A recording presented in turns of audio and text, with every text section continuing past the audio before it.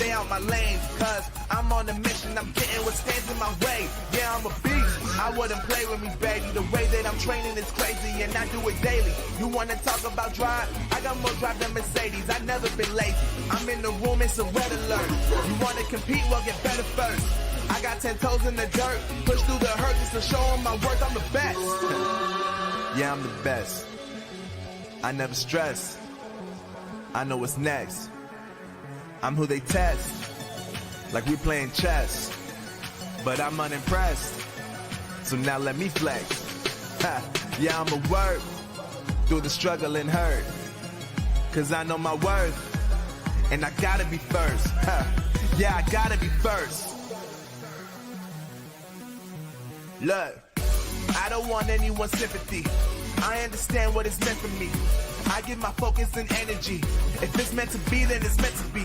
But mentally, I'm undefeated. They hear that and say I'm conceited. Like there's no reason. Like I don't beat them and come back again just to teach them that when you work under pressure, you reach higher measures. They'll try and bring you down, but you cannot let them, and only get better and focus on cheddar. Eye on the prize and you'll become a legend. Like, when I'm in the room, it's a red alert. You wanna compete, well get better first. I got 10 toes in the dirt, push through the hurt just to show them my worth, I'm the best. Yeah, I'm the best. I never stress. I know what's next. I'm who they test, like we playing chess. But I'm unimpressed, so now let me flex. Ha, yeah, I'ma work through the struggle and hurt, cause I know my worth, and I gotta be first. Ha, yeah, I gotta be first. They don't know what's gotten into me, how'd I turn pain into energy. Through all the struggle and hurt, remember my worth, and that's why I gotta be first.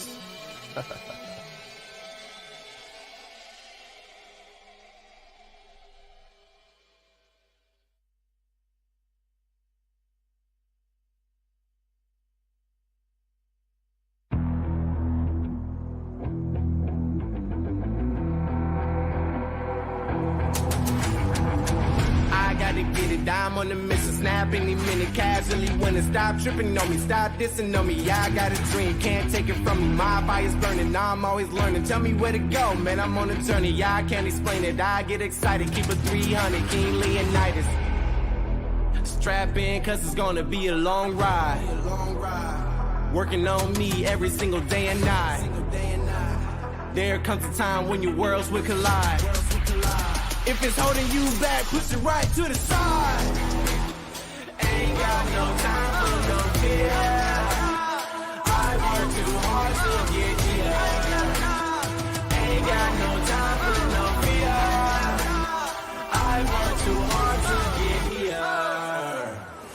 I don't got the time, put me in, coach. I've been going hard, time to let it show. Everything raw, give it to me now. Let me have the spot, man, it's going down. Gotta get it here, I don't wanna wait. Take what I want, then I go train. Gotta get a win, I won't lose the game. This is my year, I ain't gonna break. Strap in, cause it's gonna be a long ride. Working on me every single day and night. There comes a time when your worlds will collide. If it's holding you back, push it right to the side. On another level, I will never settle. Mind over matter, get the gold medal. On another level, I will never settle. Mind over matter, get the gold medal. Ain't got no time for no fear. I work too hard to get here. Ain't got no time for no fear. I work too hard to get here.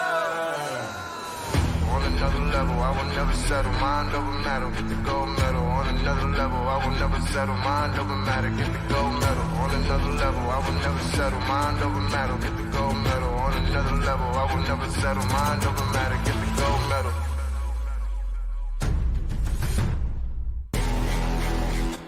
Ain't got no time for no fear. I work too hard to get here. Ain't got no time for no fear. I work too hard to get here. Ain't got no time for no fear. I work too hard to get here. Ain't got no time for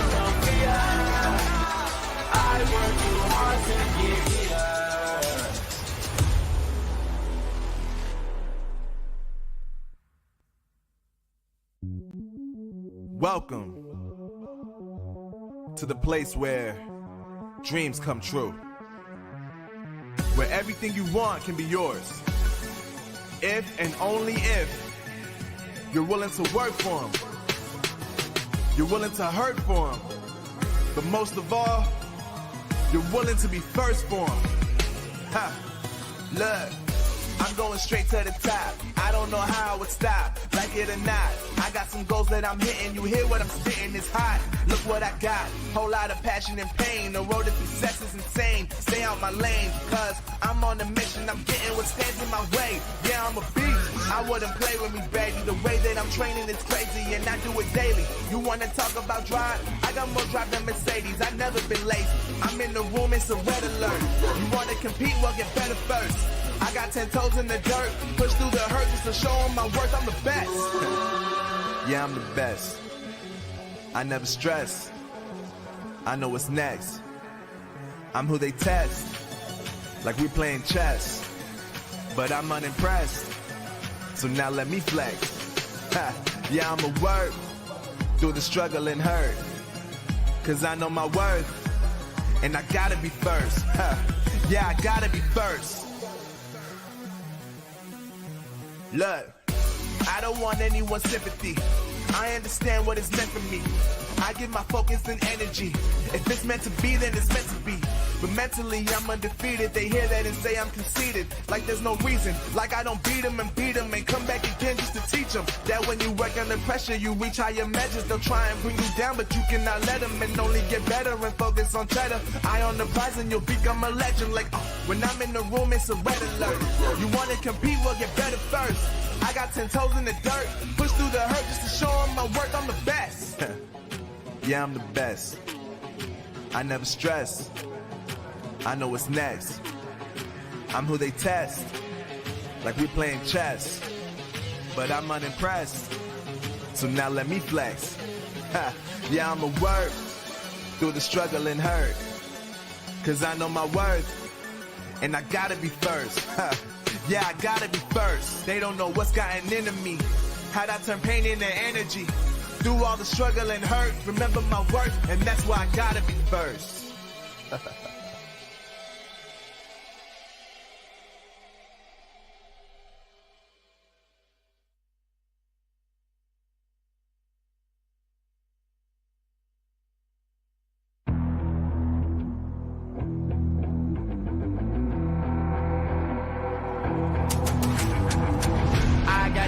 I'm on the mission, snap any minute, casually when it stop tripping on me, stop dissing on me. Yeah, I got a dream, can't take it from me. My fire's burning, now I'm always learning. Tell me where to go, man, I'm on a journey. Yeah, I can't explain it, I get excited. Keep it 300, King Leonidas.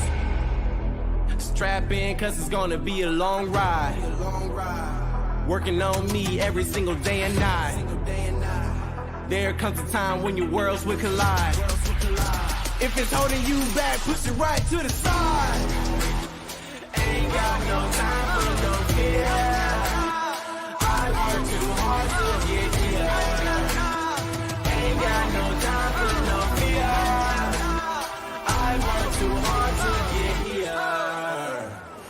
I don't got the time, put me in, coach. I've been going hard, time to let it show. Everything raw, give it to me now. Let me have the spot, man, it's going down. Gotta get it here, I don't wanna wait. Take what I want, then I go train. Gotta get a win, I won't lose the game. This is my year, I ain't gonna break. Strap in, cause it's gonna be a long ride. Working on me every single day and night. There comes a time when your worlds will collide. If it's holding you back, push it right to the side. On another level, I will never settle. Mind over matter, get the gold medal. On another level, I will never settle. Mind over matter, get the gold medal. Ain't got no time for no fear. I work too hard to get here. Ain't got no time for no fear. I work too hard to get here. On another level, I will never settle. Mind over matter, get the gold medal. On another level, I will never settle. Mind over matter, get the gold medal. On another level, I will never settle. Mind over matter, get the gold medal. On another level, I will never settle. Mind over matter, get the gold medal.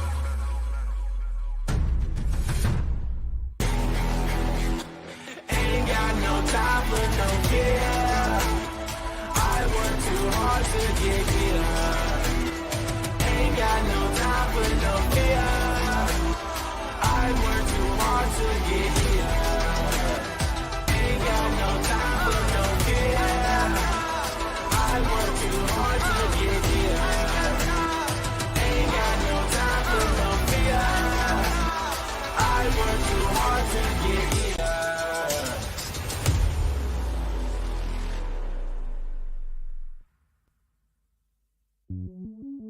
Welcome to the place where dreams come true, where everything you want can be yours, if and only if you're willing to work for them, you're willing to hurt for them, but most of all, you're willing to be first for them. Ha! Look, I'm going straight to the top. I don't know how I would stop, like it or not. I got some goals that I'm hitting. You hear what I'm spitting? It's hot. Look what I got. Whole lot of passion and pain. The road to success is insane. Stay out my lane, cause I'm on a mission. I'm getting what stands in my way. Yeah, I'm a beast. I wouldn't play with me, baby. The way that I'm training is crazy, and I do it daily. You wanna talk about drive? I got more drive than Mercedes. I never been lazy. I'm in the room, it's a red alert. You wanna compete? Well, get better first. I got 10 toes in the dirt, push through the hurt just to show them my worth. I'm the best. Yeah, I'm the best. I never stress. I know what's next. I'm who they test, like we playing chess. But I'm unimpressed, so now let me flex. Yeah, I'ma work through the struggle and hurt, cause I know my worth, and I gotta be first. Yeah, I gotta be first. Look, I don't want anyone's sympathy. I understand what it's meant for me. I give my focus and energy. If it's meant to be, then it's meant to be. But mentally, I'm undefeated. They hear that and say I'm conceited. Like there's no reason. Like I don't beat them and come back again just to teach them that when you work under pressure, you reach higher measures. They'll try and bring you down, but you cannot let them, and only get better and focus on cheddar. Eye on the prize and you'll become a legend. Like, when I'm in the room, it's a red alert. You want to compete? Well, get better first. I got 10 toes in the dirt, push through the hurt just to show them my worth. I'm the best. Yeah, I'm the best. I never stress. I know what's next. I'm who they test, like we playing chess. But I'm unimpressed, so now let me flex. Yeah, I'ma work through the struggle and hurt, cause I know my worth, and I gotta be first. Yeah, I gotta be first. They don't know what's gotten into me, how'd I turn pain into energy. Through all the struggle and hurt, remember my worth, and that's why I gotta be first.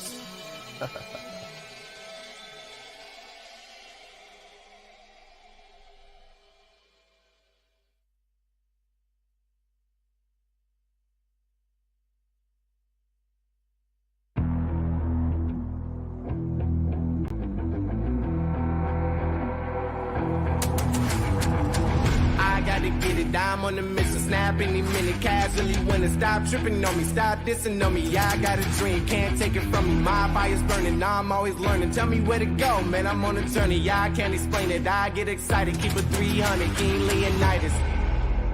Strap in, cause it's gonna be a long ride.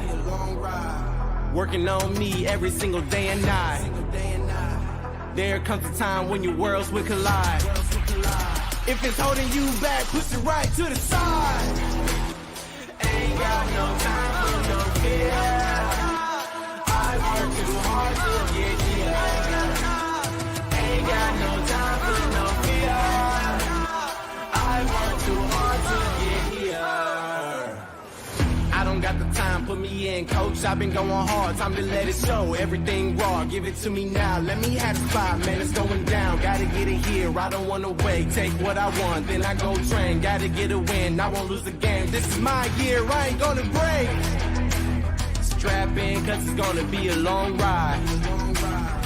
Working on me every single day and night. There comes a time when your worlds will collide. If it's holding you back, push it right to the side. On another level, I will never settle. Mind over matter, get the gold medal. On another level, I will never settle. Mind over matter, get the gold medal. Ain't got no time for no fear.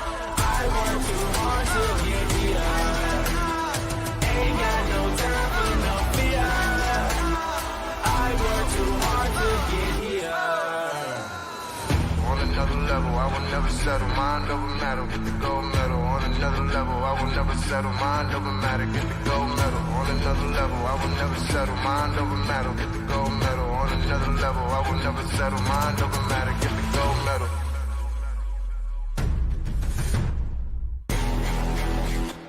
Ain't got no time for no fear.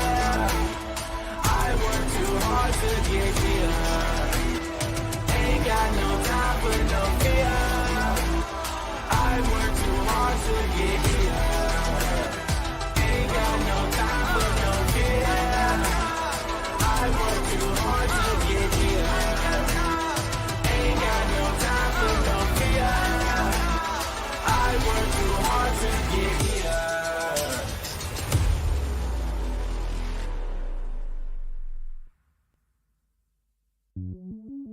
Welcome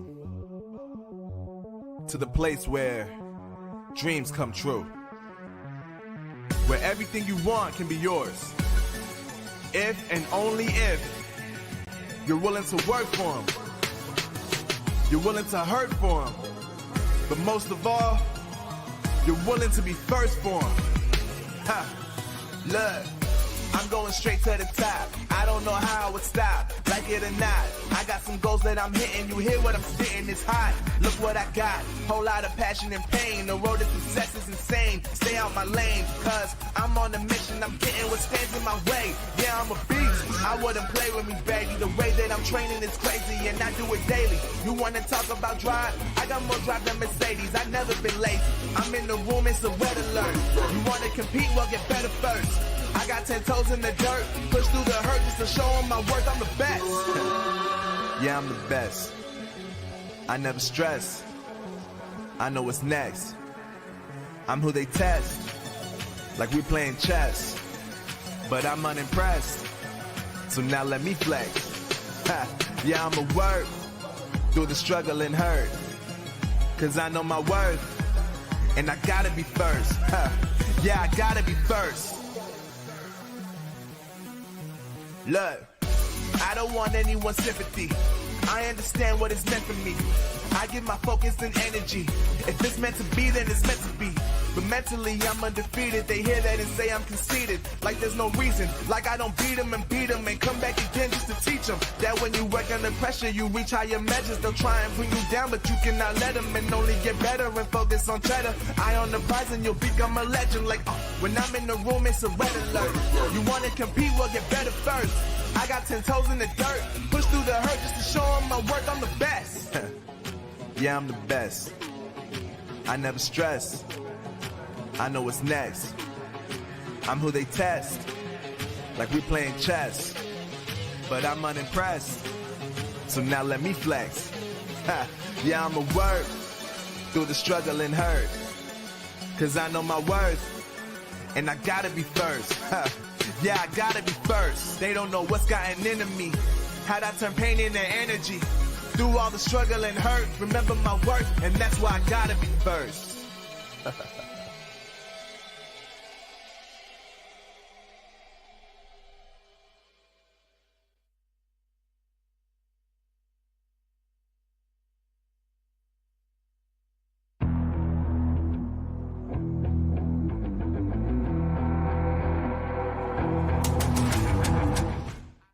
The Snapdragon Pro Series powered by Samsung Galaxy is brought to you by Snapdragon Elite Gaming, Samsung Galaxy S23 Ultra, and Monster Energy. Are you guys ready for this? Let's show them. Time for Toxo. Let's do this. Oh, what a beautiful play! He can take down anyone! Oh my god! यहाँ पर clone करके shot लेके बच गया highest level पे और उनके ऊपर धावा बोला जाएगा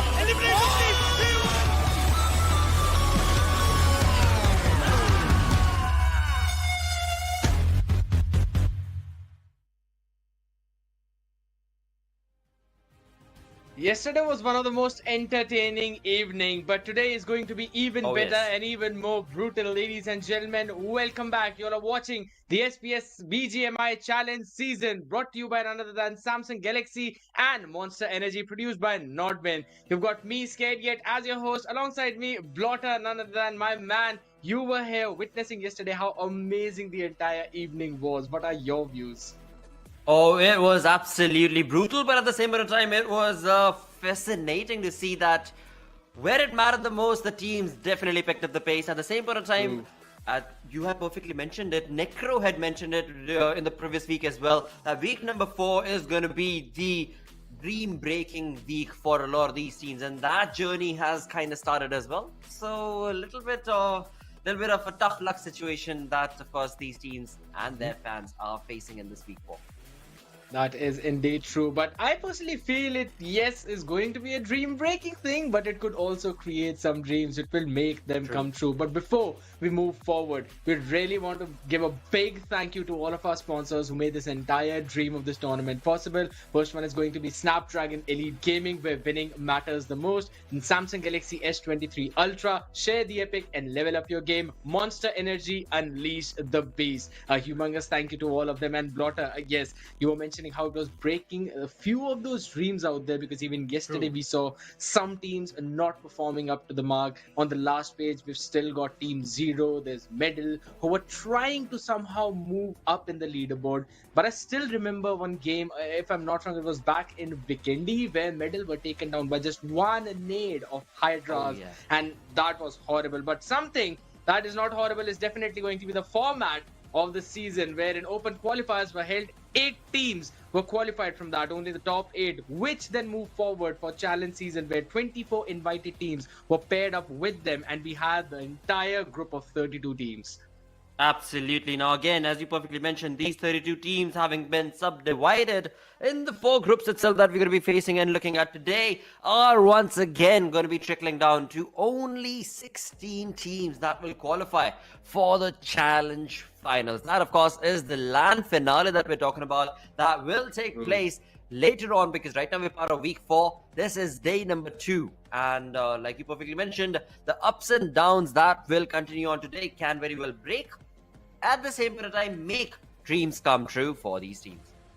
And that dream is going to come true after you get the points, and through this system, where in first place will receive 15 points, second receives 12, third place receives 10, fourth with 8, and similarly we go down from 6, 4 to 1, which is received by 8th to 12th place teams, and then eventually 0 points for 13th to 16th place teams. Every single finish gets you one important, crucial finish points, and we've seen, Blotter, how those finish points matter, because even if there are teams who get the chicken dinner, they still are not on top in the match ranking, only because they did not have enough finish points.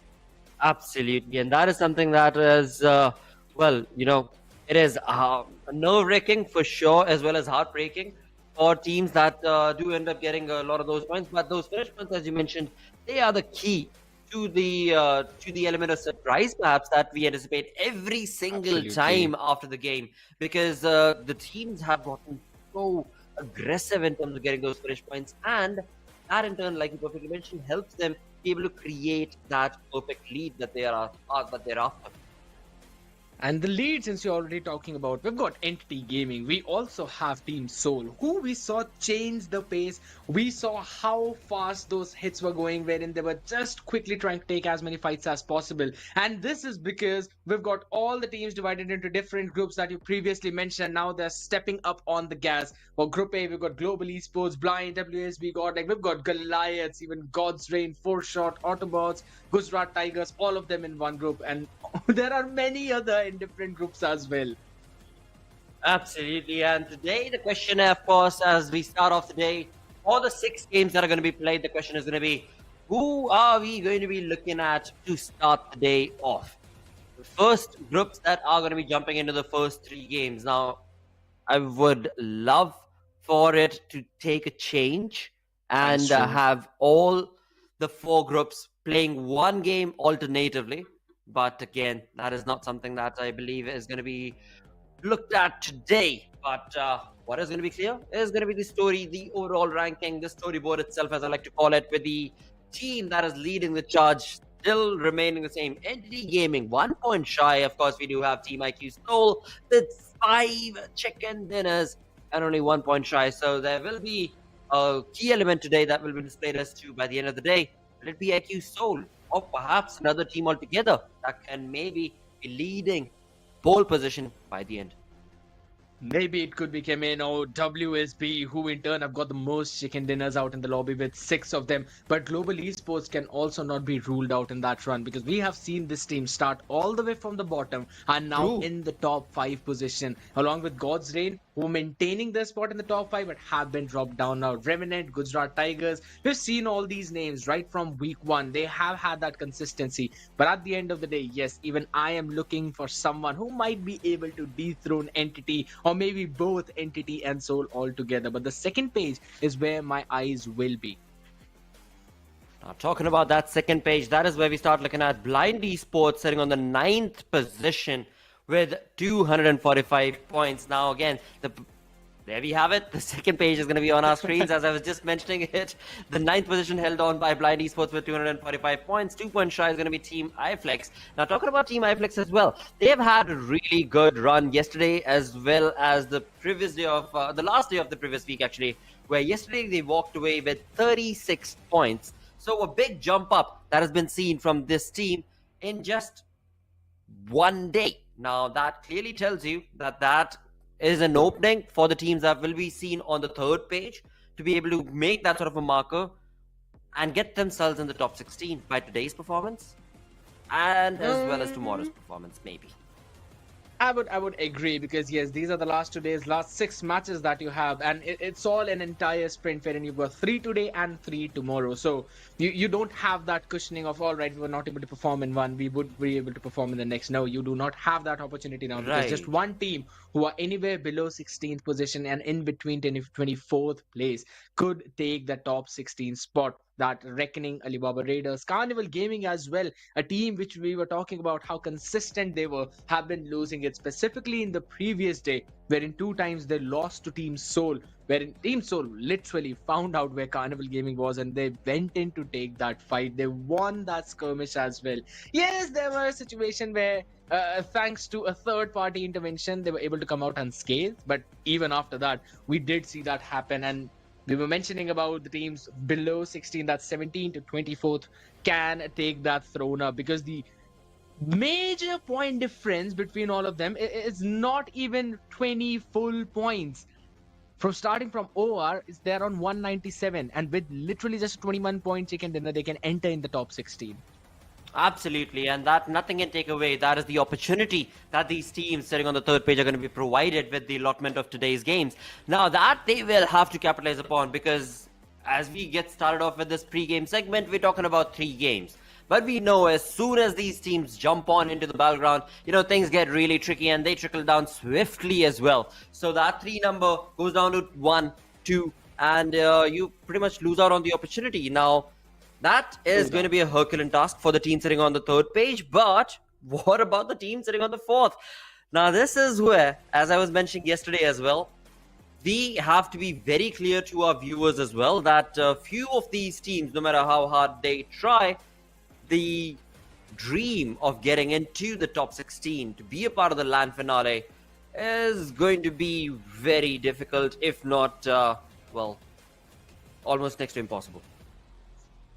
I can't start to say that yes, because I was trying to calculate how difficult it would be for Medal to try and somehow make their way. But at the same time, when we're looking at the points that they have right now, it's 139 points, and one of the top games, or let's just say one of the days wherein the team scored the most points, we barely see teams reaching those 50-point mark. If I'm not wrong, we only have somewhere around 5 to 7 teams who have been able to hit that 50-pointer day.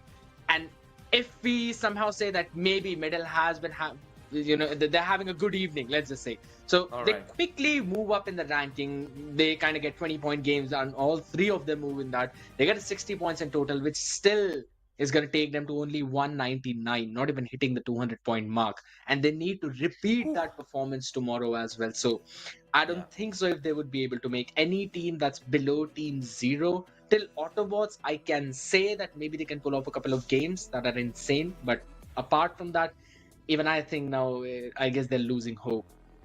Yeah, that is true, and that needs to be clearly pointed out to the fans as well, to the viewers as well, that only 16 teams out of 32, that is a very tough lobby to be a part of. And yesterday we kept on mentioning this time and time again after the games that were being played, that every single time we jump into the post-game segment, the teams, each and every team and the entire page itself of the lot, they rise themselves up together. So it's not just one or two teams that make a big difference. The entire lot of them making a difference in the game that matters the most. Well, that again makes it that much more difficult and that big of a difference for the team sitting in the top 16 compared to the teams that are sitting on the final page. So a very hard journey that they've been a part of. A wonderful one, nothing taken away from that. But eventually in the end, every single time in the tournament, I bring up saying, fingers crossed, let there be an X-Factor team that gets in to the top 16 from these 24th all the way down to 32. I still feel, being the optimist I am, I'm still going to be the devil's advocate. Right. That's kind of ironic. But I'll still say, maybe if Medal is feeling themselves, they might be able to pull it off. Maybe it's their lucky 2 days of the weekend. So you may never know if that might happen. But again, we'll just have to wait and see how that will pan out, because we are still waiting to look at the schedule. I also want to see which 2 groups will be playing in today. A lot of the people out there would already know it. For the first 3 maps, it's going to be Erangel, Miramar, and then Erangel, followed up by Sanhok, Vikendi, and Erangel yet again to finish things off.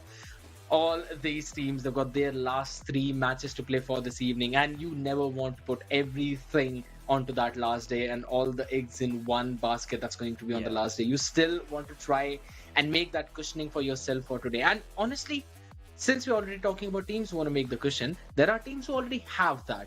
And now they were changing the pace. Even yesterday, the rivalry that I want to mention is going to be again Seoul and Carnival Gaming. We were literally seeing that on 2 different maps, and I was thoroughly enjoying it. Oh, 100%. I mean, the rivalry, the way it was being, it was almost as if IQ Seoul were picking on the lots of CG. At the same point in time, when it came down to the aggressiveness of it all together, I don't know about the aggressiveness, but what should I even say in terms of this? The rocky play that was showcased right there from Ronnie from IQ Seoul.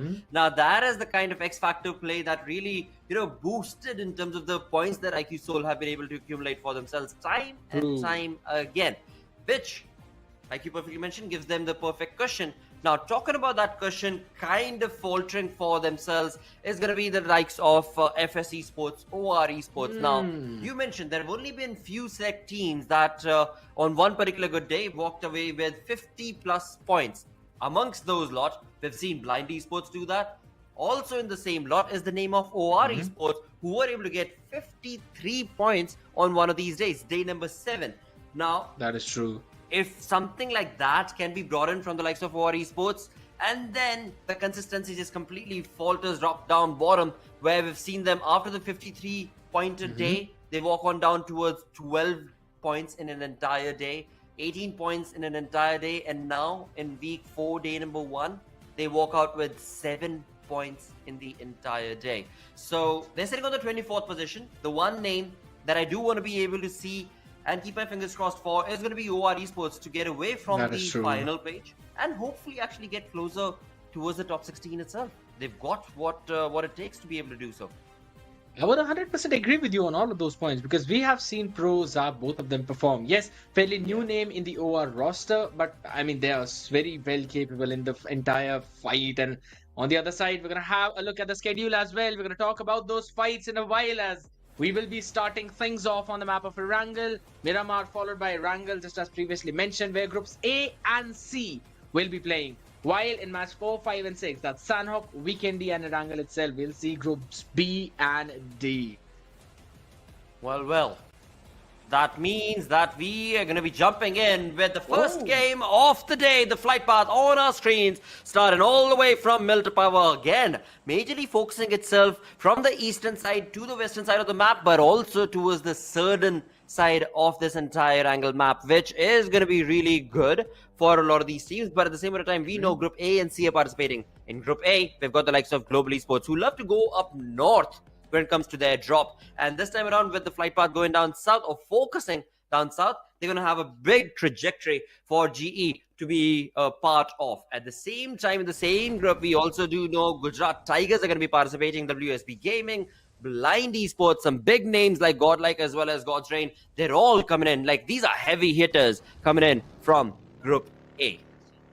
100% very heavy hitters indeed. But I also want to talk about the fact that it's Group A and C right now on the Erangel Miramar Erangel area. So the main point of focus is going to be that Group A would not be able to play two Erangels tomorrow. They're going to be put on Vikendi and Sanhok. So this is potentially their last opportunity to try and pull something off. For all the teams who are in the lower part of that leaderboard from Group A, they really need to pull their socks up, because this is the only time. And even on the map of Miramar, we've seen teams a little more comfortable on Miramar instead of on the map of Vikendi.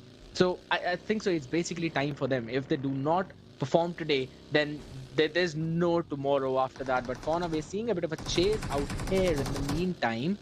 We'll be talking about that later as well, because Global Esports, having all the vehicles for themselves, are quickly getting that run over Ninja Boy, opening things up yet again. This man has been on top of those finish boards and he's not stopping.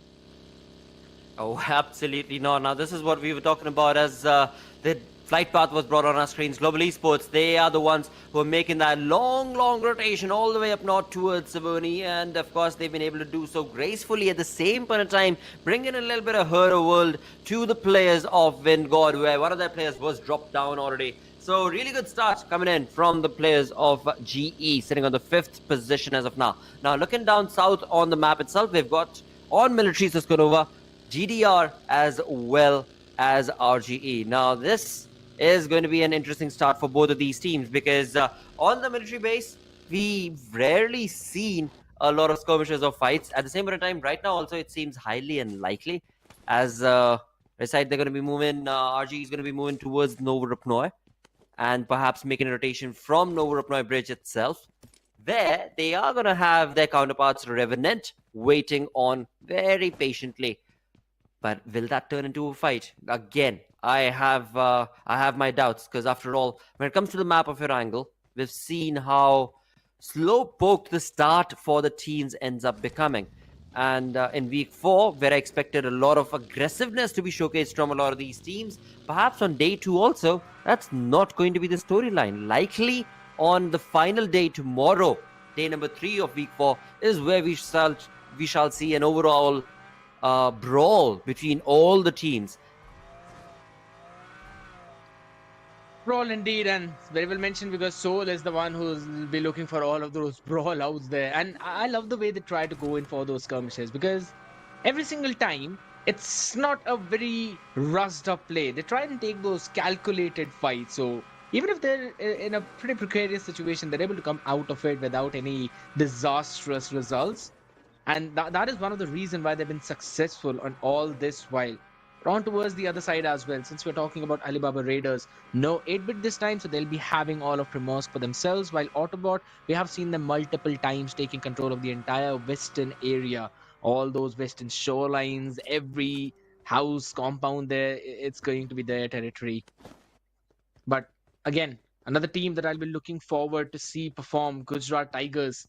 They're still in that first page in the top 8 situation, but would definitely want to try and move a little bit more up, because we've been talking how the cutoff can eventually increase even further. So they cannot be very lethargic at this point. Absolutely agreed with that point right there. For Gujarat Tigers sitting on the 8th position with 1 point difference, sitting on the 9th right below Gujarat Tigers is going to be Blind Esports. So Gujarat Tigers, they've still got a ladder to be able to climb, and I'm sure that they are going to be able to do so. At this moment, need to remind our viewers as well that we were talking about a cutoff for the 16th position that was expected to be roughly about 250 points. Well, the cutoff for 250 points is actually on the 7th position. So 16th is also going to be rising, as you mentioned. Right now, on our screens, we've got the players of Team iFlex. iFlex have had a wonderful day yesterday with 36 points they accumulated for themselves. A perfect synergistic approach was what we saw from iFlex yesterday in the individual fights that they were part of. So all in all, a real good start for the teams that have been on our screens. But now looking onto the map, we also do have the players of WSB right there. Now WSB, they have again, they've made their mark, that's for sure, in this SPS. And every single time that the team comes online and they are part of the lobby, they do end up delivering, if nothing else, a really consistent approach to their game, which has brought them all the way on the 4th position. And it does not seem like they want to stop and be comfortable on the 4th position as well. So WSB, I'm definitely looking forward to racking up a lot many more points today. Hopefully there's not the caster's curse being drawn on them right now. And I would love for them to get into the top 3 itself. Hoping to see that, of course, for WSB, but on the other side as well, Team Forever, we saw them having a pretty solid day even yesterday, scored over 35 points at the end. So, of course, we'll be looking to carry forward that exact same momentum. Plus, they're going to be playing on 2 of the Erangel maps, and we've clearly seen how many times they always love to play. Even in week number 1, when we saw them play on map of Erangel, Miramar, Erangel, there were 2 opportunities for them to grab the chicken dinner for themselves, and in which one of them, they were able to do so. On the other side, another team which was able to grab that chicken yesterday from the clutches of Orangutan, Team iFlix. Mox specifically, with the form that has been carrying previously, I'm really hoping to see more from this guy. And on the other side as well, if we are looking at Alibaba Raiders, I wouldn't say they're in a very comfortable position on the leaderboard. Their position is one of the ones that could be threatened by the teams that are below them. So, of course, looking for some changes coming in from Chris, Roman, Duke, even Ralph. I really want to see all of those players step up, because Dukey, he's been doing decent, but has for the most part been kept quiet. So I want to see all of these players step up. On the other side, AUTOBOTZ as well now on towards in a 2-and-2 split. A couple of players in the Georgia City up north, while a couple of players again over towards the compounds which Global Esports were holding yesterday. And I still cannot forget that game wherein Global Esports were holding those compounds, and just on towards the eastern side there was Godlike, and these 2 teams were just wrecking havoc. Oh, indeed, they definitely were. It was a very interesting day yesterday. Game after game, we saw the circle, the zone itself, throwing a lot of curveballs to the teams themselves as they were making those rotations time and time again. And right now, while making the rotation, it seems like FS Esports are going to be out in the open. But as far as their position itself is concerned, they don't need to worry about a lot. They're close to the shelter region. In close proximity to them, we do have the players of Vingod as well as another team up north.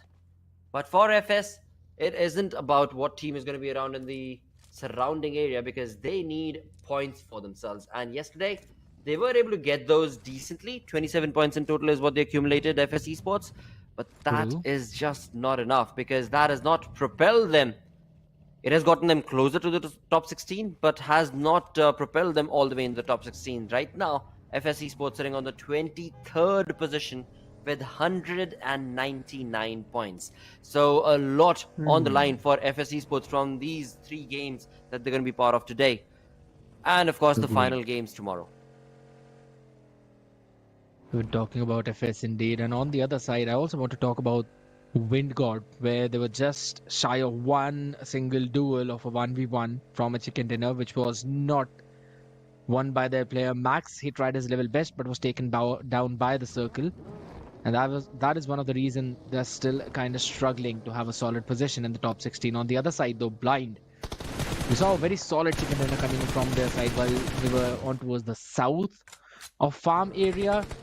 They had a very solid position in the circle as well, but we're going to talk about that later, as again, Seoul has decided to quickly show their cards, and that too so early on. They want to try and take that fight, and it's 4Shot Esports who are now in their crosshair.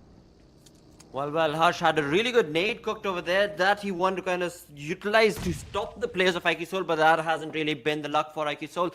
At the same bit of time for shot, they've got all 4 players being part of this fight. A perfect nade coming in from both the players from IQ Soul as well as shot. Honey brought down to, a little bit of HP dropped down, but that much more trouble for IQ Soul as Knuckle has been dropped down and he is on his knees. It all falls onto the hands and shoulders of Manya as the DBS in his hand is not going to be able to do much, and a perfect capitalization from Harsh is going to be absolutely nailing the Coffin's last word right there onto the players of Soul as they dwindle down very quickly right here in this fight. They jumped into the fight with only 3 players. Now they're down to 1 final player remaining. And I wonder if that's going to be Ronnie. Because I know that's Ronnie. Oh man, come on, not again. We're going to talk about Ronnie later as well because Gujarat Tigers now want to put in a show. They also want to try and take down the members of 4shot. Some nade party coming in the squad house, but none of the players are even close to those nades. Clutch God, Vikendi, Shadow, and that is going to be the flush out from Harsh for Manya. Manya has been finished off, but this one fight is going to be even more crucial. Because again, Gujarat Tigers are also trying to find some good momentum for themselves to try and help them for that last day. On the other side, it's going to be Vikendi finding the first one. Goku has been taken down. This should be the go signal for Gujarat Tigers. A Shadow quickly moves in from the outskirts. It's been taken down pretty low by that nade, which was dropped in by the members of 4shot. Clutch God as well. I love the patient approach coming in from their side, but Goku has not been brought back up on his feet. Some shots being fired by Clutch God. Wants to just blow up the vehicle. They want to try and stop the exit potential, and also they do not want any members of 4shot to be exiting from that part. Shadow with that Molotov was able to flush out Goku and also finish one more player off.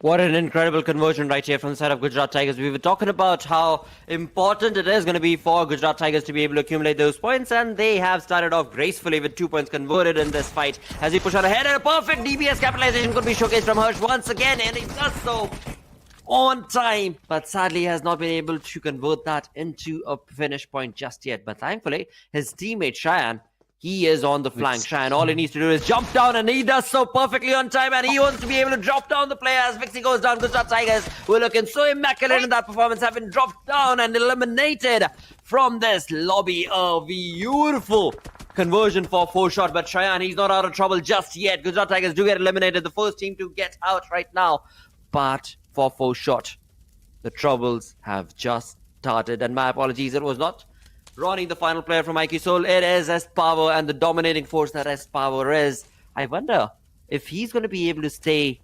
absolutely lull and quiet in this fight, because he's so close to it. He has a perfect flank angle, an X factor that he could draw in. And S-Power, we know how good he loves to be able to capitalize. But right now, it seems that AR are going to have a better part of that fight.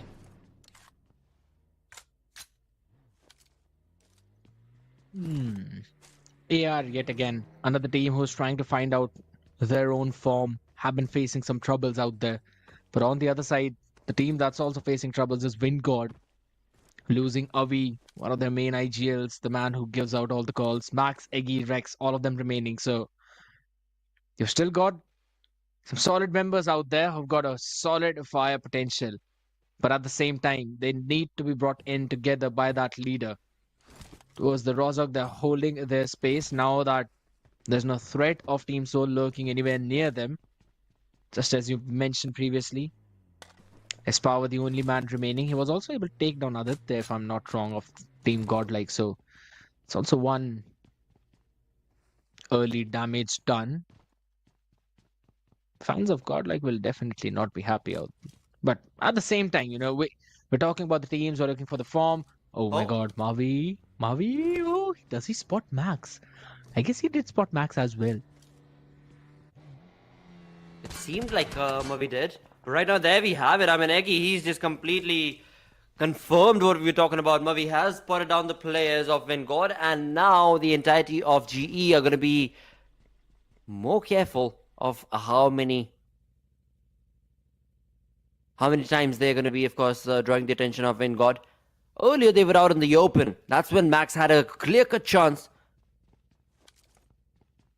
But he decided against it, and that in turn has now Oh. Resulted in, of course, Wingod not being able to get even a single shot on Global Esports. At the same time, they are now none the wiser because they don't have the information of their opponent teams around the vicinity. Global Esports, as we can see, are in a two-man split themselves, and the way this zone is actually constricting onto itself, I really do like the positioning of GE because they're the only ones pretty much up north if you look on to the island above Rozok. Not the island, my apologies, but the landmass above Rozok. And if that is where the circle does end up constructing itself, that could be a really good position for GE. But we'll come back to that if that'll be the case or not. As of now, we've got each and every team having gotten into the zone. Now, this is the time that things are going to start getting difficult for the teams.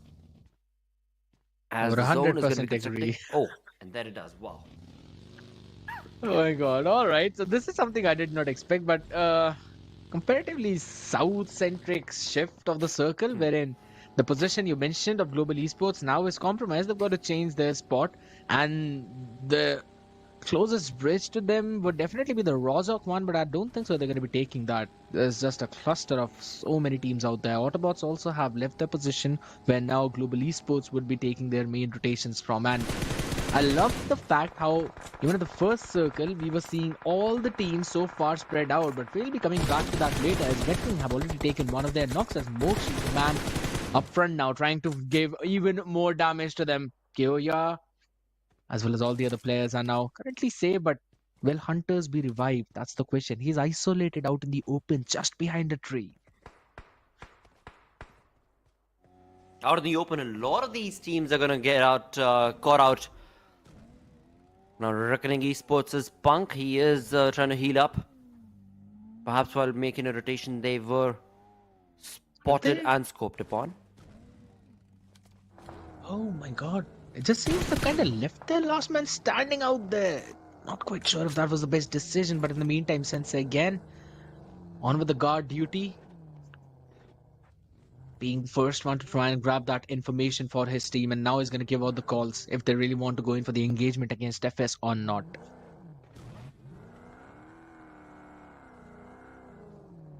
Again, for Revenant, this is a really good position where they can actually hunker it down.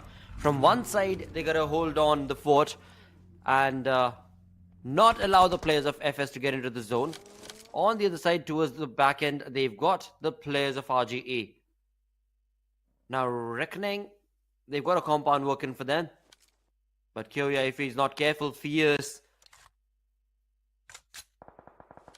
could maybe utilize that information. Wouldn't be the best decision after all, because Revenant, they need to be moving slowly and steadily towards exactly where Reckoning is. And that is towards the center of the zone itself. And on the backlines, as we just discussed, for the players of Revenant, FS Esports are wanting to make an entry. They've got a really good position on top of this Pereira, but is that going to be good? Is that going to be enough? They're at the edge of the zone. Another 50 seconds they got to be able to hold this. And again, if we look on to the map, well, I don't have the map feed itself, but I wonder if FS Esports have any other team getting close to them behind them. The flank angle, oh, never mind, there we have it. Flank angle, thanks to Veron, is being cleared, and that is Aru from FS, who has clearly taken over the flank angle. So FS are looking very comfortable. They want to stick on to the edges, and they're not really getting too hungry for those finish points, which is counterproductive, actually, because the position that they're on, they need those finish points. They need to be over-aggressive, if anything. I would agree with you on that point, but also at the same time, I think so they're just waiting for a couple of teams to try and fight against each other, only to get that third party in. Plus, they also have the threat of Revenant lurking up in the shadows out in front of them. Yes, but yeah, Aru also needs to make his move now. You do not want to be tanking out blue out here on towards the north. We've got 4 shots still in their own compound. Oh my goodness, Wind God are just going to be so happy in those compounds. They're dead in the center, and all the teams are now going to go in for their rotations, where the southern area it's going to grab so many teams' rotation. The southwestern part, the entire area of that circle is going to be just clustered by these teams. And if I'm not wrong, I believe Global Esports would also have to find their timing because Autobots are near them and Team Forever as well would be trying to stop that entry by taking that space first, if not already taken by Team iFlakes, who would be ready to welcome them. IQ Soul's final player is Power getting closer and closer to the players of Godel, and Godel have absolutely no idea where he's coming in from. Both of these teams are outside the zone, but that is what S-Power does not really care about. And a perfect spray coming in from his side could very well be a shot onto the heads, but has not been able to connect his marker, which in turn has provided global Godlike's players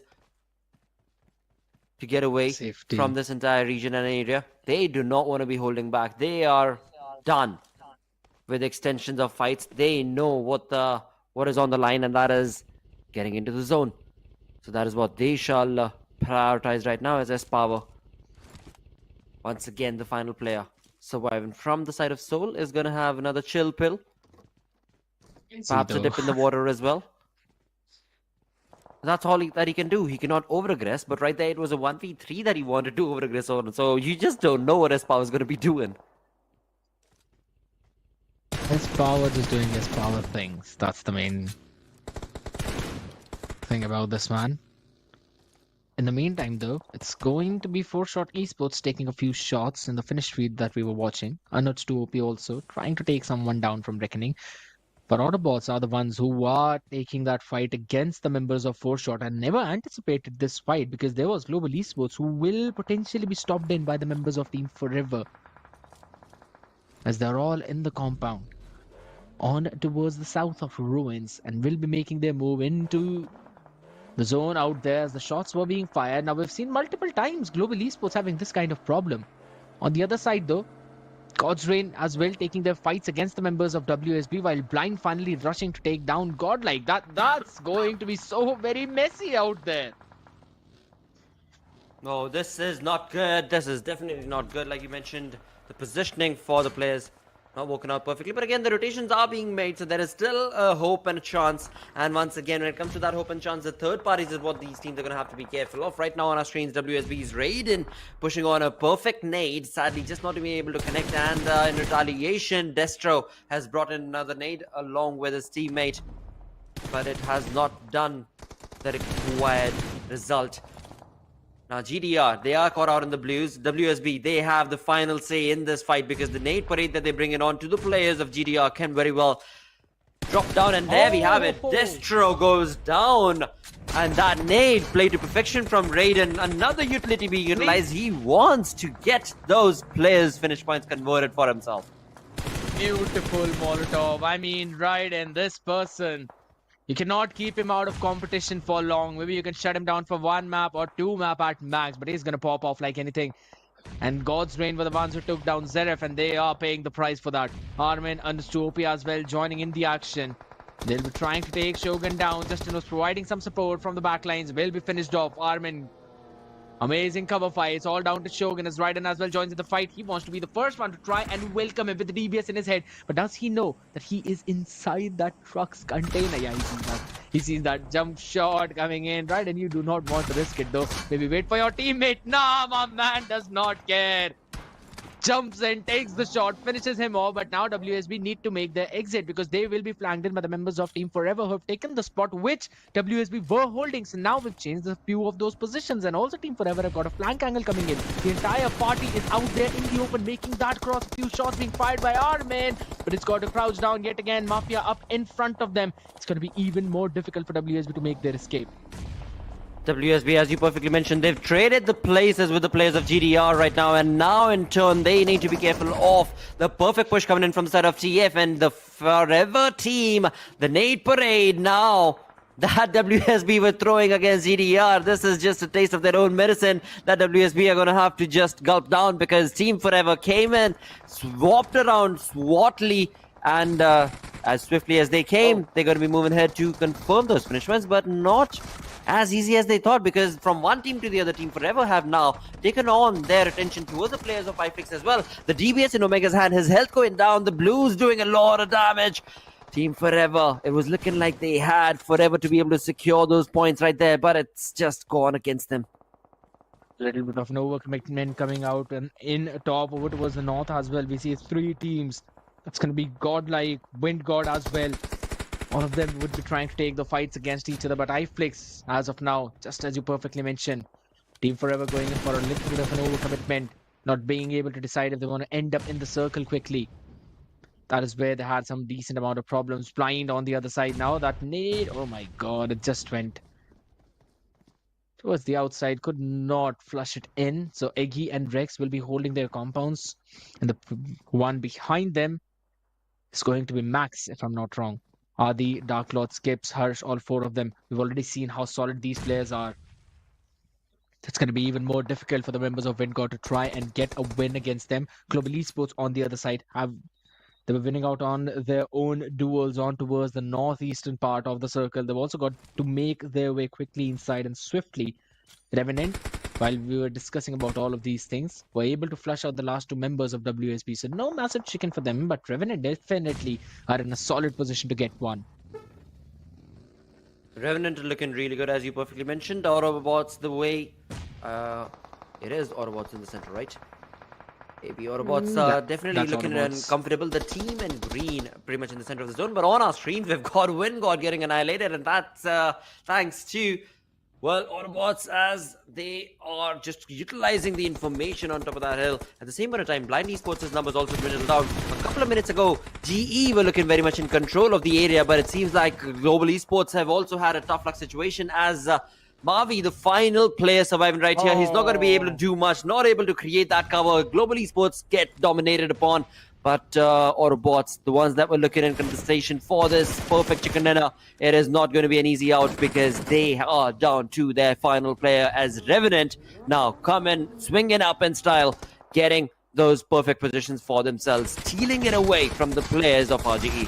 Oh my god, KOA, absolutely nasty play coming in, but Blaze needs to be the one to win, but the nade comes in at clutch from Aquanox, finishing off the members of RGE.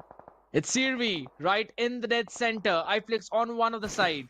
As the other part was cleared by Global Esports, they stopped Blind from jumping in, but themselves were taken down by the damage coming in from Blue. Now it's Aquanox. This game is supposed to be Revenant's chicken dinner until and unless we see any kind of massive upset. Maybe a third party from Sirvi. Maybe iFlix doing some bit of damage, but they're going in for the long rotation. They are actually going towards Sirvi. Sirvi could potentially ruin their own game. iFlix, they're dropping down. They want that one flush point. Mox will be able to finish him off as Madrek. The DBS was able to get the final shot in the skull, but they've also got to make their way in the circle. Revenant, what a good idea coming in from their side. Look at the split. It's a 3v2 situation, definitely doable for iFlix, but now iFlix seem to have had the better position because Fierce is going to go up the hill. His position would be noted. They've got absolutely nowhere to fire in those shots, but they're just using those vehicles for the mow down. A perfect one. And oh my goodness, what a fast and furious thing we were watching. All I saw was a finish from Fierce, but I have no clue who got the chicken. Well, that was just chaotic mess is what it was at the end. But of course, a perfect chicken dinner is what it resulted in for the side of a beautiful team of Revenant, I believe, because they had the numbers and iFlix, the numbers, had they had those numbers, they could have had a really good play. Because as you were mentioning it, I mean, as Revenant came onto the hill from down south, it was iFlix who had the upper ground. But at the same point in time, as I mentioned, they did not have the numbers. Revenant, a beautiful chicken dinner coming in, swinging in style. I'm sure Sensei, he is going to be elated with this performance from his team. And along with that, when it comes to the decision that was made right there to be able to make a push in the vehicles itself, has just completely worked perfectly for the praise of Revenant, because with this chicken dinner, they are going to be securing themselves in the top 4 position, top 5 position. So really good play for Revenant Esports for that chicken. Agreed 100%. But I was really kind of confused to see what their entire plan of action was going to be, but realizing that the terrain was entirely flat, there were not many places to hide at. There would only be those trees which you can circle around. iFlix had no covers whatsoever. They had no major vehicles to stop any kind of vehicle rundown, vehicle mowdown, and Revenant making the perfect decision. I'm still going to agree on the fact that yes, it was funny to watch how normally you would see in the Bollywood movies, as in both the vehicles are slamming at each other and then there's one guy who's coming out prevailing. That's exactly what happened. Revenant Esports, they basically slammed their own two vehicles into each other only to finish off the last player from the side of iFlix. But again, a very solid game from their side as well. This push up front by WSB, I would still say it was a pretty solid push, but they did not anticipate the presence of Team Forever, who in turn were also taken down. Half the damage was done by the blue itself because they prolonged the fight against iFlix. They certainly did, and this is the final moment where we saw the players of Revenant just capitalizing on the opportunity. And this is the final nail in the coffin where players did lose out. I mean, Revenant's player did lose out on his life, but eventually in the end it was the chicken dinner that mattered the most, and that is what they have secured. With that, I am pretty certain that when it comes to the MVP for this game, it has to be from either of these two teams. We saw WSB make some really good plays, but at the same time, Revenant, they walked away with 9 or 10 finishes, I believe, something along the lines. So a really good number for the players of Revenant and iFlix. Again, the consistency working in perfectly for them is definitely going to be providing the players of iFlix also at a really good, comfortable position itself. Because when the game started off, we were looking at the players of this team of iFlix, and they were looking okay for the top 16 position. But now, with this second position finish, they are securing. I believe they should be able to secure, because 243 points is what they started off with. And now another wonderful game start is going to be providing them the consistent play that is required off of them. Highly possible, highly possible. I'm hoping to see that, because we always want to see those upturns coming in, and even I was waiting who would potentially be the MVP of the series. But as we are talking about, we might as well have it right on the screen, because it's none other than Ninja Boy. This man, no one anticipated this to be him, but yet again, showing his cards, we were thinking that his lead was diminishing against his opponents. But now he's out here again trying to lift that up. 5 finishes already, and that was the first game itself. I'm scared for the other people. Well, the Finnish leaders who yesterday were getting closer and closer to Ninja Boy. Ninja Boy comes up ahead on day number 2 of week 4 to tell them all with one clear answer and one clear game that he is going to be dominating. It don't matter what you do. So Global Esports is Ninja Boy getting 5 finishes and a Finnish contribution of 62%. Once again, clearly tells you that Global Esports does not just have one powerhouse within them called Ninja Boy, but they've got others who help him out with that Finnish contribution. As we move ahead towards the stars of the match, well, it is Blaze being the best companion as well as the finisher. Good shot coming in from this guy on the back of that Bollywood moment provided by his team. Both the cards slapping into each other. Was able to get that last finish as well. Even if you look at the distance travel, 8,902 meters. Pretty solid. But now we're going to have a look at the match rankings too, because I also want to see Revenant. I believe they were able to secure somewhere around 7 to 10 finishes. And yes, that's Revenant. You mentioned it perfectly. 10 finishes for them and 15 placement points, getting a total of 25, followed up closely by the side of iFlix with 12 placement points and 6 finish points with a total of 18. And even in this one, we are seeing pretty evenly spread out score coming in till FS Esports, who secured 4 points for themselves. And after that, it's Forever, Gujarat Tigers, Alibaba Raiders, God's Reign and IQ Soul with 3, 2, 1, 1 and 1. Looking at WSB Gaming though, right now, with 7 finishes and only a single placement point. WSB Gaming, I mean, they are real bloodthirsty lads, is what I can say for the side of that lot.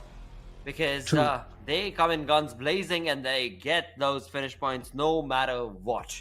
At the same point in time, as you mentioned in the pre-game segment, for Gujarat Tigers. This is going to be a very important day if they want to solidify their position in the top 16. They started off being on the 8th spot, but with only 2 points recovered from this game, they perhaps might be dropping down, because right below them was Blind Esports, and this game Blind Esports walk away with 10 points. So really good conversion for Blind Esports. At the same point of time, I'm sure that within 2 games that are remaining, Miramar and Erangel, upcoming 2 games for these 2 groups A and C, there is still a lot of keen eyes being placed on to the players of all of these teams, because you still are not 100% certain as to what can be the final result. You talk about the players of AUTOBOTZ. I mean, they had a really good run. Is it just enough for them to move away from that 4th page? You don't know. But if they continue that same story with the 2nd and the 3rd game of the day, then it is definitely possible for them to get in the top 16. I would definitely agree with you on that point. Yes, you need to have an entire day being very good to you, fruitful for you. Not even a single game could be dropped up early on. And in this one as well, yes, I would still say they could have potentially done even better, but they were caught out between a couple of teams out there. In the meantime, though, we're going to have a look at the overall rankings as well, because we've been waiting to see who is going to enter in that top 16. Now we're going to see some changes out there. And here is the overall ranking, ladies and gentlemen, in front of us. It's Aigu Soul for now taking the lead from Entity, and it's the exact same score. The only reason why they're above them would potentially be because of the number of chicken dinners that they have. Followed up by WSB Global Esports, Revenant as well, God's Reign and Team iFlix, who have now moved up in the top 8. So this is the move that we were waiting for. iFlix, that's a massive jump. A wonderful jump for iFlix, of course. Now, in this first page, the only teams that should worry about their positioning dropping down is Entity Gaming and Chemin Esports. But both of them, with 318 and 311 points respectively, and 30 games that they've played, they're not going to be dropping away from the top 8. Moving on to the second page, though. Now, this is where a lot of good changes is what was anticipated. Well, you know what? Good or bad, Alibaba Raiders, they have definitely picked up the slack right now from this game, as they find themselves on that 16th position. Now, for the side of AR, we of course do wish to be able to see a lot better performances coming in from them, because they are in the top 16, which is really good. But being on that 15th, 16th position for Reckoning and AR, they need to do a lot more in the upcoming 2 games. Same perhaps for Carnival Gaming as well when they play their games, though. That is indeed true, but also on the other side, for Reckoning, Alibaba Raiders, you mentioned it very well, that they've got to do a lot more into the ones that they'll be playing. And also for the Godlike, we cannot say the same. We have to mention how they had an opportunity to try and get a good finish points score for themselves, but they were just not able to get a lot of them. Again, being caught out between 2 different teams is what caught them off position. And also the spray down from S-Power early on by Manya, who was able to take one of their players down. Now, again, these are the few mistakes that you cannot afford to make, specifically in the last week and on the second last day. But since we are on the second last page right now, Big Brother Esports are yet to play. A lot of these teams out here have yet to play their own games, but FS and AUTOBOTZ, you were hoping to see them on this page. They both are here right now, but the job is not done. You still have 2 more games, and you've got to at least get into the second page with this game, and then when the next one, or perform really well in the next one, to try and have a decent amount of cushioning. Well, you know what, for FS as well as the team right below them, that perfect point is the teams above them on that second page, they're not playing these games right now, right? So that provides them the comfort that they have for the upcoming game, as well as the 3rd game of the day, to be able to rack up the points. And I was calculating the difference between FS Esports' points and the team sitting on that 17th position. It's only 15 points, 16 points. So that is clearly possible for FS to be able to capitalize upon. But on this final page, this is where the trouble is still brewing for teams like 4Shot and Vingod. These are the 2 teams that are playing right now in the groups that are part of the first 3 games. They are still not looking good on that 4th page. The number of points that 4Shot have been able to accumulate, yesterday and today have been really good. But I ask the same age-old question again. Is it a little too late? I mean, I've already mentioned I'm just going to be devil's advocate in almost all of these conversations. And with the fact of being a realist, I'm going to agree. It might actually be a little too late, but there's always hope. I am an optimist. There's always hope for you to try and make that improvement. And even if it is too late, I mean, there is nothing to lose. So why not just open up your heart, open up your mind and play to the fullest? You may never know if it can actually bear the fruits that you never even expected are going to come in. Because if you're talking about the potential of medal, making it to the top 16 on the back of 6 insane games, we can kind of say that the same thing for WindGod as well as Force Shots have, if they've got some amazing runs for themselves. And both of these teams have shown that potential too. But now we're going to have a look at the schedule as well, because the first map is over and we still have got 2 more to go for Group A and C. Group A and C all over again on the map of Miramar. This time around is where we're going to be seeing them. And of course, that will mean that it is going to be an important game at the same time as slow poked affair for these teams. Though, this being the second last day for the games that are yet to be for the games that are to be played for these teams. Oh boy, I want to be able to see a real good bloodbath right here for all of these teams to jump into action right off the bat, get some finish points accumulated. Do not spread so far out, so thin on the map of Miramar that it ends up giving us no finishes whatsoever at all in the first 3 stages. That is something that I do not want to see. I mean, that's the map of Miramar for you, man. We might not see a lot of action from the first few zones. That's exactly what happens on Vikendi as well and on Miramar. But again, I'm really looking forward to see how things are eventually going to roll out on this map, because this is where, for the teams who are in that middle, to try and get that momentum in their favor. But again, we will be just looking forward to the playing path. I am hoping that it is a center-oriented. But ladies and gentlemen, we'll be jumping directly into the map of Miramar. Game number 2 for Group A and C, and the second last game for them for this evening. Let's see. It's directly starting from La Cabrera and going down south to Los Higos. Fairly centric, I would say. True.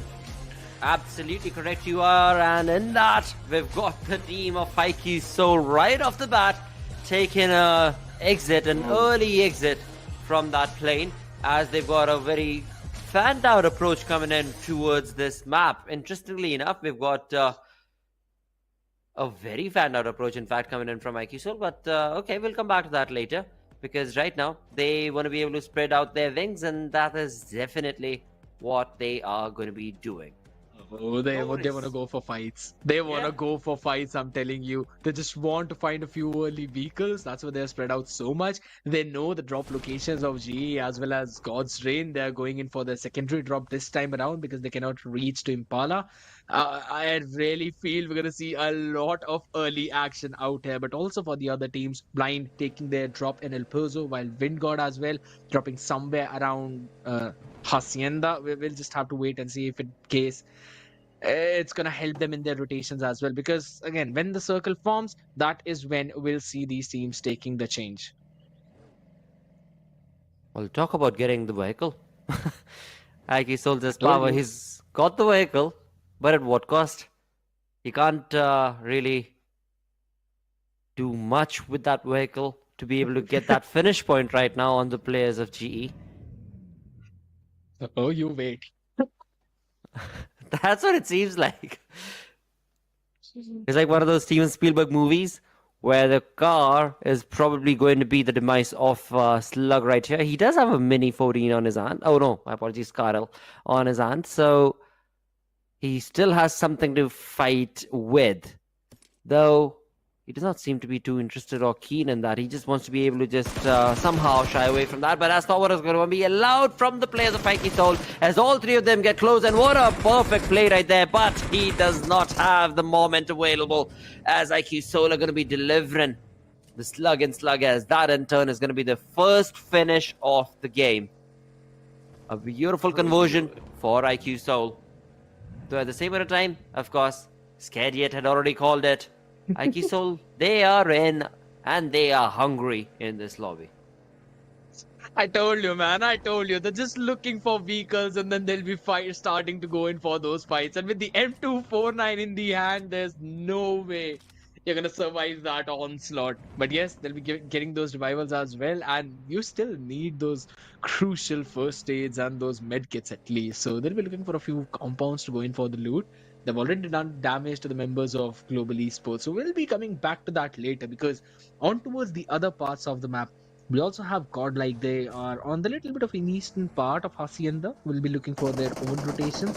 While down in Los Leones, we're going to see a couple of teams, Revenant as well as Four Shot. And what a nasty play coming in from the members of Four Shot. Now, Four Shot, as we were mentioning earlier in the pre-game segment as well, yesterday and today, we've seen them really up their ante in terms of the aggression point. True.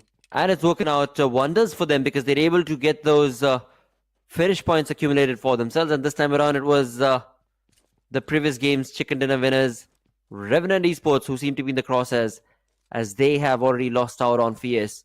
Sensei, the MVP for his team, the sensei for his team, is still deciding upon if he wants to hold on to the area or if he would rather fall to back.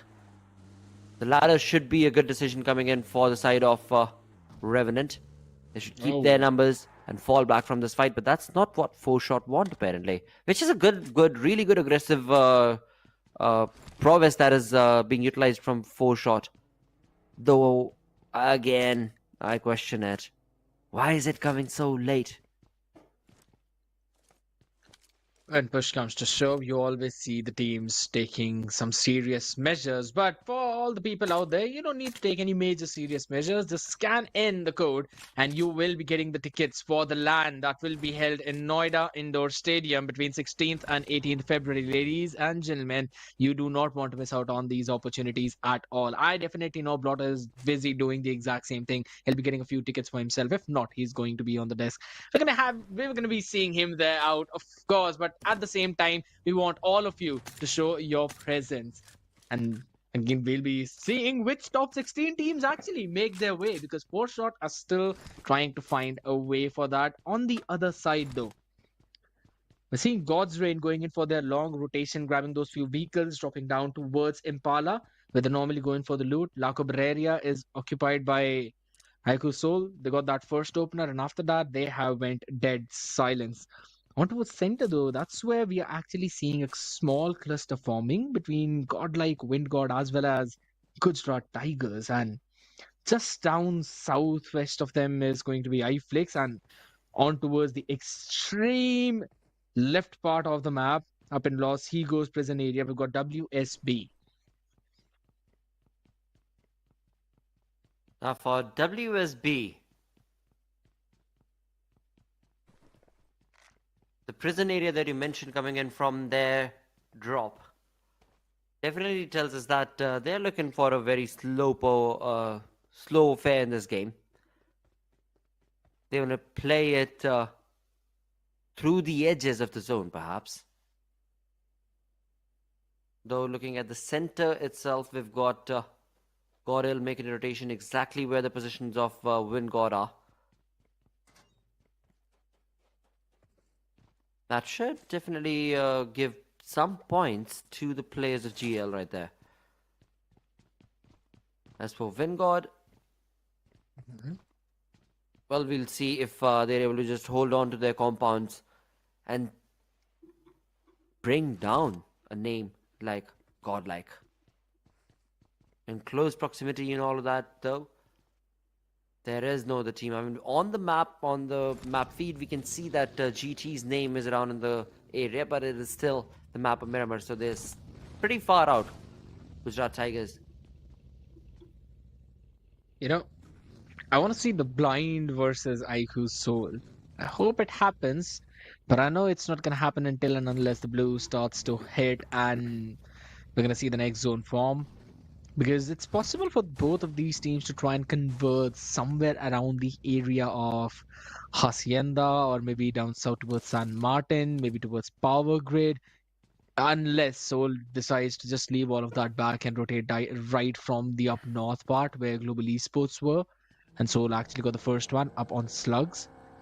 Now, since we're already talking about Slug, we know that he has been one of the key players. Apart from Ninja Boy, yes, you always see Slug and Beast stepping up in that firepower. Both of the young players out there, they're having such a great idea of the core mechanics of the game, and they provide so much value to you. That is the reason why Global Esports brought both of them.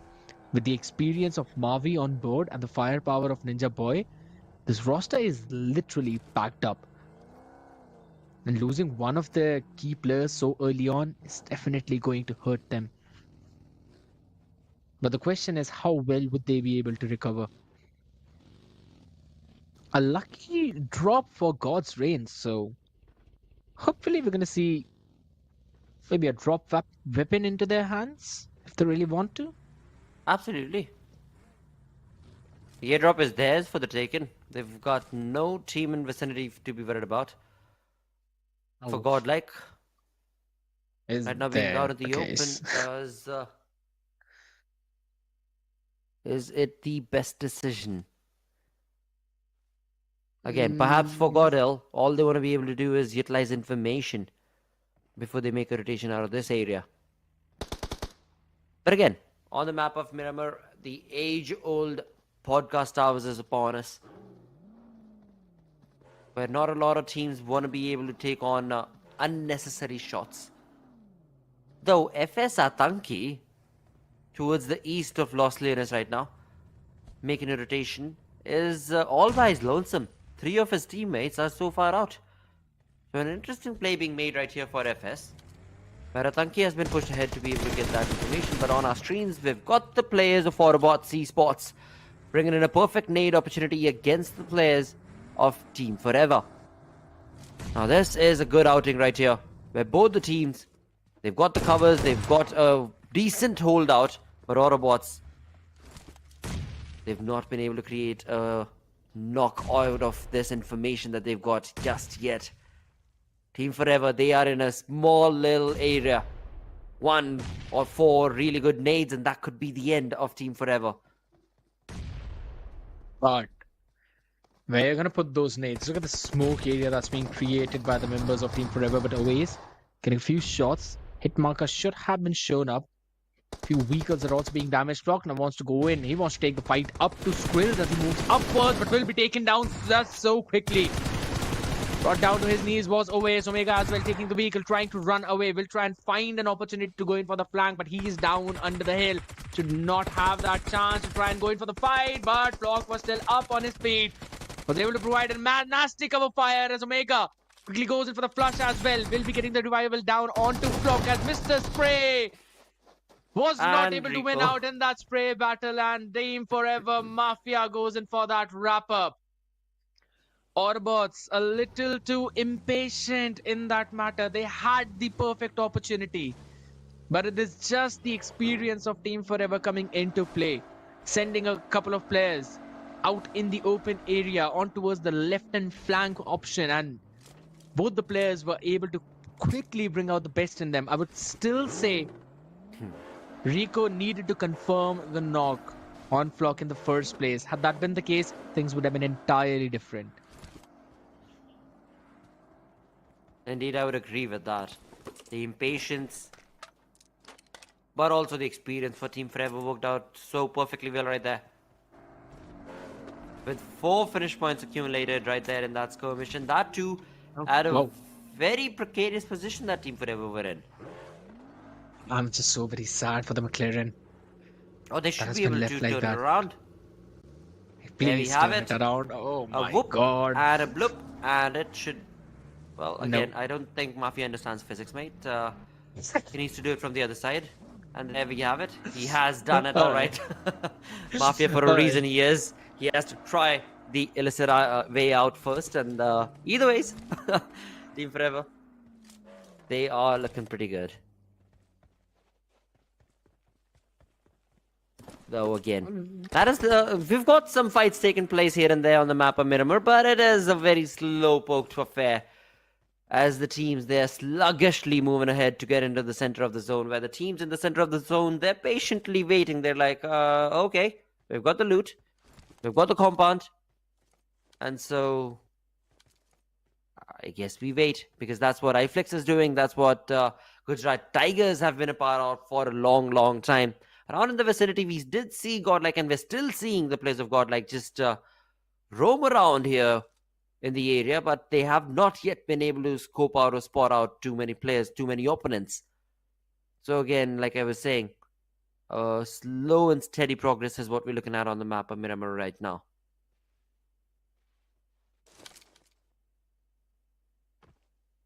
I mean, the map of Miramar for you. That's exactly what happens on Vikendi. That's what happens on Miramar. And also, there is just so much area that you need to cover. On the other side, the down southeast towards Impala, Reckoning will slowly be making their way into the circle from the place where God's Train left. I don't think so. There's going to be a lot, but maybe Team Soul.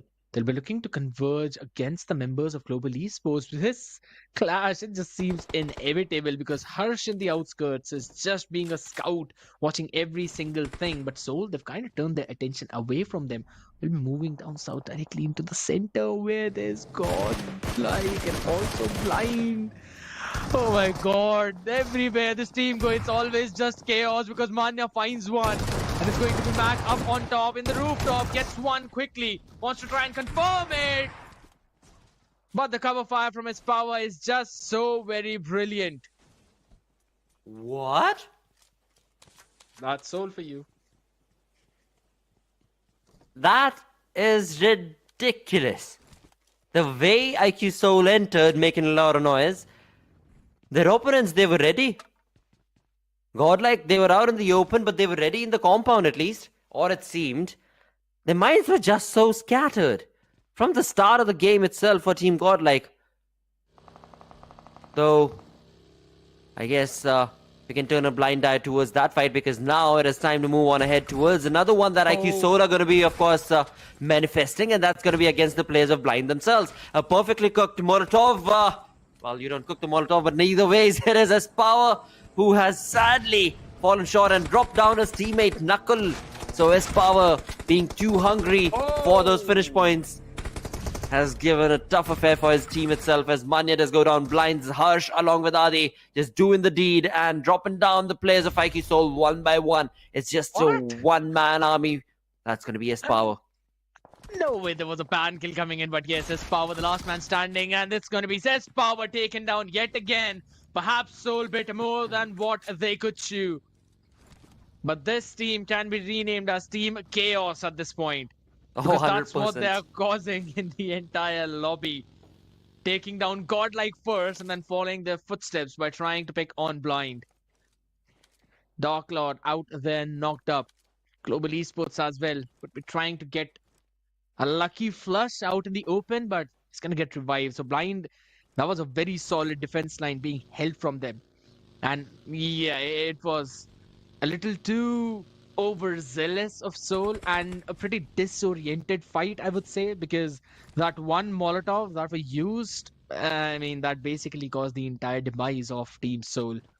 They were down one member, and then it was, in the blink of an eye, quickly just down to S-Power in a 1v2.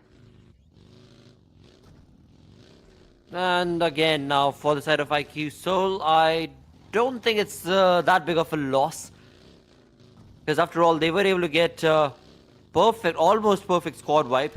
So finish points they had accumulated, and then it was just them being a little too hungry for those points. And IQ's Madrick has wrecked his vehicle, and okay, well, thankfully he's going to be able to get it away from that rock and now move ahead with his rotation. So getting back to the point, for IQ Soul, S-Power's Molotov, had it fallen correctly, it could have been a different occasion right there. But what a perfect Molotov right here coming in to the face of Moksh, as Moksh falls black and faces back. It is going to be AR who are going to be, of course, running away from the fight. It seems like, as in the minimap towards the top right-hand side, we can say AR do not want to chime in ahead into this entire chaotic mess that iFlix brought into their house. Now, let me just quickly see AR and their positioning in terms of the overall ranking itself. Alibaba Raiders, we saw them jump up in the top 8. So I guess they have made a wise call. They're like, you know what? We did what we had to in the first game. Now don't ask more from us. You may never know, man. You may never know. Alibaba Raiders are just known to be so disoriented players. It's like they've signed up a treaty of non-violence that they don't want to fight whatsoever. You can't win the game of BGMI with non-violence, though. You've got to try and take those fights. But even after that, this team has shown you can still stay in top 16. Oh, yeah. But just trying to stay alive, because that's eventually what the game is about. Staying alive. Throwing out a first aid out in the open, Insidious. On the other side, though, yes, very well mentioned about the fact that Alibaba Raiders as well now moving up in the circle slowly. Global Esports, they've got the entire northern part of the zone for themselves entirely for free, apart from just the presence of Team Blind there, whose attention should be diverted towards Alibaba Raiders, who are towards their west, all the way towards east. We're going to see FS, Reckoning as well, trying to take that late entry. We've seen these teams now slowly playing on towards the edges rather than directly going in the center. So more like their comfort playstyle that was a meta quite a while back. The survival one wherein you would try to somehow take those few fights and then survive by clearing out the area in front of you and making sure there's no one behind you. But there's always a couple of teams on your sides to flank you out. That is troublesome. It definitely is quite troubling.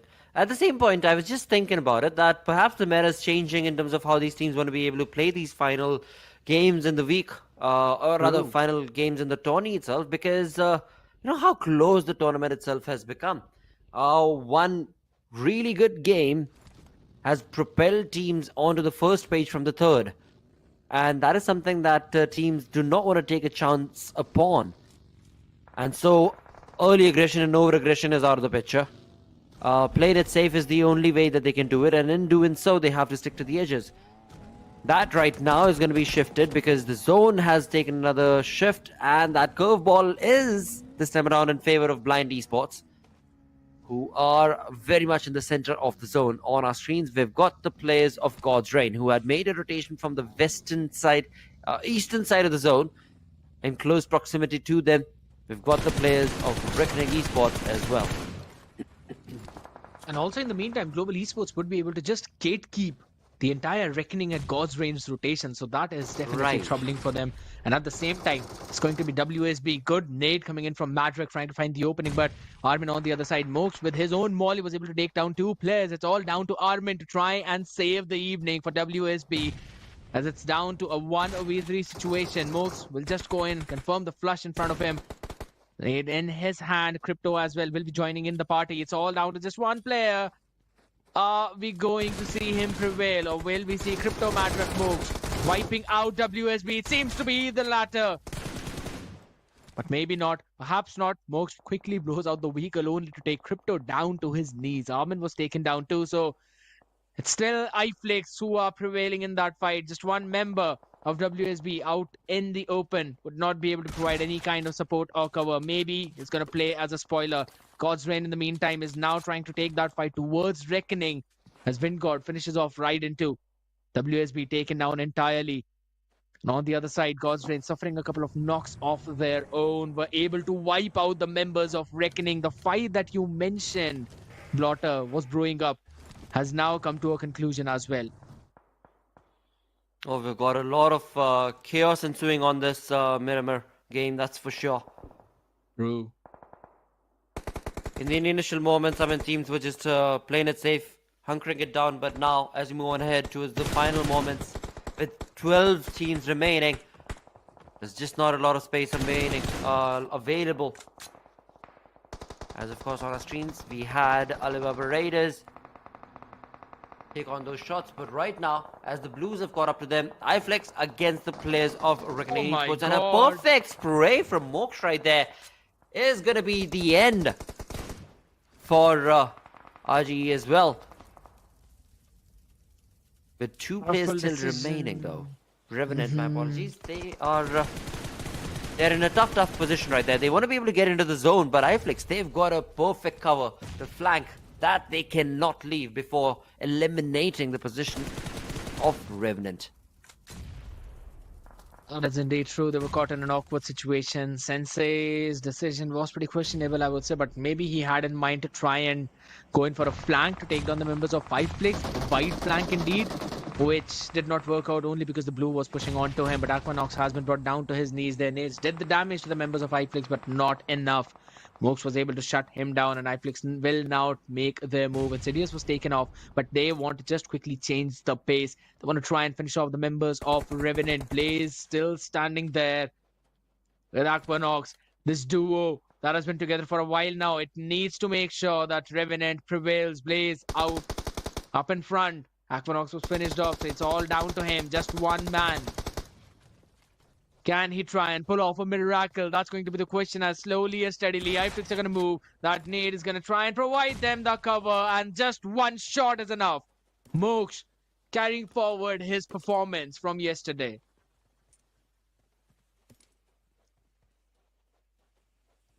And as he does, we've got another team that is brewing up quite a lot of storm right here. As FS are the ones who seem to slowly but surely from the eastern edges of the zone wanting to make an entry, wanting to stop other teams rotating in the track, and that was Global Esports that they were able to do so. But now it's going to be Gujarat Esports as well, taking on as many sprays as they possibly could. Or will that be enough? And all this while, we've got Blind Esports who've just hunkered down onto that compound all by their lonesome. Nothing that they need to worry about. But now, all the crosses are going to be brought on towards them. But before we move on towards that fight, it's going to be iFlix making a late rotation. That has been caught off from the players of Gujarat. And Gujarat, the two-man army from their side. One of them drops down. And this is just what Gujarat did not anticipate. That is indeed true, but in the meantime, Blind as well, having one of the best positions out in the circle, were able to flush out the members of iFlix so far out in the blue. They'll just be deleted in the meantime. On the other side, over up north, we're going to see Gujarat Tigers as well as the members of Team Forever, along with Alibaba Raiders, just a little bit to the west of them. FS are taking some heavy casualties. It's down to Baron, who will also be probably flushed out in just a little while as Gujarat Tigers now make their move in towards the northern edges of that circle. Alibaba Raiders trying to pose some threat, being at their 6 as they also come in the rotation, and now GT also have to worry about those teams and players. Roman can try and find an opportunity. Clutch is giving the revival out at the open. Not quite the best decision, I would say, but still, that's going to be the spray down. Roman was taken down first. Clutch God yet again standing up to his name only for so long. As Dukey finds the perfect flank, and now MJ's position has also been noted. After this first hit is applied, it's going to move forward with the M4 in hand and the SWK on the other side. Spray needs to be connected. No utilities. DBS being used up. Try to find some random connection, and Ralph will be able to do so at the end of the day.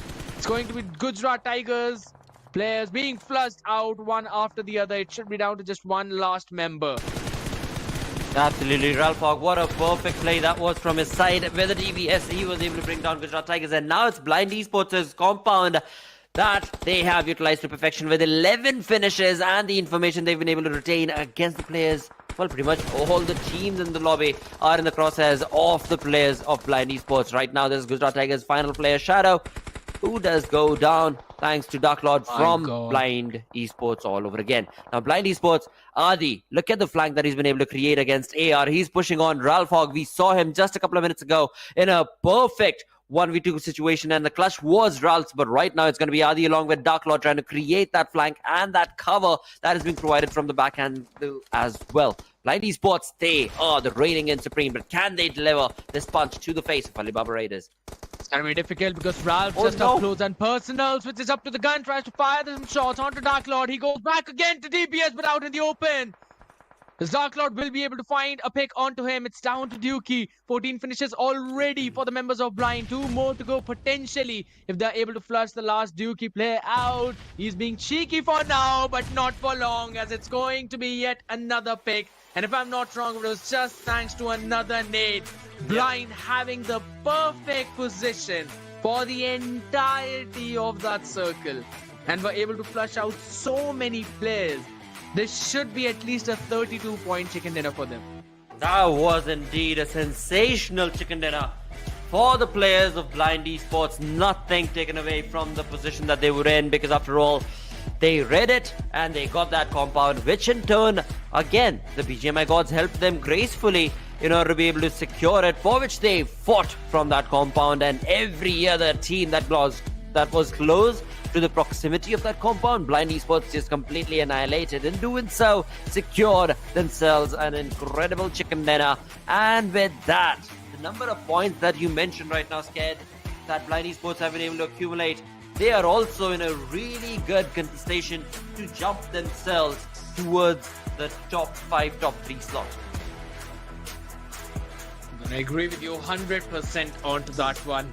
Should be somewhere over 260. I'm just making a random guess, but it might be possible, because again, this was a massive game for their side, and the only few teams that they had to worry about for the global esports were up north, and when Seoul pushed onto them, they obviously had to take care of it. And the way they came out unscathed in that fight, I would still say it was just the members of Seoul messing up their fight.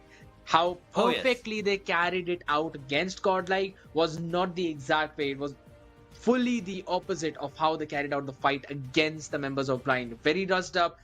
You can just say they kind of underestimated it, or they were just feeling it in the heat of the moment, you know, getting a little bit of that overheat. It's sometimes fine. You can let the leeway for all these teams. But on the other hand, a very solid game coming in from 4Shot as well. They secured the 3rd place for Team Forever. They also grabbed up the 4th place and Gujarat Tigers for that 5th one. Now I'm already leaking away all those rankings, and I'm not going to tell anyone how and why am I doing it.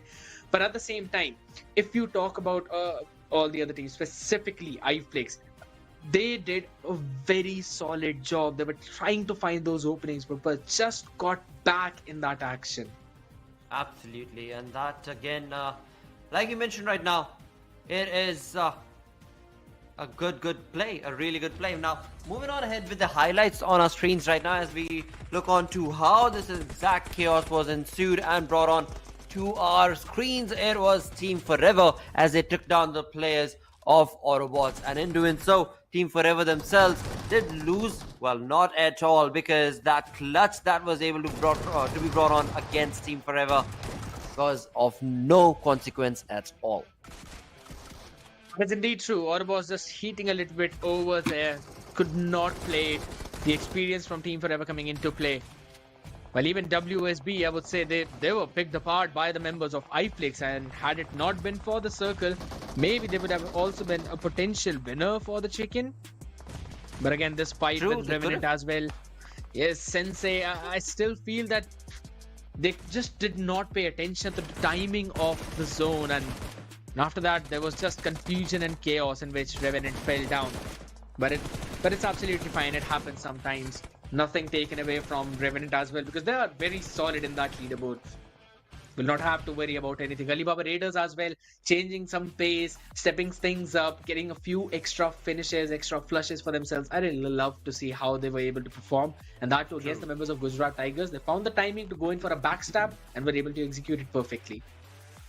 Again, you know what? This is what we anticipated in today's day. When it came down to these games, especially this one actually, it was all over the place is what I'm going to say. But at the same time, when it comes to the MVP, that is going to be coming in from only one team, and that is going to be Blind Esports' Harsh right there. God. With 5 finishes, only 31% finish contribution. You know what? If at all you get angry with your teammates, this perhaps is one of those moments where you're like, I got 5 finishes made and still only 31 finish contribution. If anything, I think this is a moment to be super happy, because it just means if 5 finishes are in the hands of Harsh and it's not even 50%, 60%, it clearly means your team has got somewhere around 16 to 17 finishes. I'm going to put my bets on 16. That makes Right. it a 31-point chicken dinner game for themselves. And we're going to have those rankings up in front of our screen in a while because we've got stars of the match for now. Harsh, with 5 finishes, 7 knockouts, is going to be the one with going all out title. Moksh with the best companion. Absolutely, and with the finisher in favor of Blind Esports is Dark Lord with 5 finishes accumulated from his side as well, along with another assist with 10,431 meters traveled. Now, this is something to kind of point out actually for Blind Esports, even though it seemed like the majority of the zone and the fight and the chicken dinner was because Blind Esports were in the center of the zone. Well, they worked for it. They traveled for it. 10,400 meters is definitely not an easy number, and that is what Blind Esports were able to do when it came to this game.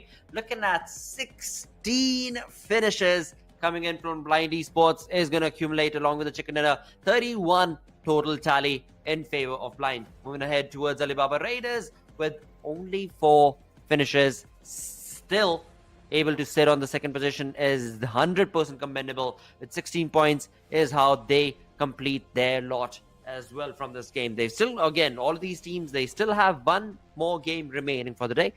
But Team Forever, the team that needed it the most, Team iFlex, a team that is bringing in the consistency for Short Esports. This is a shot in the dark, but they have definitely racked up enough points, I believe, to get onto that third page of the leaderboard in the overall ranking. Maybe. I still think they're just a few points short out of that. We're going to see that in a while, but at the same time, I feel pretty bad for the members of iFlex because they had 9 finishes. Yes. And they were eliminated in, if I'm not wrong, in the 8th spot. That is just so heartbreaking to watch. I wanted to see a little bit more of them. I potentially wanted to see a fight between iFlex and Blind at the end because Blind were just carrying out executions all across the board. They had eyes almost at every place, and they also had cover from every single angle. I mean, like, talk about having one's back. All players had the back of each other, working out perfectly in that manner. And also, they had the best position in that circle, did not have to go a lot farther away after the first 2 initial zones to take that space. At the end of the day, I would still call it a very solid game coming in from all these teams. But looking at the points disparity that actually came in, it was the first place getting 31, the second place getting just 16. Clearly shows you which team was owning the lobby. Exactly, and they worked for it as well. Nothing taken away from that. True. But of course, Blind Esports with that kind of numbers racked up, they are in real good contention for, well, they've already secured the top 16, I would say. But also at the same point of time, the seeding position that they're going to be on after this game, will that be 5th? Will that be 4th? We shall find out the overall ranking, for which Blind Esports is going to be on the 6th lot right now. That is definitely a beautiful, beautiful turn of events for the side of this team. Team IQ Soul. Again, I think they don't like sitting all the way on top of the leaderboard. I mean, as soon as they get themselves on the top of the leaderboard, they start playing a wonderful YOLO game where they want to be jumping into action right off the bat. They want to be taking on fights. They want to be trying all the different crazy stats and aggression that they possibly can. Let's say it out loud. They're just yeeting at this point. Be it vehicles, be it nades, be it weapons, be it bodies. They're just yeeting. They're really gonna yeet, and they find a player, they find a team. They're all right. We're gonna fight them. How? We don't know that yet. We are just going to fight them. That's what's happening. But on the other side, though, in the second page, God's Ray now dropped down to the 9th position. Gujarat Tigers are 10th. Team Forever slowly creeping up and ahead with 251 points. But look at 16th place, Reckoning Esports. They still need a few more points to try and solidify their place out here. Carnival Gaming with 230 will be playing after this next match. And Alibaba Raiders again moving up slowly at the 14th spot with 243 points for themselves, equaling Orangutan and Team Godlike. They just need one more good game and they should be pretty okay in the top 16. Absolutely. They should be pretty okay in the top 16 like you mentioned. But now moving on ahead towards the next page, the third page is where we need to be keeping a close eye towards, because there is one more game remaining for the teams that have played 32 games. But as we move on to that third page, we shall see how big a leap is it. 10-point difference between Reckoning Esports and Big Brother Esports. Now, those 10 points, Reckoning need to, of course, transfer that into at least 30 points. They need a 20-pointer game in the upcoming final game if they want to be able to secure the top 16 position. Otherwise, teams like Big Brother, Genex FM, Team 8-Bit, they are very well going to be getting that stolen away. But FS Esports, this is lovely. 9 points shy of the 17th position, 19 points shy of being in the top 16, and they still have tomorrow. So FS Esports, they have had a really, really good run. Also want to look at the members of Four Shot because, again, they might be out in the next page. AUTOBOTZ as well, slowly creeping up to the 24th spot, and they're also not very far behind. Again, it just seems that all of these teams, they've kind of flipped a switch in their mind, and they've just decided, you know what, what's been done is done. We don't care what happens from this point onwards. We are either ways not in top 16. Might as well just go haywire to try and figure out a potential way to win those skirmishes. And this is the kind of aggression that I always love to see. This is the way I want to see players go and initiate those fights and try and win those skirmishes, because they have got the potential. It's just that early on in the tournament, they were under so much pressure. They were being overwhelmed by the teams who had all these big names out there, who've been in the arena for a while now. That is the only reason why they were kind of shying away from the fights. But now, since their backs are against the wall, they've just decided, you know what, we don't care. We are going to go on haywire. We are going to try and get as many fights as possible. And that's what I love to see. So it's possible for FS and AUTOBOTZ as well to make their way in top 16 at the end of this game. Absolutely, mate. But at the same point, now this is where the opportunity should not be lost from our viewers, of course, because that RSVP QR that you can see is for the LAN finale. That is taking place from the 16th to the 18th of February in or at Noida Indoor Stadium. So definitely RSVP for that LAN and get yourself registered and booked, because your slot can also run away from you if you're not careful. We're talking about the top 16 teams. Well, we're talking about many more big numbers of you lot to be hopefully there for the LAN, because these teams, they're fighting it all out for exactly that chance to be in the top 16, to be a part of the LAN where you will be there to witness all the action. That's exact spot you really want to be at. Indeed, very true. But also the top 16 is what all the other teams would be looking forward to. Reckoning would try to solidify their lead. This is the last Erangel map that they're going to play for today. And also on towards the other side, we've got FS AUTOBOTZ looking to close things out on a very good note. We'll be having a schedule in a while, but before that, I also want to talk about the teams who will be playing next. Carnival Gaming. I mean, they're in almost at the edge of that top 16, but should be able to grab a few extra points, because we've seen the consistency from this team. And at the same time, there's Orangutan who will play next, who are also at the 243 point mark. So you still need a decent amount of cushioning for also the team iFlix. And again, the team that we've not been talking about for a while, God's Reign. They were in the top 5. Now they're dropped at the 9th place. And if things go in the exact same manner, I would even be scared about the elimination. Well, again, for GDR, every single time that we've noticed that team, they've been at the edge of the zone. They're trying to make their rotations to get into the zone. And once they're able to do so, because I've noticed them get into the zone, but then not move on ahead with the zone. The zone moves away, they get stuck, and the crossfire, and they just completely lost out on the position, as well as, of course, the opportunity to walk away with points. Now, for GDR, you mentioned it absolutely correctly. Even I will extend it to saying Godlike as well, where of course we want to be able to see a lot more aggressive plays coming in for the likes of Johnny. That's not happening, actually, sad to say and sad to point it out that way. But the best fact in this entire saga is yes, this game, and then tomorrow is another brand new final day for week number 4. So perhaps that is what these teams are going to be waiting for, not what one should do. But they've got the opportunity, and hopefully that is where we shall see them in action as well. But right now, with this upcoming third game of the day for Group A and C, this is going to be the final battle before they can call it a night for day number 2. A and Group C. Of course, the last Erangel for both of these teams, the last chance for them to try and grab a few extra points for themselves, because for the members of Group A, they will not be playing on this one tomorrow.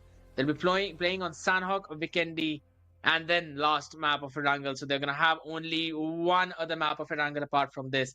No other way to try and just change the gears, go haywire. Team Soul is doing that, but I would still say just a little bit of a passive aggressive play where you know the fights that are going to give you some value. Take every single fight that gives you some kind of result.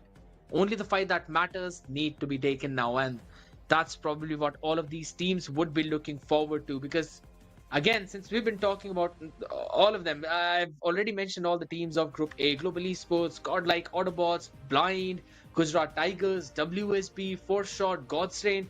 They're all very solid, and there have been a situation where we are seeing teams from these groups in the top of the leaderboard, also in the bottom. So everything is just spread so much apart. While if you're talking about Group C, Revenant, Reckoning, Windgod again, another team that has got so much potential yet is facing so many problems. Windgod, they have, you know what, they've gotten the position, they've gotten the opportunities, but somehow along the way they have not been able to capitalize all of them. Now that is something that is gonna definitely be troubling them. But as the day started off, I pointed this out. You know what?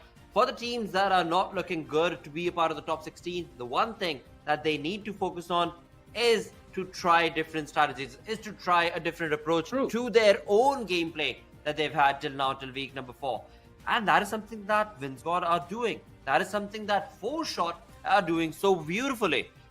Now, that perhaps is what they need to learn and understand, that you have to be so dynamic in these kind of, especially in these kind of lobbies. And sure that they have learned from their mistakes, and now all they need to do is keep on delivering that in style, so that we can look forward to those wonderful plays from them. Let's hope that is going to be the case, because after all, just one more opportunity on the map of Erangel to close things out for this day. And at the end of the day, we are still not sure if all the teams who were in the top 8 have also solidified their own spot, because that's been case for the God's Reign, the Titans, Behemoths out there, Gujarat Tigers as well. But we've been talking and yapping for a while now. Let's quickly jump into the map of Erangel. Ladies and gentlemen, the last game for Group A and C, match number 3 of the evening. The plane path directly from north going towards the south, starting from hospital ending towards military base. Teams who want to go towards 7, specifically Global Esports, are going to have to find a few extra vehicles. They most certainly are going to have to do so, and that is something that we shall see if they'll be spotted down. They will be stopped in their tracks or not. As of now, we've got a wonderful drop coming in from AUTOBOTZ all over again as they go towards North Georgia. Down towards the southern side of Georgia itself, we might have a contesting team, and this time around, Gujarat Tigers are in vicinity. Now, this being the final game of day number 2 for these teams from Group A and C, please, oh please, BGMI gods, give us a good zone, and more so a request to these teams to not turn opportunities into stalemates, because today, the Miramar game extended as the teams took their own steady pace time on the map of Erangel, which is their age-old known map. Is that what we should be expecting? Probably not. It's military base. We've got some changes happening over there. Exactly. Normally, Reckoning do not go towards that area whenever gladiators are present in the lobby. But this time around, it just seems that they would be trying to take the area of Nova Repnoy, maybe? Revenant are the ones who have dropped towards Milta. It's no problem for them. But I want to see for FS, because they love to play around Milta Power. How are they going to reach at that spot? And if not, are they going to contest the members of Reckoning towards Novo? Is that going to be the case? I'm gonna have to be brutally honest to you. It's not going to end up pretty for either of these teams. But on towards the other side, Global Esports this time around in close proximity to the members of iFlix. Now that's something pretty worrying too, because they were dropping there in order to try and find a few vehicles, specifically talking about Ninja Boy.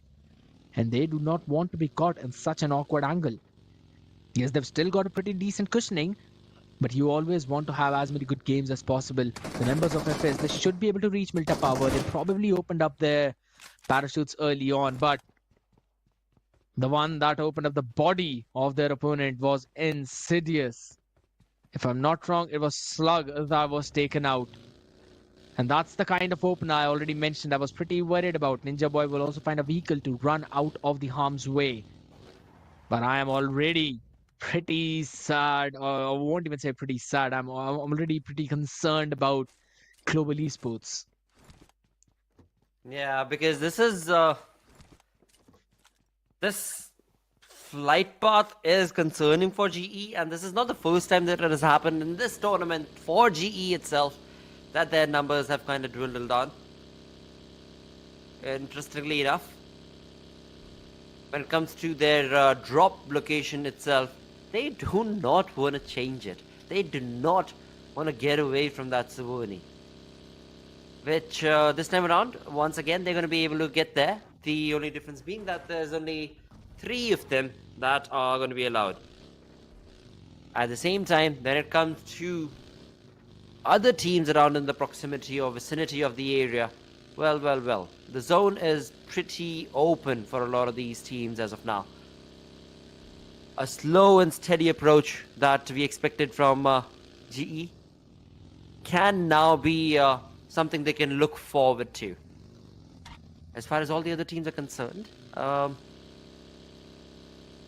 again, not a lot that I can actually bring up in terms of communication or conversation, because all of them are in their own individual drops, and it is looking perfect. As far as contestations themselves are concerned, for now, it is a slowpoke affair. For a minute, it seemed like Mansion area was taken over by Blind and Vingod, but that has also faded away. So it's time to just wait on for these teams to get those loots set up for themselves, and then perhaps we can come back and figure out where are the fights missing.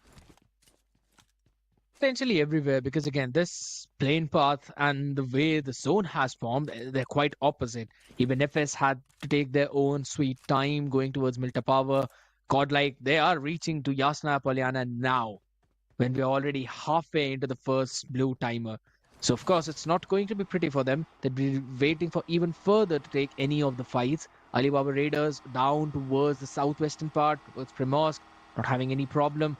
The place where I want to focus on would potentially be the Milta Bridge that connects to military base, because we might potentially see a couple of teams rotate there. Now, we've every single time seen God's Reign. Whenever this kind of circle forms, they take the long path. They always rotate from the ferry pier bridge and then move towards the circle.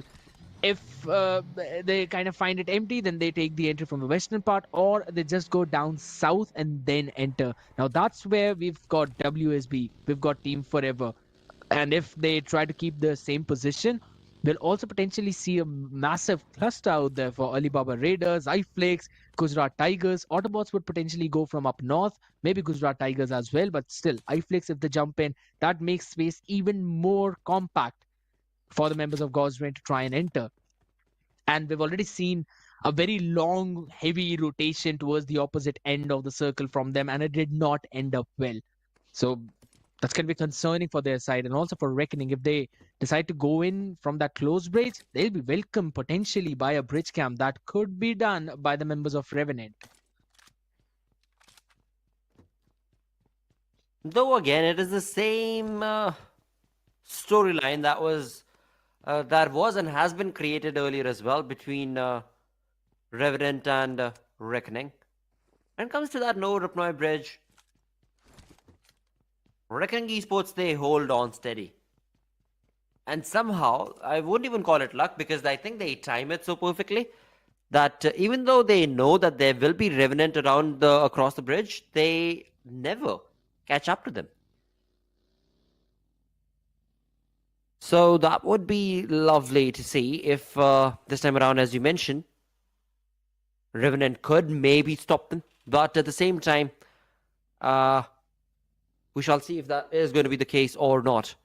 As of now, though, as teams slowly start getting closer and closer into the zone itself, the rotation that is being made from the players of AUTOBOTZ, now that I am definitely loving. A two-man split coming in from AUTOBOTZ. And the best part, they are being proactive, thinking that, all right, we're going to be entering the zone from the northwestern side. Have they forgotten? Global Esports is going to be waiting for them. Oh, never mind, my word. All the action that was right around the corner, I've already cursed it. Sovi has stopped in his tracks. He's not going to be moving ahead. It's not that they forgot Global Esports is there. It's that I forgot that AUTOBOTZ, they're going to be taking their time. It's only the first stage. It's only been 30 seconds into the game, perhaps. So they want to be taking their merry time before they jump into a fight. Then there's a team that always tries to find the action, and that's what they are doing. Soul Manya already figured out the location of 4-Shot Esports, and now he's going in for that chase. The F1 begins, and he's also got the buggy, the closest to any F1 vehicle. Not exactly though, but still, at least open tires out there and very flat, low ground clearance. We're going to talk about that later though, as yet again, the members of 4-Shot, they will be safe in their own compounds. The last time this happened, we saw 4-Shot come out on top. Manya though fighting a few shots out in the open. Goku taking a ton of damage! And Joker is the one who finds the first pick onto him. That has been a massive blow for 4-Shot. They've left their man out in the open. There's no cover potential whatsoever. As they all are just rotating away. They are shying away from this fight. And that's not what Manya is going to allow them to do. Oh my god, this chase does not end. Oh, wait a second. Okay, Manya has actually decided to go in from a flank angle because Joker has got a fast vehicle now. They want to try and budge it in, but no. Oh my god, they're just losing control. It's power. Still getting his hands on that steering wheel. Would try to find. Oh, jumps. What? That is insane play from his power. What a 100 IQ man this is. This is abysmal. This is ludicrous. This is why Soul family is so strong. IQ Soul, they have a domination of their own when it comes to the BGMI world in our country, India. And that is what this team loves to deliver. On the other side of the game or the fight, we've got the players of Gujarat Tigers having caught up to Harsh from 4-Shot. Now it's all boiling down to Honey, who is going to be going on and jumping on ahead, away from the fight. Sadly, though, it doesn't seem like it's going to be allowed. Oh, what an incredible nade that was, but sadly to no avail, as Honey will be dropped down as well. Of course, Shadow was dropped from the side of Gujarat Tigers, but that's no problem. And in doing so, 4-Shot have been eliminated. You run away from a fight, the fight is going to find you. I believe that's what you call luck. Manya was able to take down Raiden with the vehicle, and also now it's being followed up by the rest of the players from his team. Soul again is just not running away from the fight. I want to see Soul, come on. Show me the action. Show me the action. We are seeing the members of Godlike, and they're in the action of their own, slamming their own buggies into each other. But yeah, they were in the close proximity to Gujarat Tigers. They are not going in for the fight, do not want to go in for any of the engage because there were no knocks being taken by GT. So might as well just stay put out there. On the other side, yet again, I want to talk about 4-Shot because that's not the kind of play that you can afford to make. If a fight is being brought to you, the best you can do is just take that fight. They are already down in the leaderboard, and with that play and the mentality that they just displayed in that one, I'm just have to be saying that they will not be able to make it. But so is the case with AUTOBOTZ. How have they lost 3 players out there? This is all AUTOBOTZ again. They got over aggressive right there. They started off that fight, and that in turn has resulted in, of course, Global Esports coming together. and helping out their teammate. Ninja Boy is still surviving, whereas Autobots, one by one, the entirety of that squad has been eliminated. This is absolutely ludicrous play once again, coming in for the players of Global Esports, where the synergy keep their players and members alive is what has resulted in this entire fray against Autobots. And Autobots being none the wiser, they thought they could get that easy pick off. That is not the case, because Global Esports, they realize losing out on one player and playing it like a three-man squad, yeah, that's not the ideal position that we want to be in, but that's okay. Losing out on two of the players and then pushing on ahead, Mavi is like, nah, re bhaiya, that's not going to be allowed. Go back there. Let's help him out. I'm going to push on because that's our Ninja Boy. And we need him to be pushing on towards that finished leaders. And that's what Ninja Boy has been doing throughout the day. You cannot take that limelight away from him. Absolutely true. I mean, he always finds a way to shine, but again, Blind versus Soul Part 2, I guess. Harsh brings out the DBS and Joker wants nothing of it. Quickly runs backwards as Manya will now try and find an opening onto Harsh, who jumps into his own buggy. They're all trying to find an opening. It's a brawl out there. I'm really quite sure we're not seeing BGMI. We're seeing some different game, as everyone is just being so very insane. Some shots being fired, but again, a weapon swap coming in behind him is the one who's the man in action. Manya was taken down, but a 1-for-1 trade coming in at the end of the day. Trying losing two of their members. Skips out in the open, goes in for the fight. The fire works out perfectly for him and gets another flush confirmed. Team Blind, they've lost one of their members, but it should be down to 1v1. DBS in hand is power. Can he find the pick? He does some damage, but no, it's Skips who's going to win out that fight. And this is going to be it for Team Soul's run for the day. Oh my god. It's not yet done. It's not yet done. The shelter that is named is really not a shelter for these teams, as IQ Soul lose out on their players. Now it is the players of Blind being flushed out from the players of RGE, as Reckoning Esports jump onto the opportunity to take on the entirety of the squad. And just like that, the numbers dwindling down in terms of the overall players remaining as well as the team surviving. We've got 12 teams, 45 players, and that is only stage number 2 that we are part of. This is the kind of overall all-out war and brawl is what I anticipated in week 4 in every single game. I'm so grateful that Group A and C are delivering just that in their final game of the day. It just brings up the ante, brings up the excitement, and of course, that's what the fans love to see as well. It's just not going to be so easy for our throats out there, though. If that kind of action is just going to be continued on even the last day, I believe I've got to add a few changes into my daily routine mix. But at the same time, Reckoning was able to find that perfect timing. Were able to get few important flushes for themselves as well. Team Forever on the other side with FS Esports near them in the close proximity, but I don't think so we're going to have any major action now, because all the teams who were giving us the actions have been taken down. It's Soul who are finding those early competitions. And again, every single time they try to fight Blind, it just seems that Blind comes out on top. At least for today. Previously, yes, we've seen Soul win those skirmishes, but today, Blind is just feeling it. That it's fine. Bring as many fights you want to bring to us. We're going to be welcoming you with open arms. And maybe a few shots to your head. But the way Skips played that previous fight, the man single-handedly taking down the entirety of the Soul. And this circle single-handedly taking out the hopes away of all of these teams. What is this circle? Revenant is happy. FS is looking really secure in terms of the rotation that they're making. But also, counting the number of compounds that we're going to be having, there aren't going to be too many, as at least 25% of the zone is in the water. Now that is what the fight is going to be for, where all the colors on the map can be seen rushing on down to get onto their individual compounds. Team Forever having made it all the way, and a really good play to get into the northern side of the zone. When it comes to Revenant, They made an early rotation. They're going to be down south of that zone altogether itself as they want to drop down the rotating team of AR right now. In all of this chaos, where exactly is the first blood going to be drawn between these 12 teams? It seems like FS against Wingod is where this entire fiasco is going to be brought on down to, where Veron all by his lonesome with the nade parade is cooking and bringing down the players of Wingod.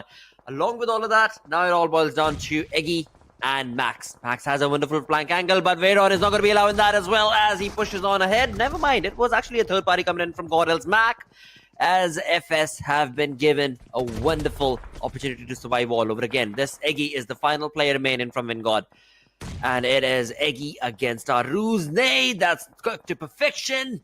No problem whatsoever at all right there, where FS get that finish point, but I want to see where GL are. Never mind GL, who got that third party in FS's fight, because now it's going to be Revenant taking on their sprays and their Molotov and their aggression to the face of FS. A 4v2 clutch is what Revenant are providing. It's again increased to a 4v3, or maybe not. Aru still trying to survive. Has got a Molotov in the hand. Will be taken down by Sensei.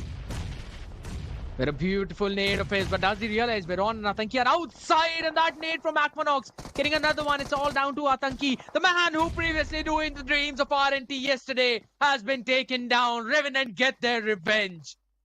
And they also get the compound. FS have been taken down at 11th spot, and also their hopes of trying to make in the top 16. Revenant out here for blood. And another great play by Sensei, getting 3 frags in the previous fight. Outstanding. Sensei started his ball yesterday, and today he is here to obliterate his competition and let others know as well. A question that was raised in week number 3's interviews, Sensei is answering. The question was, where is Revenant Sensei missing? Oh, well, never mind. Sensei is on his knees right now, where it is going to be the players of Gujarat Tigers who seem to have been able to get a knock onto them. Then again, Revenant's players are going to be able to help him. That is true. He's going to get back on his knees, but on his feet too. But that's the craziest caster's curse timing that I've ever witnessed. Yesterday was a lucky day, mate. It's the caster's curse all over again for me.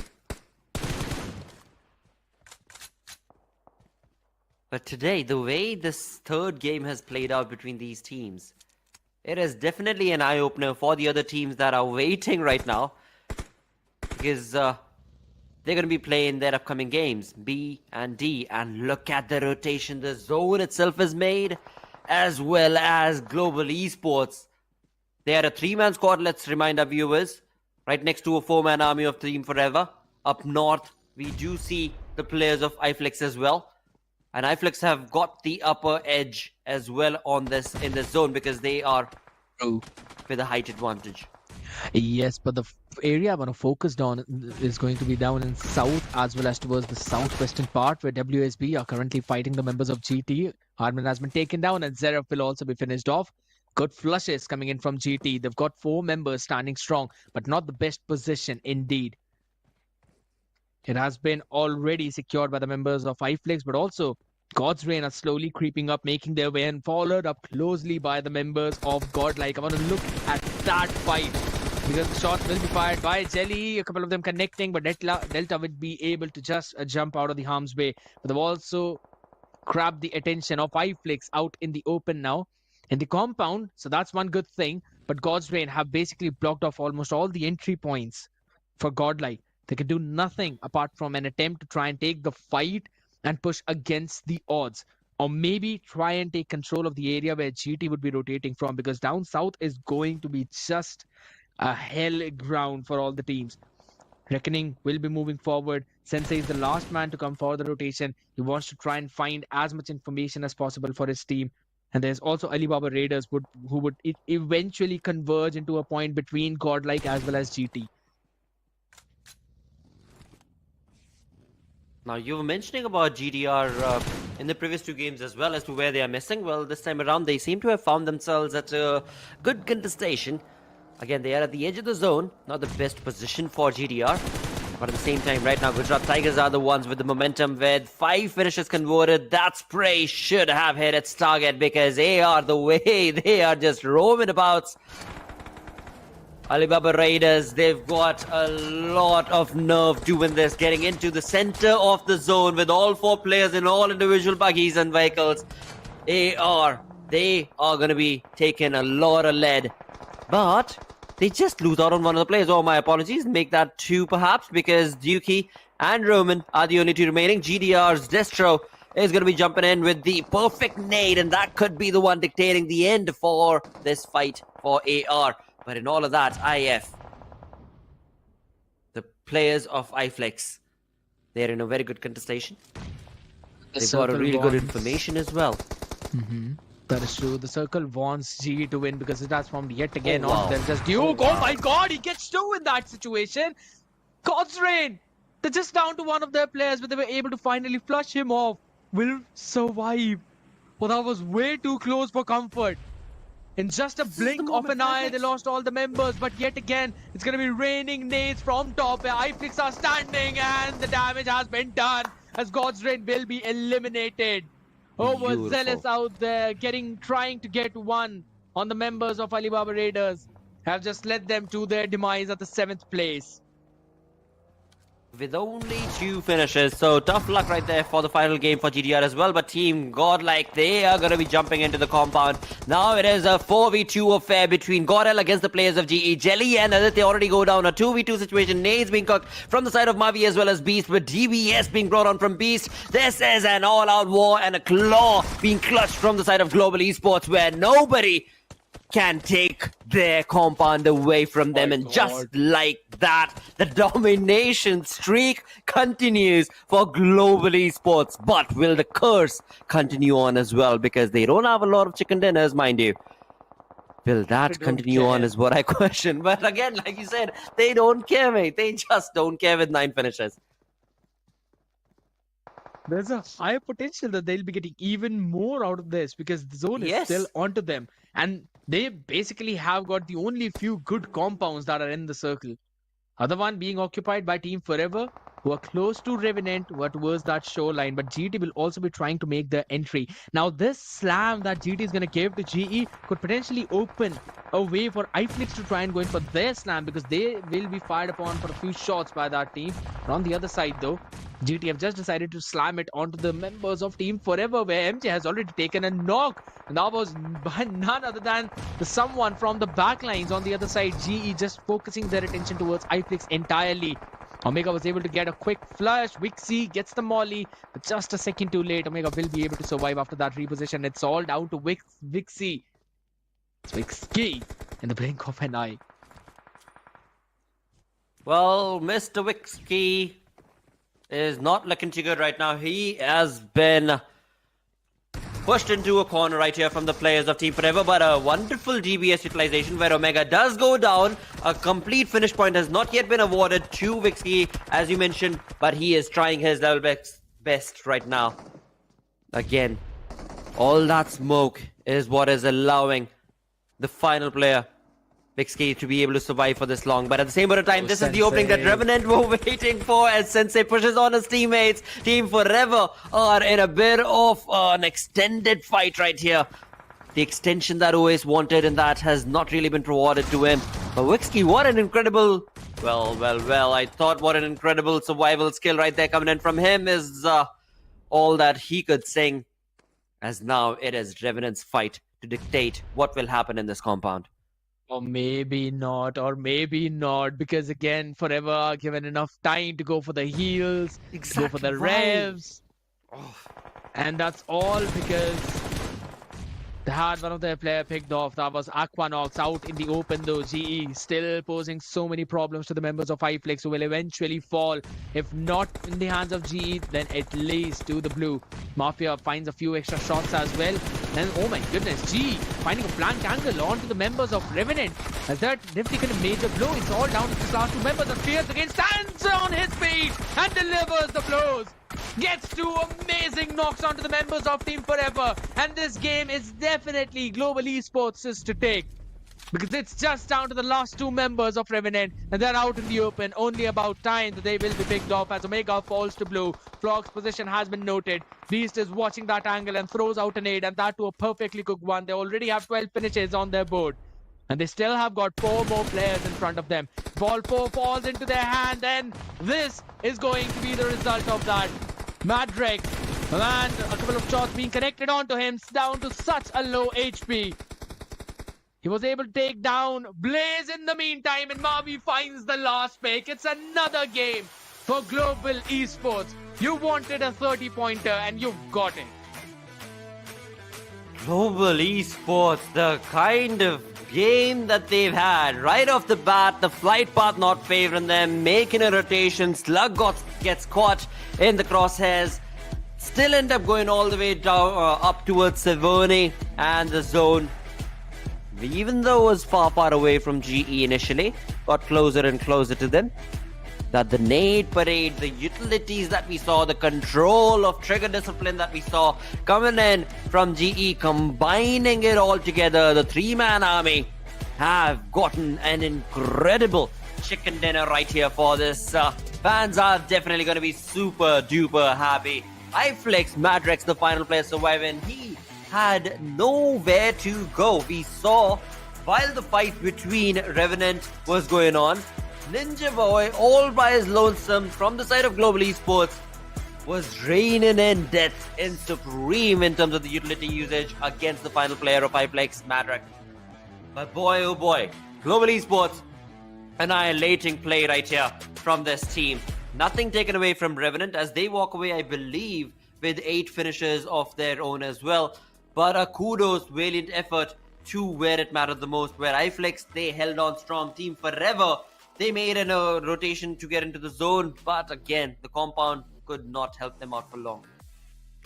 It was just a scrappy fight out there because Gujarat Tigers, I was hoping that they might slam into the compound of Gujarat Tigers, which would give opening to iFlex.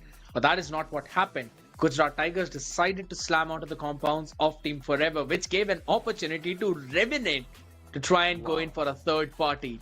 And iFlex, since there was nothing to distract the members of Global Esports, they were directly into their crossfire and were eventually taken down one after the other. But again, another solid positioning coming in from GE. And I can't stop to fathom over the fact how this circle was every single time being made on them. It just seemed like the game wanted them to come out on top. But again, it was not, if I'm not wrong, till stage 4 that GE took that compound. So I would still say a very good decision, and Erangel coming in from Mavi, and also an insane firepower in the hands of Beast as well as Ninja Boy. See, the biggest hurdle in that was where we saw Ninja Boy was dropped down. And GE decided that we want that player to survive. Had they not decided right there and then, this chicken dinner probably could not have been theirs. With a 2-man squad to be able to get into that compound, to hold on strong against, of course, 12 teams is what was left, with 48 or something players, when we moved on with stage number 4. So a lot of chaotic mess that Global Esports just completely were able to nullify thanks to the 3rd man standing, Ninja Boy. But this moment right here where Blind Esports, they took on the players of IQ Soul and were able to absolutely hunker them down. But in just a matter of seconds, I would say, as Blind Esports got that fight and won it, it was RGE jumping on to them. A few scrappy fights being taken left and right, and I mean the few interesting points of this entire game was one wherein Soul was going in for a nasty chase onto the members of 4Shot, which were taken down eventually by the members of Gujarat Tigers. But yes, this push down by Revenant as well onto the members of FS, it was also a very solid one. Revenant found some perfect timings to go in for the third party, but this one decision from God's Rain to try and get that one finish, or at least just a few finish, that was the good one. They knew iFlex were also close by. That was just being too hungry, and that in turn resulted in them not being in the bestest of positions. But now this is where we see the 3 players. I mean, GE, I don't know if those of you who saw it on the top left hand side, the final player Suck, he had nothing, of course, because he was dropped down in the initial moments of the game itself.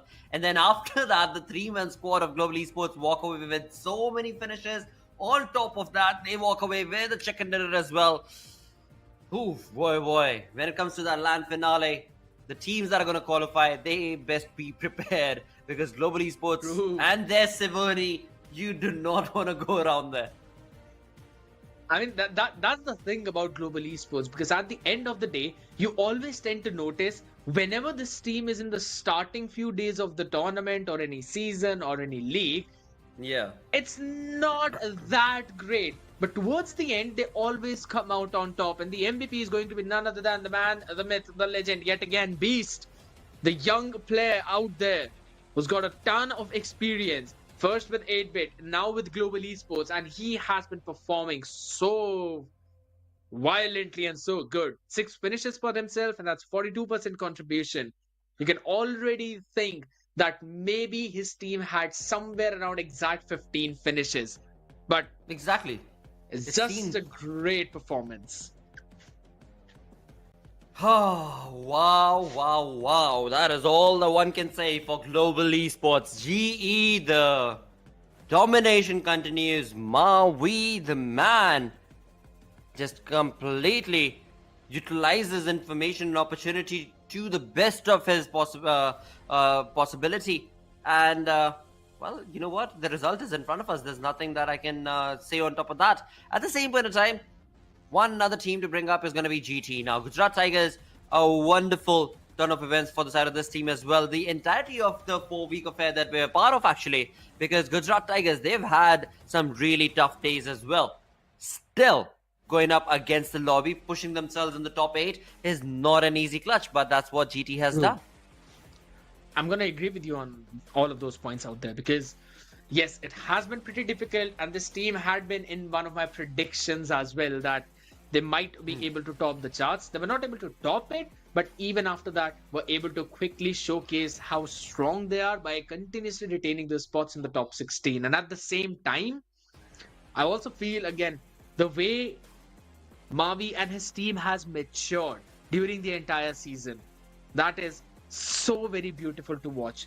Because early on we were seeing there were some problems even in the calls, but right now it just seems so perfect, well-oiled machine being brought in perfectly. And these match rankings show the exact same thing. Just 1 point short of the 30-pointer, 14 finishes, but with a 3-man squad. That is a massive feat to achieve. Absolutely incredible feat to achieve, like you mentioned as well, mate, where Global Esports with a chicken dinner in the bag in the final game that they had to play on day number 2 is looking real good. As I was mentioning earlier as well, for Gujarat Tigers, sitting on that 4th position with 15 points accumulated, a kudos play and effort being showcased right there for GT. For Team Forever, where it mattered the most, they have delivered and find themselves on that 5th position with 13 points, which I believe should actually, after the upcoming 3 games, still maybe keep Team Forever in the top 16. We shall see what the overall rankings say. But IQ Soul, I mean, they're here for fun. That's what you can clearly see. As soon as they jump onto the pole position, they're like, all right, boys, you know what? We're here. We've dominated. Now let's have some fun.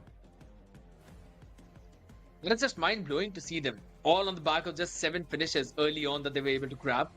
Yes. Staying put in that 6th place, just above Team Godlike, who are 1 point away from them. And then just below them, with a couple of points away, God's Reign. Yet again, not having the best of the best games.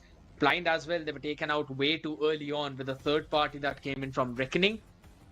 And only because it was Soul who got 3 of their members out.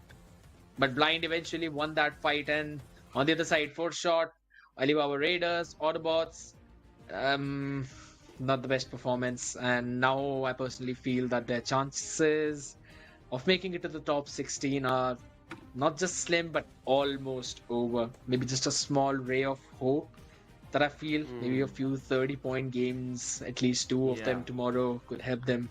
But that's just me being overly optimistic. I'll be brutally honest. It becomes way too difficult to pull out a 30-point game, let alone 2 of them straight up. Absolutely. It's not just slim, it's way too grim actually. when it comes to the possibility. But that's the fact of it. That is the fact of it that only 16 teams of the 32 lot are going to qualify. So there will be a few names that will already be dropped down to that list where there's no way that they're going to be able to make it. And of course, with Group A having already completed their games, Group C having already completed their games, there are a few in this lot that are looking with a tough luck. Though, in those tough luck teams, I really do want to point out Crore Esports for the commendable approach and effort that they've showcased, especially in this final week number 4. Tomorrow is another final day, so it's not that it's all grim and dusted. Tomorrow is another day where they can iron it out, try and play up to the style that they've now gotten back to, which is working perfectly for Crore Esports. But again, enough of the down conversation, because now we're going to be moving away from the top three, these teams that have played the first 3 games, and now move on to the upcoming 3 games where the groups themselves are going to be changing. And with that change, as you were mentioning, we have a lot of teams to look forward to. We've got the likes of Chemin Esports, Carnival Gaming, but all of that we shall discuss more and more later, as right now we've got the overall ranking on our screens, and look at that. On the first page itself, IKSoul Global Esports, they're looking very good with the second chicken dinner in the bag. Global Esports sitting on that second position, but what a play. Entity Gaming on the third with 1 chicken dinner, and they are yet to play the upcoming 3 games. Chemin Esports, another wonderful team with 2 chicken dinners with yet 3 more games to play. They are sitting on the 4th position. So if history is to repeat itself, Chemin and Entity, they are going to be jumping above the teams above them. Definitely be possible, but on the other side, in the second page, we're going to have God's Reign retaining the spot at 9th and Gujarat Tigers on 10th, followed by Team Forever, 12th on Godlike, and then it's Alibaba Raiders with just 1 extra point have now overtaken Orangutan. But there's the thing, Orangutan, Carnival Gaming, both of them are yet to play their end of 3 games, just as you previously mentioned. Reckoning still being on the 16th spot with 230 points, equaling Carnival Gaming. They're bound to be overtaken now after the commencement of map of Sanhok, until and unless, of course, all the teams below them are just taken down early on without even a single point, and we all know that's not going to happen. True. So it's going to be tough for them. But the last day, with the last 3 matches that they've got left, they've got to bring out everything they have in the arsenal. There is no room for any kind of strategies being saved for the LAN. It is now or never for them. And I'm going to repeat the exact same thing tomorrow as well. Because on this page, now we've got Big Brothers Esports just 12 points away from the top 16. Genex FM Esports as well make it 14 points away. And they've yet to play all of their games. FS, they had a very solid run. I'll be very honest about it. But they just fell short in that last game. Otherwise, the gap would have been even smaller. Maybe just a few extra points and they would have been even further ahead. Again, though, I mean, FS Esports, they will have tomorrow to raid in Supreme as well, and hopefully be able to capitalize on the opportunity. Because right now, what they need to worry about is the other teams below them not playing too well. Now, in all of this, when it comes to this 4th and final page, as I was mentioning earlier as well, Crore Esports, the tough climb that they've been part of yesterday and today has really done wonders for them, but they've just missed out on the train, and that in turn gives them the 27th position. And that itself is going to be changing, because if you look on to the teams below on the 29th, 30th, 31st and 32nd position, they are going to be playing their upcoming games. So that will definitely imply that Crore Esports as well as Wingor Esports, they're probably dropping down from their respective position. That is indeed true, but what they wanted was to end up at least on page number 3 today. But I would still say there's hope for Team Xpark, OR Esports. They are somewhere around 30 to 40 points shy. But there's a possibility. If they have some good games today, maybe a chicken dinner followed by a couple of games with 10 points each, they should be able to enter in the top 16. It's going to be risky, but I think so the cutoff itself for today is going to increase from 230 to somewhere around 240. And there's also the desk of the Hindi casting, which are discussing the exact same thing. Some pretty good people out there to check them out too. But at the same time, yes, it is going to be pretty difficult for them, but I am looking forward because again, now we're going to have Chemin play in front of us. Orangutan, Hydra, Yes. Carnival Gaming, as you also mentioned, middle, a team that's still looking to at least end things on a good note. Team X-Park looking for their own footing. It's going to be difficult, but they've got to do it now. They have to do it. There's nothing else that they can be a part of apart from just getting it done. Simple as that. At the same point in time, my eyes are definitely going to be rooted towards Carnival Gaming as to what kind of a play are they going to be making. They have been caught out yesterday again and again, thanks That's to, true. I guess, their rivals now we can call them, IQ Soul. But today, one wonderful thing for CG is going to be their so-called rivals are not going to be playing. And so that will create an opening for CG Carnival Gaming to be able to capitalize upon the opportunity and solidify themselves. At the same time, 264 or something were the points that Team Forever have been able to accumulate. Now they're sitting on the 11th, 12th position. So the teams below them, they've got a 30-point difference that is keeping Team Forever secure. I wonder if that is going to get shifted today. The 30-point difference, is that going to get overcome today? Because if that happens, then tomorrow's games are going to be brutal. There's no question about it. In fact, tomorrow's day is going to be brutal. In that conversation, I did not want to bring up teams like Reckoning Esports because, well, let's face it, they're sitting on that 16th position. They are dropping down. There's no question about it. But we'll come back to that tomorrow when there will be a chance for them to rise up again. Yeah, again, that's going to be their last opportunity, the last 3 games. And it's pretty difficult to build the momentum in those 3 games. You just have to jump in the game and you have to start killing it. No matter what, you have to start finishing people off. That's what you need to do. Because, again, hey, you don't have that leeway of 6 games wherein you can try and build something up for the first 2 and then slowly and steadily increase it even further. Or if in case you do not have some good 2 games, you've got at least 4 more wherein you can change things up. No, that is not how you are being able to do things. You only have 3 games. All of them are sprint. You either perform or you don't perform. You mess up in 2 of those games. In the third one, you can just potentially try and get some redemption points for yourself. And that is what has been happening for the teams who were down bottom in that leaderboard. But yet again, on the other side now that of the spectrum that we'll see, it's still OR who've got that possibility of around a 33-point game to try and bring them up in the top 16 or at least close to them, maybe on page number 3. We're talking about Big Brothers Esports as well, Team Together Esports, Entity Gaming. Entity have been like just the champions. They'll probably end up being on the top spot either ways. But all the other teams, these are the last 3 games that you can attempt to close that gap. After this, there would be no coming back. It's either a chicken dinner or it's absolutely nothing.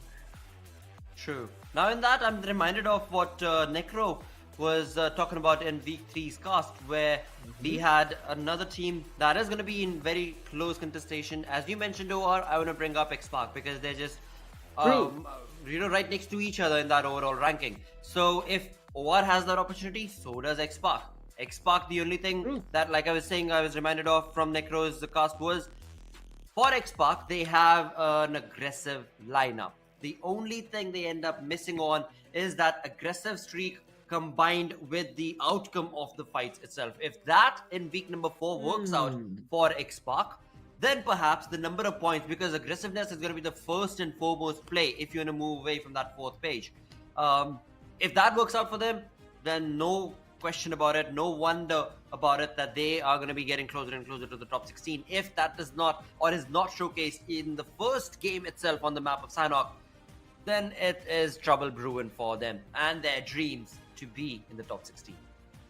Now here's the thing, right? I'll be honest. Yes, it's pretty difficult run for them, but Team X-Park, they've got to work like a machine. They are working on their individual mechanics. As a team, They are facing some troubles in their rotations. True, very true. They are facing the troubles in the timing of their entry in the circle, let alone the positioning. They have shown that yes, they can take those chickens not just once, couple of times, but even after that, it's consistency that you need. It's not just the chicken dinners. It's performance in almost every single game. If not always in the top 3, at least in the top 5 or at least in the top 8 with few extra finish points to make you reach at that 10-point threshold. That is something that has been missing from both X-Pac as well as OR. So they both got to work onto this. They do. They certainly, most certainly do. In fact, another fearful thought that while you were mentioning about consistency that was brought on to me was that, we're kind of giving casters a bad rep right now in this tournament, or the tournament is giving us, the analysts, a bad rep because we talk about consistency. And from the start, I have mentioned Carnival Gaming being that one team that is always consistent. They're never in the limelight, but they're always sneakily getting those points for themselves. They are never in the limelight, but always do so. This time around, in the previous day itself, we noticed that, that kind of playstyle is also not going to work. You need to change that. And that change was brought in from another team with the same approach called Chemin Esports, who again try and stay away from the limelight, bring in that consistently. But as soon as they are pushed in a corner, Chemin Esports, they burst out like a lion with flames, and that in turn provides them with the aggressiveness that they need to be able to get those points and still maintain that secure consistency. If not in placements, then definitely with finish points. But yeah, this tournament, it has turned into quite an eye-opener for what 2024 has in store for all of us, because as we've seen some absolutely ludicrous strats being applied from the likes of IQ Souls Ronnie, we've seen some absolutely incredibly synergistic plays being made from these teams to be able to compete. And when you're talking about getting into a cutout of 260 points, that is not an easy climb. 260 points in a 4-week-long affair in a tournament where you're only playing 3 games per day. True. Enough said. I mean, there's also this thing about, you mentioned Chemin, right? I would like to call them the cats of this entire group, or not just this group, of the entire leaderboard. Now, hear me out, hear my thought out. So what they normally do is that they always stay away from fight. Just as you said, stay away from limelight. We have seen their playstyle in the earlier few weeks. Stay in one corner of the map, tank the first 2 blue, and then go inside the circle when it's the third one about to hit it. So they're basically attacking the first 3. And once they go there, they try to identify some open ground which no one has occupied, and they insert themselves in that way. Or at least try to get some good third party on time. And they always have at least one person in the back lines. If things go southwards, they've got that one person with a heal strat. And on the back of it, they were also literally topping the leaderboard at one point. Now, yes, they've kind of dropped down, but so what? They're still in top 16, not facing any problem. And they are also stepping up aggressively to take those fights. Just as you mentioned, pouncing on their opponents once they're pushed in the corner. And that's what a cat does. You push it to a corner, and then it will strike back. That is exactly what Chemin Esports is doing. And it is working out for them. So yes, I will agree with you on 100% note that that's what Carnival needs to do. But at the same time, 8-Bit, a team that we have been talking about so very less, it showed some signs in week 3, but again, it just seemed to have vanished on day 1 of week 4. It has. It definitely has, and that is definitely not a good lookout for 8-Bit, of course. And as you were just mentioning this, right, that when it comes to the upcoming teams that are going to be playing, upcoming groups rather, that are going to be playing, of course, we mentioned about Carnival Gaming. Again, the biggest factor of the upcoming groups itself is there are so many teams in here who, when it all started off, like for example, Team Prince for that matter, it was looking like, okay, there is a possibility, there might just be a chance. Hasn't worked out. Team Zero, they have been ironing it out. They've been trying to figure out the best way, the best strats, changes if at all required. Hasn't worked out. In all of this, then you can definitely bring up names like 8-Bit, OR Esports, even for that matter, OG, X-Pac. With big names, there comes a big Herculean trouble of being able to maintain that big name. And that is somewhere along the line that I think is being faced very harshly to these players, where they try, but it's just not working. What needs to change in this week number 4? Hopefully the zones are safe enough for them. That's what I think. Never mind the strategies, never mind their opponents, never mind their plays, never mind the rotations. Hopefully the zones are okay for them. That's all that I would like to call upon BGMI gods for. You know what, for 8-bit, I would like to mention a specific point, because we've seen this team and every other fight that they were taking previously in prior in week 1, week 2, they just seemed to be so disconnected. They were disoriented. They were trying to go for their individual plays. Yet again, I mentioned about these points for all the other teams because these are the main issues that teams need to fix. They were playing kind of individually. There were situations when they were trying to slam onto other team, and then there was just some confusion in that decision making, wherein they would eventually end up in a situation where only one person is left and they're trying to make their exit. And this has not happened just once, maybe a couple of times, maybe more. Even Juicy, while we were interviewing him, he mentioned that during those last circles, there's just so many teams alive, so many players alive, that it becomes difficult to figure out the best spot because you are always getting fired from multiple directions. So getting themselves inserted in the perfect zone is going to be the key. But we are going to quickly look ourselves into the map, as it's going to be off the one of Sanhok, and it's Group B and D up against each other.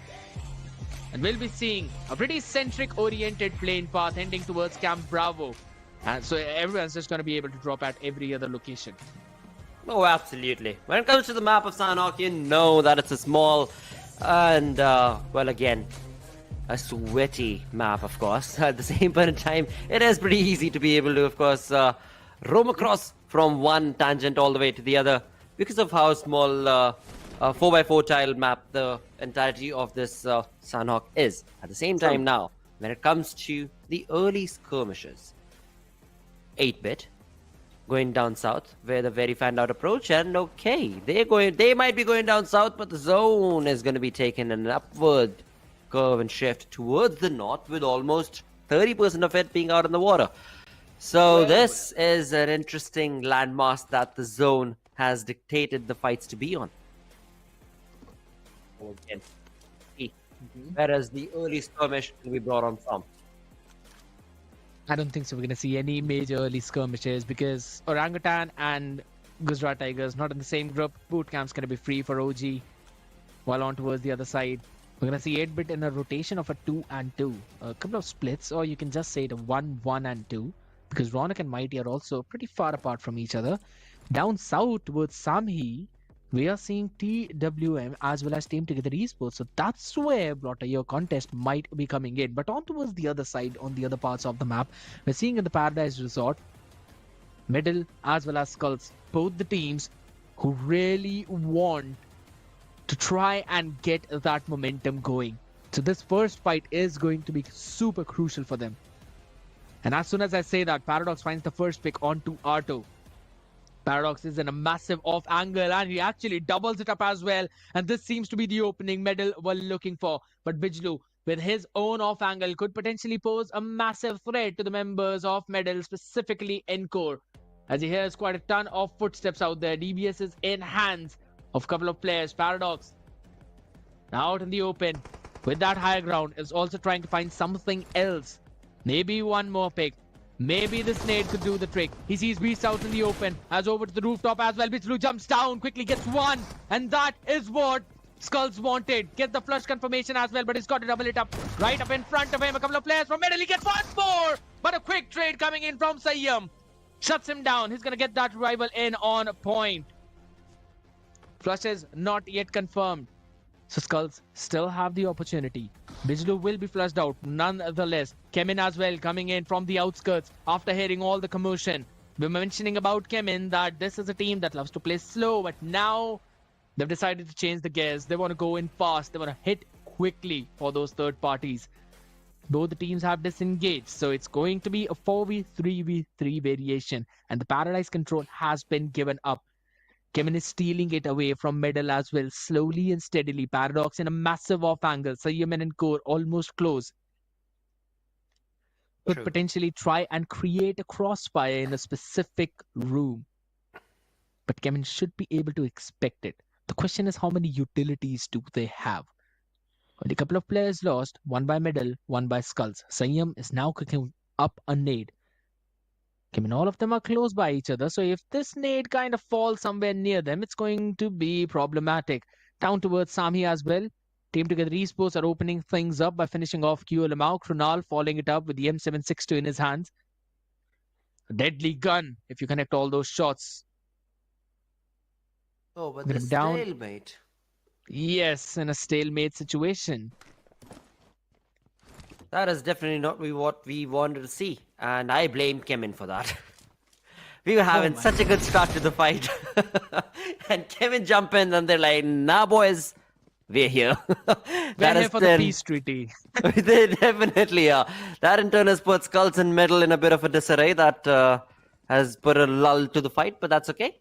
As there's another set of teams that are, of course, as you mentioned, TTE against TWM.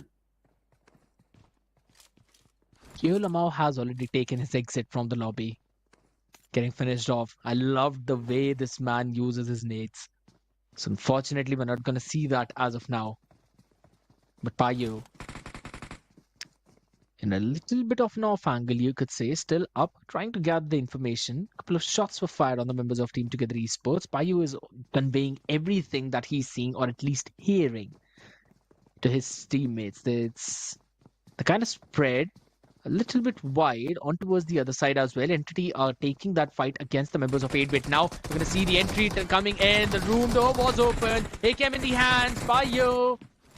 Oh my god, he's been deleted. That was Ace, if I'm not wrong. Krunal was able to finish him off. With the M762 in his hands, now changes it up to UMP. Good weapon. Close and personal, he wants to go in. Krunal can hear those footsteps, or at least the commotion. Wants to try and triple it up as well. DBS within the hands of those couple of players out there. TWM Sam jumps down. They're trying to find the last remaining players. They want to try and find those openings. A couple of shots being fired, but Sam has got to hit that reload. 14 bullets in the mag now. Goes in for a quick nade. Ninja was able to find another one. Oh, wonderful. That's brilliant.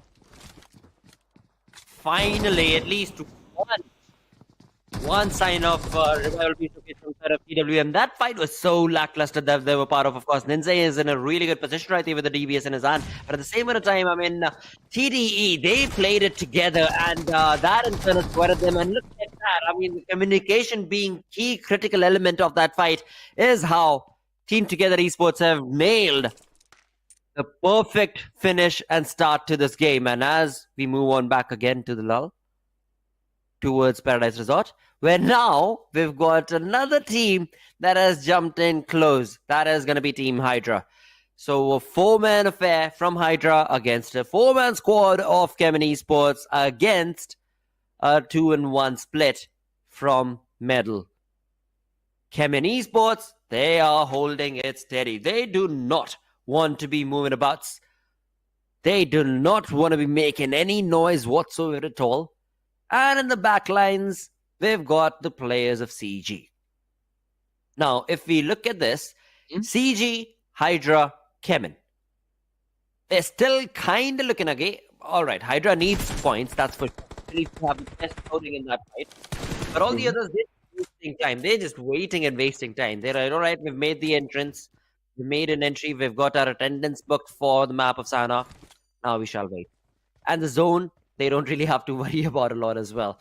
But on the other front, the fight that we were just part of prior to Paradise Resort, it is going to be now taken on and controlled by the players of Entity as they push on ahead to take on the surprise to the face of Team Together Forever. Team Together Esports. Team Together Esports again. Yes, they were together, but not forever. Because they have been picked apart one after the other. Ouch. I ended up rhyming that. Now was it intentional? That was beautifully done. That was beautifully done. Go ahead. Yeah, that was intentional. We're gonna see Entity now slowly creeping ahead, moving forward. They are only trying to find that one last man standing. They had a couple of frags taken down for the members of 8-bits. They were there to punish them. But now they want to try and take that fight to this team. Team Prince as well, slowly creeping ahead. The members of OR, they are already a step ahead. But they've got a lot more to do. The team on Vikendi was unstoppable, but even on the map of Sanhok, we saw some amazing plays from Team Prince. They'll be ending things off on the map of Erangel, and we're always hoping for a nasty play or at least a massive play from this side. On the other side, though, OR again looking for their form, struggling a lot. Zap, Pro, Admin, all three of them remaining. Prince now wants to quickly rush things up onto Zap. He's got a Molotov in hand.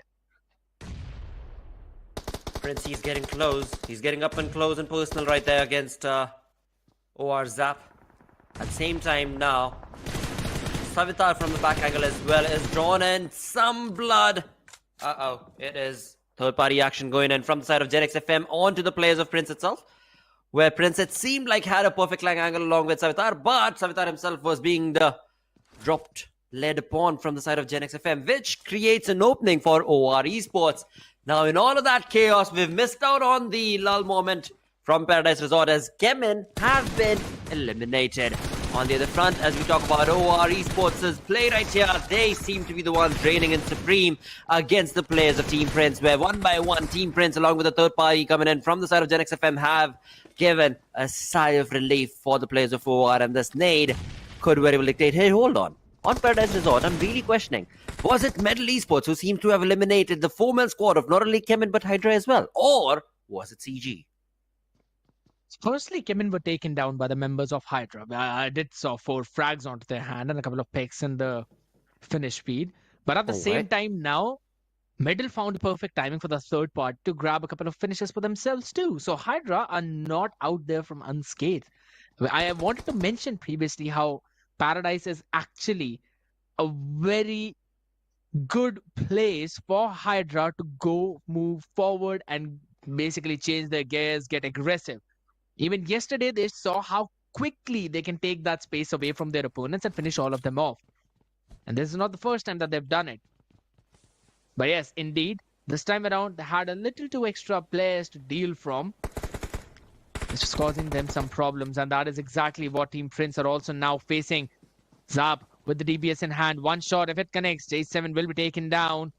If not, then AJ will be the one who will prevail. We've seen multiple times Team Prince in the action. They've already lost a couple of players thanks to the invasion of Gen X FM out there. But DBS for AJ himself. He can try and find one. But look at the patience. Pro was taken down. Proactive play from J7. But as soon as he does that, AJ has been finished off. And flushed up as well. All down to Zap. Door being opened up. Jackson! That was pretty awkward place to be at, and Zap ends things up with a 3k for himself. Stage 2, and they're down to 12 teams remaining with 40 players in total. Gen X FM, they've been part of this third party for a long time, and they are still waiting on for that opportunity because they know there are teams in this compound, and namely OR Esports are the ones that Gen X FM are going to be waiting for. At the same time, when it comes to the zone, looking at the zone, it is looking very comfortable for all of these teams as of now. What we need to see is who will create the first blood affair between these two teams. A 3v4 affair between OR against Gen X FM. And as far as the zone itself is concerned, we were talking about it. Apart from Entity, all the other teams are looking secure. And now Entity making a late rotation as we get closer and closer to stage 3. Brutally honest, the only 2 teams who I personally see might be contesting for the chicken now should potentially be Big Brothers Esports. I was about to say something, but then the zone just decided, you know what? I'm going to go on top towards Cow. But yes, we're going to see Entity. You know what? They don't even seem to be coming in the map right now. They are all out in the blue, slowly making their rotation directly from the southeastern front. Down south of Camp Bravo. They'll be going very long way, following the angle of Mongnai and ending up at Cow, where 8-bits players are going. So the inevitable skirmish they had early on will now be coming to bite them back. But Orangutan, closely followed up by Team Zero, should be getting a few flushes in towards Paradise if the fight breaks out between Carnival and Middle. Now, once again, when all that chaos ensued between the players of Chemin and Hydra, CG stayed quiet. They were around in the vicinity of Paradise Resort, but they still decided to stay quiet. And that staying quiet attitude needs to change, especially in week 4 from the side of CG. That is what we were mentioning earlier as well. And a minute ago, you were talking about how Team Zero should be the ones who should maybe take a dip in the water. Yes, they will, because OG have not been pounced on upon, but they are the ones pouncing on to the rotating team of Team Zero. Now, that is a well-oiled machine. That is what OG are doing. And as this action continues, all the 4 players of Team Zero who were just easily, patiently rotating around have now been stopped in their tracks as Trigger, a perfect spray from his side, is going to be dropping down Shadow, it seems, from the side of Team Zero as well. A point going to be confirmed. The first point being confirmed for Orangutan, and a second one coming in favor as well. My God, such a clean water. You can't hide inside of it. 3 flushes. AK, Trigger, Ash, all of them opening up. My man, Visjot, the only one remaining. I feel sad for him, but also for the members of Team Zero, because it's Dark Lord, the last man standing. We've seen a phenomenal performance from this guy on the back of his, I believe, 7K or maybe 9K. Team Zero had a good game. But on the other side, though, oh my God, no way. Orangutan, you've got to be trolling us right now. You've got to be trolling. No way you are running out in the open on a scooter. I mean, I love that. I love that vehicle. And that's the only reason why I end up playing Sanhok. But no way. Come on. They're trolling, man. They're just having fun. They're trolling us. That is what these players need to do again from time to time, to have some fun in the game. And with that, the late rotating team of Entity have found another team rotating right next to them. That's going to be Gen X FM. Gen X FM, a team that were patiently waiting to bring in a third party, have this time around been spotted down their tracks. There's going to be Spider-Jord, but never mind Spider-Jord, as eventually it is Entity who seem to have been called off from that fight. The final player to put a nail in the coffin. One from OR, another one that was from Gen X FM. Alpha Arc, who was that? I do not know, but that player that you can see far away from Gen X FM is the man of the hour right now. For he was the one who retained the position for Gen X FM, and also at the same point of time, like I said, OR coming in all the way from back, stopping Entity in their tracks. But now we'll have to see, with the 9 teams that are remaining, what sort of an opening are OR going to be able to find?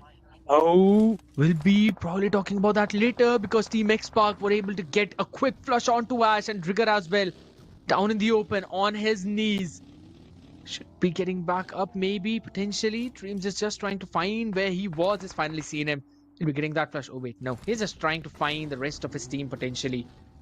But he'll be running off from this place. I was about to mention that the lack of vehicles for Orangutan is going to be their problem, because the zone just shifted way too far away from them, and X-Park was in the vicinity, while also we saw Dark Lord on their 6. So X-Park finding a good opportunity to pounce onto them, taking Orangutan down. This is not exactly the start we wanted to see for OG, but all the X-Park fans are going to be pretty happy. Maybe not, as AK finding a few shots, and look at SkullTz. They were so quiet waiting. Ninja Jord has been taken down. Spray God will be moving in, maybe, but some shots being fired from the DBS will get him down, at least in the HP. And that's going to be the flash coming in from Arto as well. Sarang, the only man remaining for X-Park. Lack of information, and this is what has happened. This is trouble. This is definite trouble for X-Park. Here we were talking about how we need to be able to see the players of X-Park being able to move on ahead. Hey, but that Molotov definitely seems to have done its trick, as Lucifer was dropped down as well. The final player, Sarang, he is trying, but not before Carnival Gaming jump into action. Finally, Goblin, the player from CG, taking down the final player from X-Park, and that will be all that X-Park could sing. But Carnival Gaming have troubles of their own, it seems like, because it's going to be SkullTz players in that same exact compound that CG have jumped on in. somehow a lot of noise being made from SkullTz has not really resulted in doing much, but one nade from Akshat is all that was needed, and just like that, Carnival Gaming have jumped into action with 6 finished points, 6 teams remaining. SkullTz getting eliminated on the 7th with 4. This is quite a sensational Sanhok, if I can say so myself. All of these teams, they are ironing it out. And while they iron it out, they are being pushed to the extremes to be careful of those flank angles, but also convert every single opportunity that you get into points, those finish points. And that is what CG has done gracefully. That is what Entity were part of. That is what OR were doing. And now it is the chance for Team 8-Bit. But what is the zone playing at? You know what? It just feels that the zone is kind of trolling, but so are the members of 8-Bit. Both of them in the same vehicle. Not just both, all of them in the same vehicle. Pro was just able to get those amazing flushes. Oh my god. And with the blink of an eye, it's stage 5. And this is the first time, Blotter, that we are seeing only 5 teams in the stage 5 circle. Absolutely. Of which only Carnival and Big Brothers have got 4 players standing. Yep. Now that is lovely to be able to see. For CG, they've got half a compound to work with. And a fanned-out approach from the side of that team from South. On the other front for OR, the momentum has been absolutely ludicrous with 3 players remaining from their side. OR has been able to accumulate 8 finish points. On our screens, we can see Big Brothers. Players slowly trying to get all 4 of those. Look at the position of OG coming in. Yes, Big Brothers are trying to get their members up, but AKOP's Nate has to say the otherwise. Sarvet, as soon as he was brought up, was taken down. Uzumaki as well. He's so very low in that HP. Safe has now noted the position of AK. So 1 nade and he's going to be flushed out. Throws out a molly to try and get 1. Oh my goodness, that nade does so much damage. He's got to patch himself back up. Circle, pretty close to them. I would say, I would agree on that fact, but still they've got to go for a decent amount of way. And Big Brothers are the ones who are stopping their way. And it's every single time we've seen Big Brothers out in the action over the skirmishes and over the edge. That basically takes them down, and AK this time is trying to go in for that push. Will be taken down as well. Orangutan are just losing their members. This is not what OG wanted. At the same time, Big Brothers, they've made a lot of noise, and now in front of them are going to be the players of OR as OR come into this action. Pro Admino all together against the players of Big Brothers. OR are going to be that much more closer to the zone. The 2-man army on the other front for Big Brothers. The final player from OG from the backlines is going to try and reign in supreme. There's God. He's got 4 first aids.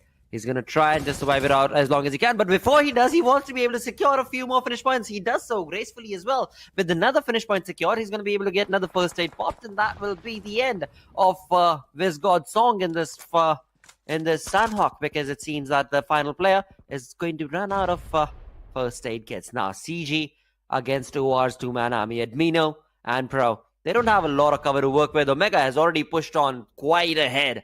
And with the nades and utilities being brought on from the side of Omega, this is tough luck for OR. But the best part that I can now see is that OR actually have a lot of information based on the height that they're on, but that's not going to be able to do much because Goblin with the DBS in his hand is going to be able to just completely annihilate the competition.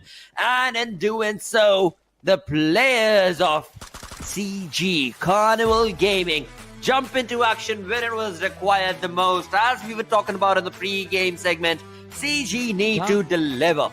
And they have done so wonderfully in style and gotten themselves an incredible chicken dinner. Winner chicken dinner in the back for CG. The one team that they were not happy to play against perhaps was IQ Soul this time around. They're nowhere to be seen in the lobby. And that is what CG has to offer. I'll be honest, I think so. It's OR who got the chicken because I saw a couple of finishes No by way. Pro. I think so. No way. So. I'm not 100% sure, but in the finish feed I saw a few picks from OR Pro. Goblin with the shots was absolutely brilliant because I did not anticipate him to be jumping out of a vehicle that was going that fast. But he was still able to take down the members of OR. Now, that's something that again, this is the kind of potential very well mentioned that Carnival Gaming has, and we don't usually see them perform up to it. I love whenever Omega brings out the calls to take the fights. That is the way I love to see Carnival Gaming play. This roster has got absolutely insane firepower. But on the other side, You know what, mate? this time, Just the like way- you are talking about how, my apologies to cut you off, just like you are uncertain, or well, I am uncertain as to who got the chicken dinner. It seems that the game is uncertain as to who to give the chicken dinner to, because winner chicken dinner definitely is something that is on our screens, but who does it get to be? Oh, I'm just gonna say, Please I mean, tell I'm us, gonna- please tell us. I'm gonna place Oh my my. bets on What? OR. I'm gonna place my Dude. bets on OR. It was a 3v2 affair. It was. Okay, well, however it plays out, I am definitely happy for CG as well as OR. That's how I'm going to leave it at. A clean slate is where I'm going to leave the conversation at. Wow. That is indeed true. But again, at the same time, the way it all panned out, the way Carnival Gaming went in for their rush, that's something that we really love to see. But not Oh, just yes. that, it was also the way OR was playing this game. If I'm not wrong, they had 8 finishes in their hands. They were doing absolutely insane job at this point, because we never saw OR being this aggressive. This time around, they were super aggressive. Absolutely, and that is something that will definitely help out in terms of OR, and their the playstyle will help them out because of the momentum that we were asking from them to be started off with an aggressive stance. That is what they did. At the same time, we had 2 teams who were right next to each other on that 4th page. OR followed by X-Park. X-Park couldn't really deliver much, but OR did so, and they're going to be jumping up ahead. And of course, along with that 12 placement points or 15 placement points, along with the 8-9 finish points that they got, this is going to be a big jump from OR, and I'm sure the fans are going to be happy for that. Yes, that is true. And I've just rechecked by every single pause on the footage. It is Carnival Gaming that got the chicken for themselves. Oh my I was God. wrong. I guess, I was the one who lost the bet. But yes, a great game from them. And the fact that they had all 4 players standing on their feet. Right. That is a great feat to achieve yet again. But on the other side, now since we're already talking about how Carnival Gaming has performed, I want to bring the light to the way OG was playing in this game. And I feel so very unfortunate for them that they were not able to get inside the circle perfectly on time, because they were flanked. Firstly, they had to take care of Team 0, and then the zone moved away from them, wherein Team X-Park, they just pounced onto them after getting a pick on Ash, and they just followed it up with even more by taking Trigger down, and they moved forward in the circle.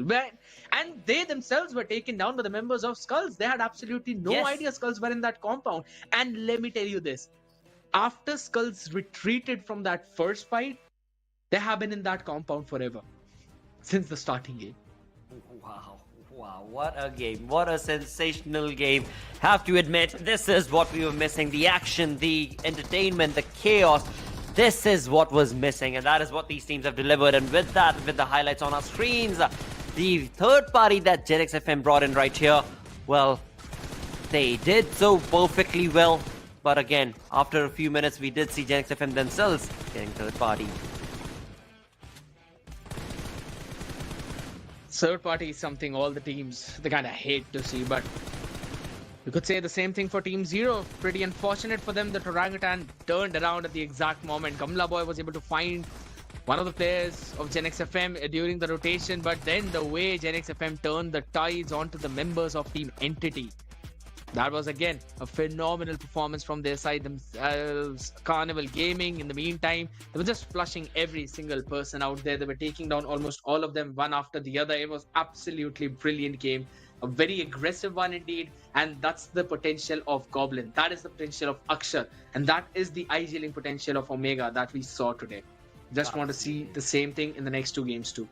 Oh, 100%. There is no question about it, because if this is how these 2 groups are going to be starting things off, then that means that the upcoming 2 games, one on Vikendi, and then of course the OG map of Erangel, we are in for a treat, that's for sure. And that in turn, I hope, means a lot more aggression from the starting of the game itself. Of course, on Sanhok, that is what is expected because it's a small 4-tile map.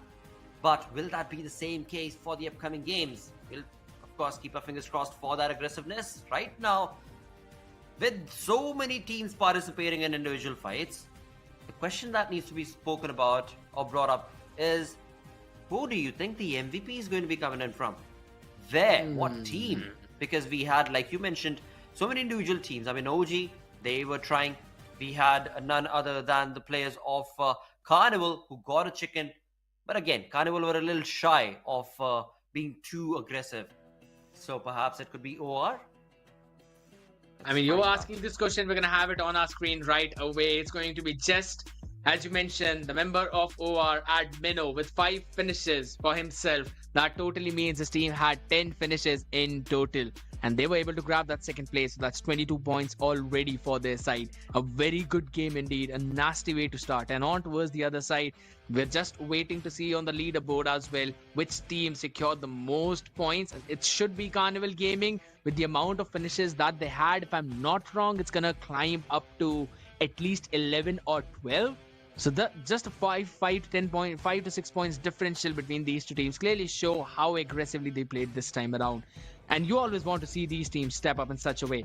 But on the other side as well, I want to talk about teams like Hydra. They had an opportunity. They tried to take it. Chemin were taken down in an early skirmish, but then Medal capitalizing onto that. Absolutely. And as we move ahead from the MVP to the stars of the match, let's get them on our screens. Let's find out who got a real good vibe right here in the stars. We've got, well, from Best Companion, SkullTz Beast with 2 rescues and 1 assist. A decent performance coming in from there. And then the finisher was Hector from CG, from Carnival Gaming. 1 finish, the only finish to be the finisher, along with 2 assists. But again, a kudos, valiant effort being driven from the side of CG for having got that beautiful chicken dinner for themselves. But now it all boils down to how many points did CG walk away with, because OR, they had the finishes. Oh! There we go. Oh, wow. I thought OR would have more finishes, but it seems Carnival Gaming, they were looking pretty good as far as the finishes were concerned. So 10 finishes along with that chicken, 25 points. Then comes in OR with the second position and 10 finishes for them as well. Followed by Orangutan. So they came out third with 5 finishes, so 15 points for their side. I would say this game was still pretty decent for them, given the fact how Zone was going so far away. And followed up closely by Gen X FM. This is possibly one of those matches that we've seen. All the rankings, the match rankings of the teams are in the order of their position in the game. Pretty much. Carnival, Carnival, they were first. They're at first place. OR, 12 points, second place. Orangutan, 10 points, third place. Followed up again all the way till Team X-Park. Only we see the change is where 8-Bit is. They had 4 finishes for themselves and then they were just blown to smithereens by OR Esports. Because both the players were moving in one of their cars, while Entity, since we are already talking about them, they are the ones who made sure that Team 8-Bit only have 2 members remaining, because they took early couple of players. If I'm not wrong, one of them were probably Juicy. But since we're already talking about that, might as well have a look at the overall rankings as well, ladies and gentlemen, because we will see some changes possibly, but not in the top 3, but after them. Absolutely. As it comes down to the top 3, they're going to be remaining same. But if you look on to the total points, Entity, with the game that they just played, was not the best one. They're just 1 point shy of that second position.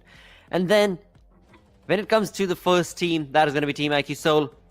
329 points. Again, 5 points shy is Entity. So we know in the upcoming 2 games, Entity is definitely climbing up the ladder. There's no 2 ways about it. Chemin Esports were handed a tough luck right now in this game. So hopefully in the upcoming one on the map of Vikendi, things can change for them. But like you perfectly mentioned, on the first page, there's not a lot to worry about. But the second and the third is where the line perhaps is going to be drawn. Not really, actually. It's Orangutan moving up to the 12th place. Yes, Carnival Gaming just following them up. Even after that chicken dinner, they had a humongous 10-point lead from them. They're still 3 points away from OG. But again, making sure that they're slowly moving forward is the name of the game. OG would try to end up at least somewhere in the top 8. or if not top 8, then where God's Reign are sitting right now, the 9th position, because that would give them enough cushioning. And so is going to be the case with Carnival Gaming, looking at the exact same spot.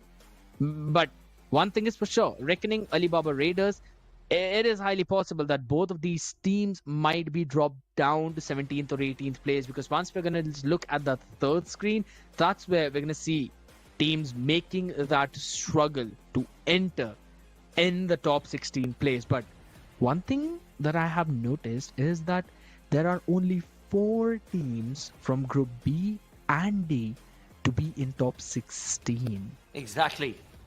Right now, that's only 4 teams. But again, in this upcoming game, that is going to be changing for sure, it seems like. Because, well, when it comes to Reckoning Esports, their points aren't that far off from Genix FM or Big Brothers for that matter.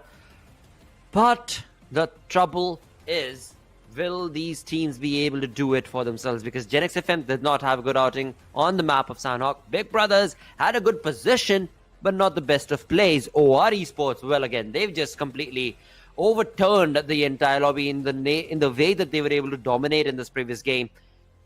At the same point of time, now we need to be a bit careful about now we need to be cautious of how 8-bit plays, because if 8-bit does not change their play style in the upcoming game, then the climb up ladder for them is going to get that much more tougher for tomorrow for 8-bit and the others below 8-bit, because the points distribution is the difference is going to get increased quite a lot. That is absolutely true, and the same is going to affect the sides of X-Park, because I would still say they kind of had the okay game, but they need something better. 195 is just not going to cut it. They need somewhere around like a 20 or 30 point a game. If not one 30-pointer, at least a couple of 25-pointer. That's what we are looking at. Otherwise, it's going to be even more troublesome. For all the teams who are anywhere below them, Team 0, SkullTz, Medal, TWM, they would just be trying to look for a way to end things on a good note, because it just does not seem that they would be able to close in that gap, because it's increasing even further. It has been somewhere around a 70-point gap now, and the way that they have been playing, it just, let's be real, feel almost next to impossible for them to make that comeback. I would be happy if they prove me wrong. I would be one of the happiest person out there, but that's going to be, again, the same situation being brought out in front of these teams, that they are trying to qualify for the top 16. But you guys do not have to qualify for anything. All you need to do is just scan the code right now that you're seeing on your screens, and you would be able to get that ticket for the LAN, which will be held in Noida Indoor Stadium between 16th February and 18th February. That is where we're going to see the top 16 that will qualify tomorrow. So you have to quickly scan it, because there are only limited tickets, and you do not want to miss out on an opportunity to see these players live on stage. That is so true. That itself is so true. From 16th all the way till 18th, the Noida Indoor Stadium, it is calling you. The zone is set up over there. All you need to do is don't fly out there, just drive out there. I think that'll be easier. But at the same time now, we're going to be moving on to the second last map of the day for Group B and D. It is going to be Vikendi. What is the expectation here, Scariot? Vikendi is a kind of map that, again, pans out very slow and super slow in that matter. You always see teams not going for any early engagements. They take their time. They want to make sure that they've got some good positioning, some good loot in the game, and then they move forward. Plus, the zone itself, it kind of moves slower than as compared to the rest of the game. So that's one reason why we see those slow rotations. But maybe we're going to see some pace change. We did see that happen in Group A and C. Maybe something similar is going to happen in Group B and D, because there are teams who would be looking to move forward in that leaderboard. There are a lot of teams who are still not in top 16. They will be looking to make their way, almost apart from 4 of the teams, if I'm not wrong. That's Entity, Carnival Gaming, Chemin, and Orangutan. Every other team still need to find a lot more points to move forward. So I am being very excited, but at the same time, pretty curious to see which of these teams will actually make it in the top 16. It still seems pretty difficult, but all that said is said, ladies and gentlemen, we're going to be jumping into the map of Vikendi, the second last game of the evening.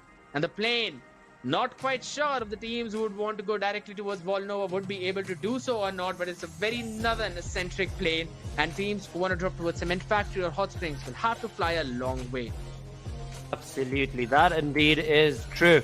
Right now, as we get started off right now, we are going to be looking at slow and steady progress to this flight path, and that in turn is going to be providing us with the most important critical information. Where are the teams dropping down to? We've got the likes of Chemin Esports, slowly but surely, again, not having a good start to the previous game. This time around, they want to be moving away as far as possible from their opponents and get themselves secure, perhaps down south towards Miramar and the compounds around in the area. At the same point in time, when it comes to contestation, as of now, 8-bit with a 2-man split are going to be spreading their wings a bit more confidently than I would anticipate from their side. Now, again, nothing taken away from 8-bit because Ronak, Mighty, Madman, and Juicy, they're all really experienced lads. Right now, the question is going to be that the way they need to be playing the game, it is sticking together at the same time, working towards getting as many points as they possibly can. That, in turn, is something that I would love to see happen for 8-bit in this game. For now, as we move on ahead, a very good contestation that can be dropped on perhaps is going to be between the players of X-Spark, and if I'm not wrong, it is going to be SkullTz and Foshaw. No, hold on. TWM, my apologies. I mean, it sometimes happens. There are quite a similar colors out there. Even I face that problem. But yes, it's going to be SkullTz up against TWM. And both of these teams are just looking for a way to try and make it in top 16, struggling for the form. So this early on fight might potentially be the way for them to go. We saw previously how SkullTz and Middles were closely in an area, but it eventually ended in a 1-for-1 trade, and that's all. Maybe that could potentially happen right now, or we'll just be ending in a stalemate. Unfortunately, Blotter, we might not see them going in for the fight. TWM, in the meantime, though, found an opener from behind. All right, that off angle kind of worked out. As soon as I say that we might not possibly see an aggression, we see an opener. On the other side, though, Chemin are trying to take the fight to the members of Carnival Gaming. Okay, now that is something we did not anticipate to be able to say. Carnival Gaming going down like that, but it is kind of good that they had a really good start to this day, because the previous game, they were very much in control of it all. Whereas on the other front, right, we've got the players of Chemin who did not have a good start, taking on some very crucial early knocks and points for themselves. On our screens, though, what's happening is a bit of an interesting stalemate situation that both of these teams do not want to be a part of, should not want to be a part of. What is happening right now is the teams that are at the bottom of the leaderboard have figured out where their opponents are at, and so that's the fight that they want to be going up against. Whereas it would have been that much more interesting had SkullTz gone up against, let's say, CG, and TWM, let's say, would have gone up against another team that's performing really well. Now that is the kind of playstyle that I anticipated from these teams on the fourth page. But again, each to their own. That's no worries at all. But eventually, it does turn into a stalemate situation where this time around, both of these teams are about 1,600 meters from the zone. At the same time, if you look onto the mini-map towards the top right-hand side, the team in yellow, TMW, they have the players of SkullTz very much in control from individual flank angles. What we need to be able to see now is TMW create an opening, because SkullTz, they're only a 3-man squad. That indeed is troublesome for their side, but at the same time, I think so TWM would want to make a calculated play. They do not want to rush in for any kind of fight. They want to move it slow and then try and figure out the position of the members of SkullTz, because we have seen the firepower from SkullTz. It's not that weak. They're also a pretty solid team in terms of that. So, of course, we'll probably be looking at a situation where TWM would try and find a pick or two on the back of the utilities and then would try to move forward. But at the same time, I really want to look at the other part of the map. Thank you so much that we're able to finally see the entire map itself as Team X-Spark up on top towards the northern part. Well, on the other side, there are quite a few teams middle on Dobromesto's side. Down south towards Mawatra, we're going to see 8-bit and even Chemin, extremely south. They found a couple of openers on the members of Carnival Gaming, but were not able to quickly get them into flushes.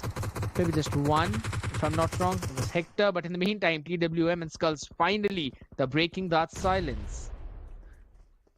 They definitely are. And breaking that silence is what we were waiting on for as well. And the best part being that right now when it comes to the zone, it is going to be locking itself towards the south. Yes, that is true. Kyulamau jumps, tries to spot someone, was not able to. So at this moment, we're still going to see nothing but a stalemate. Team X-Park as well are in the vicinity, and Bayo was able to actually find a pick on the members of X-Park who wants to jump in probably for the third party. Kyulamau still needs to win that important, crucial duel. The Molotov was stopping the person from moving forward and also taking down the other one.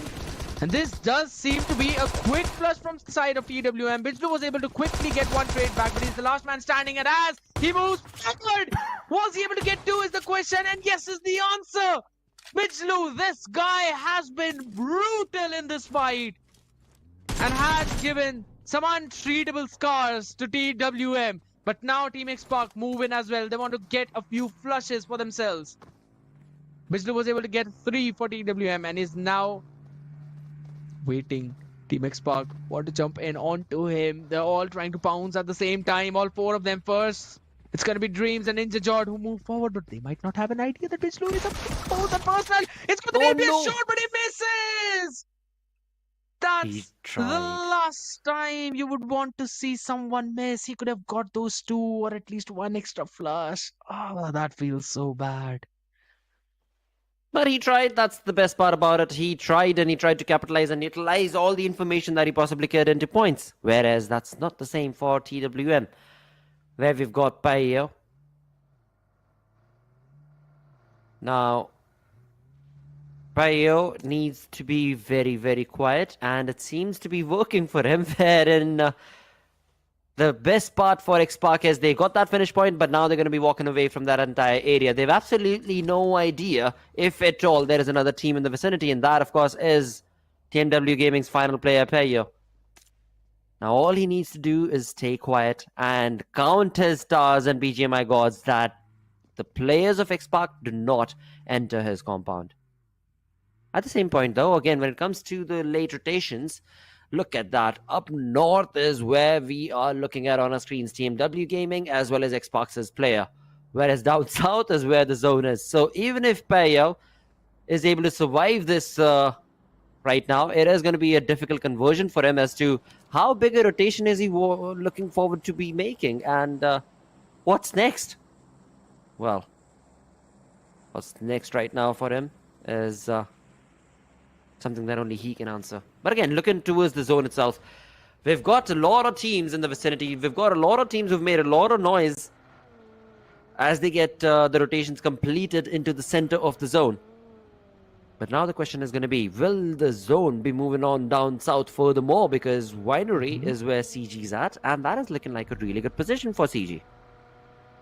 Only until the zone decides to troll all of us and move up further north or maybe towards east. That it has the tendency of doing that. But all the teams who are very up north, like Team X-Park, also OR, would be looking to converge in from somewhere around the area of Villa.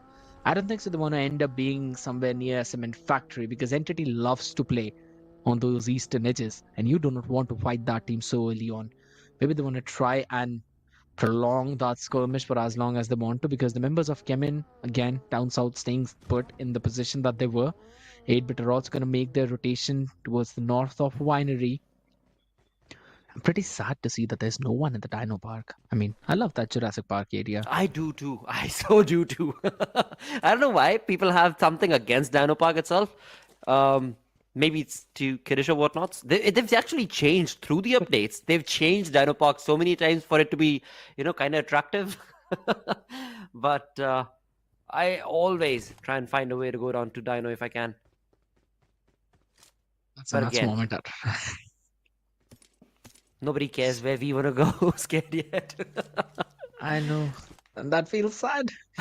Because right now, all of these teams are just trying to get their compounds, and that's all. We're not going to see any skirmishes until and unless, of course, I jinx it, because I see one brewing somewhere around Orangutan towards the eastern fronts.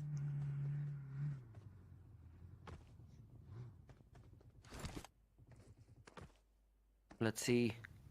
All of the finally. Spider-Man action from TTE. Semi Yeah, plays. Finally, he was able to jump up on top, and now he's Yeah. again dropped down. Here we go again. Might as well just look at Shadow, who's just spraying down a few shots, raining terror on the members of OR, who basically got themselves in a pretty decent compound and have a good exit opportunity, which they will definitely take. We've seen this team always caring about the zone, does not want to go in for those skirmishes, but quickly make their move too, and Team Zero would also do the exact same thing. Indeed. You want to be able to prioritize the zone more than anything right now, especially when you're in a position like Team Zero is, as far as the overall ranking is concerned. And so, as they get into the zone itself, towards the cement factory, there's not a lot of team that they need to be worrying about just yet. Though again, as you perfectly mentioned earlier as well, when it comes to the map of Vikendi, it's a tough start for all of the teams as they try and slowly make the rotation but not get caught out in the rotation itself. That for now for these teams seems to have worked out, as pretty much all the teams now have made an entry into the zone. Oh my goodness. AK starting things on a good note, giving a huge blow to the members of Entity. Down to just 3 members, and AK, he needs to be bailed out because there's also Troy and Somraj, and these two are the players you do not want to mess with. Specifically if it's a 1v1. They're going to try to just finish you off in so many ways that you cannot even imagine. I might have just over-exaggerated it a lot, but I mean, that's the kind of Goliaths these two players are. They're so high up in the finish feed as well. We're talking about Troy, he's in the top 5 already. True. Somraj would not be so far behind, I believe. At least would be in the top 10.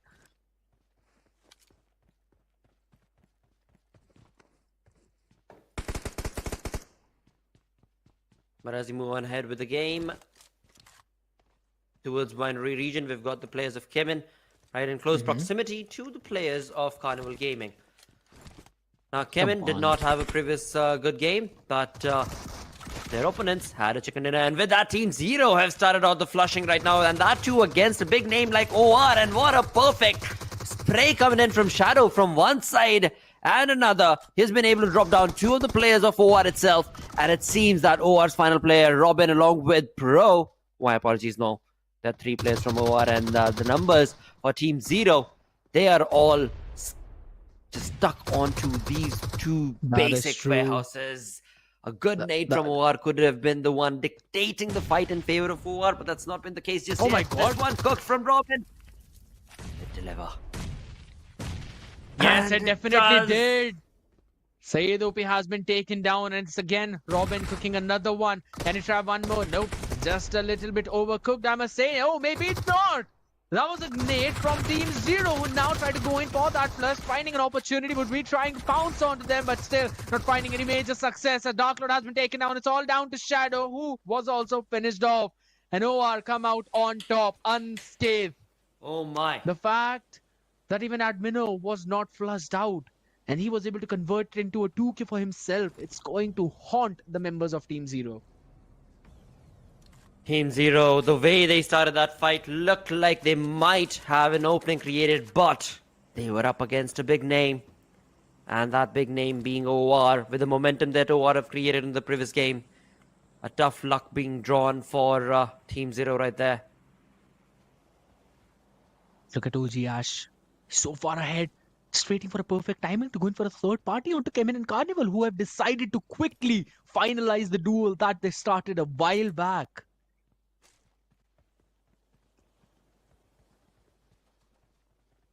though that duel hasn't really resulted in any feed of the finished lot. Oh, never mind my word, because that's exactly what the feed is going to be dictating right now as we bring ourselves down towards CG's nade going up, cooked to perfection against the players of Chemin. Fury has been dropped down. It is a DBS in the hands of Phantom as well as Venom, but both the teams have taken one trade off. Both of them are going to be focusing on that revival. Venom, he just needs to get in close. Oh, that nade. It is going to be absolutely going to be able to bring in mayhem with the numbers of CG going down. And from the other flank angle, now Venom, all he wants to dictate in this fight are all the utilities that he wants to be able to play. And that is what Venom will be able to dictate, because one by one, those nades being played out from Venom have resulted in the numbers of CG going down, and Akshat is the final player surviving. But Akshat has something more to say. Sadly, not the numbers, which of course will mean the end of CG right there, perhaps, as Phantom will be given a revival. Carnival Gaming will be eliminated. At the same time, all of this noise and commotion, has it gotten any other team in the vicinity interested in this fight? There's none. There is absolutely none around in the area. So Chemin, they live to fight another fight for now from the southern edges of the zone. Been given a chance, that's I would say, because Orangutan have been kind of stopped by Entity, as they've been lurking in the outskirts. AK with the off angle, Trigger and Vizjord having that height advantage. In the meantime, Diora OP was able to take down Savitar, one of the top fraggers of Team Prince. We've been talking about him. Even yesterday, he was able to showcase a massive performance in the game where Godlike got the chicken dinner, and on the back of his play, Team Prince secured the third place. Taking him down is a very solid achievement for Hydra, taking away a massive amount of firepower from Team Prince, and they're already struggling for form, which is going to continue probably in this game too. But as things have slowed down, it's going to be just a matter of time we see Orangutan and Entity finally deciding to break the silence. But since Pucar is the man who has been taken down, Entity are just waiting for Orangutan to make a mistake.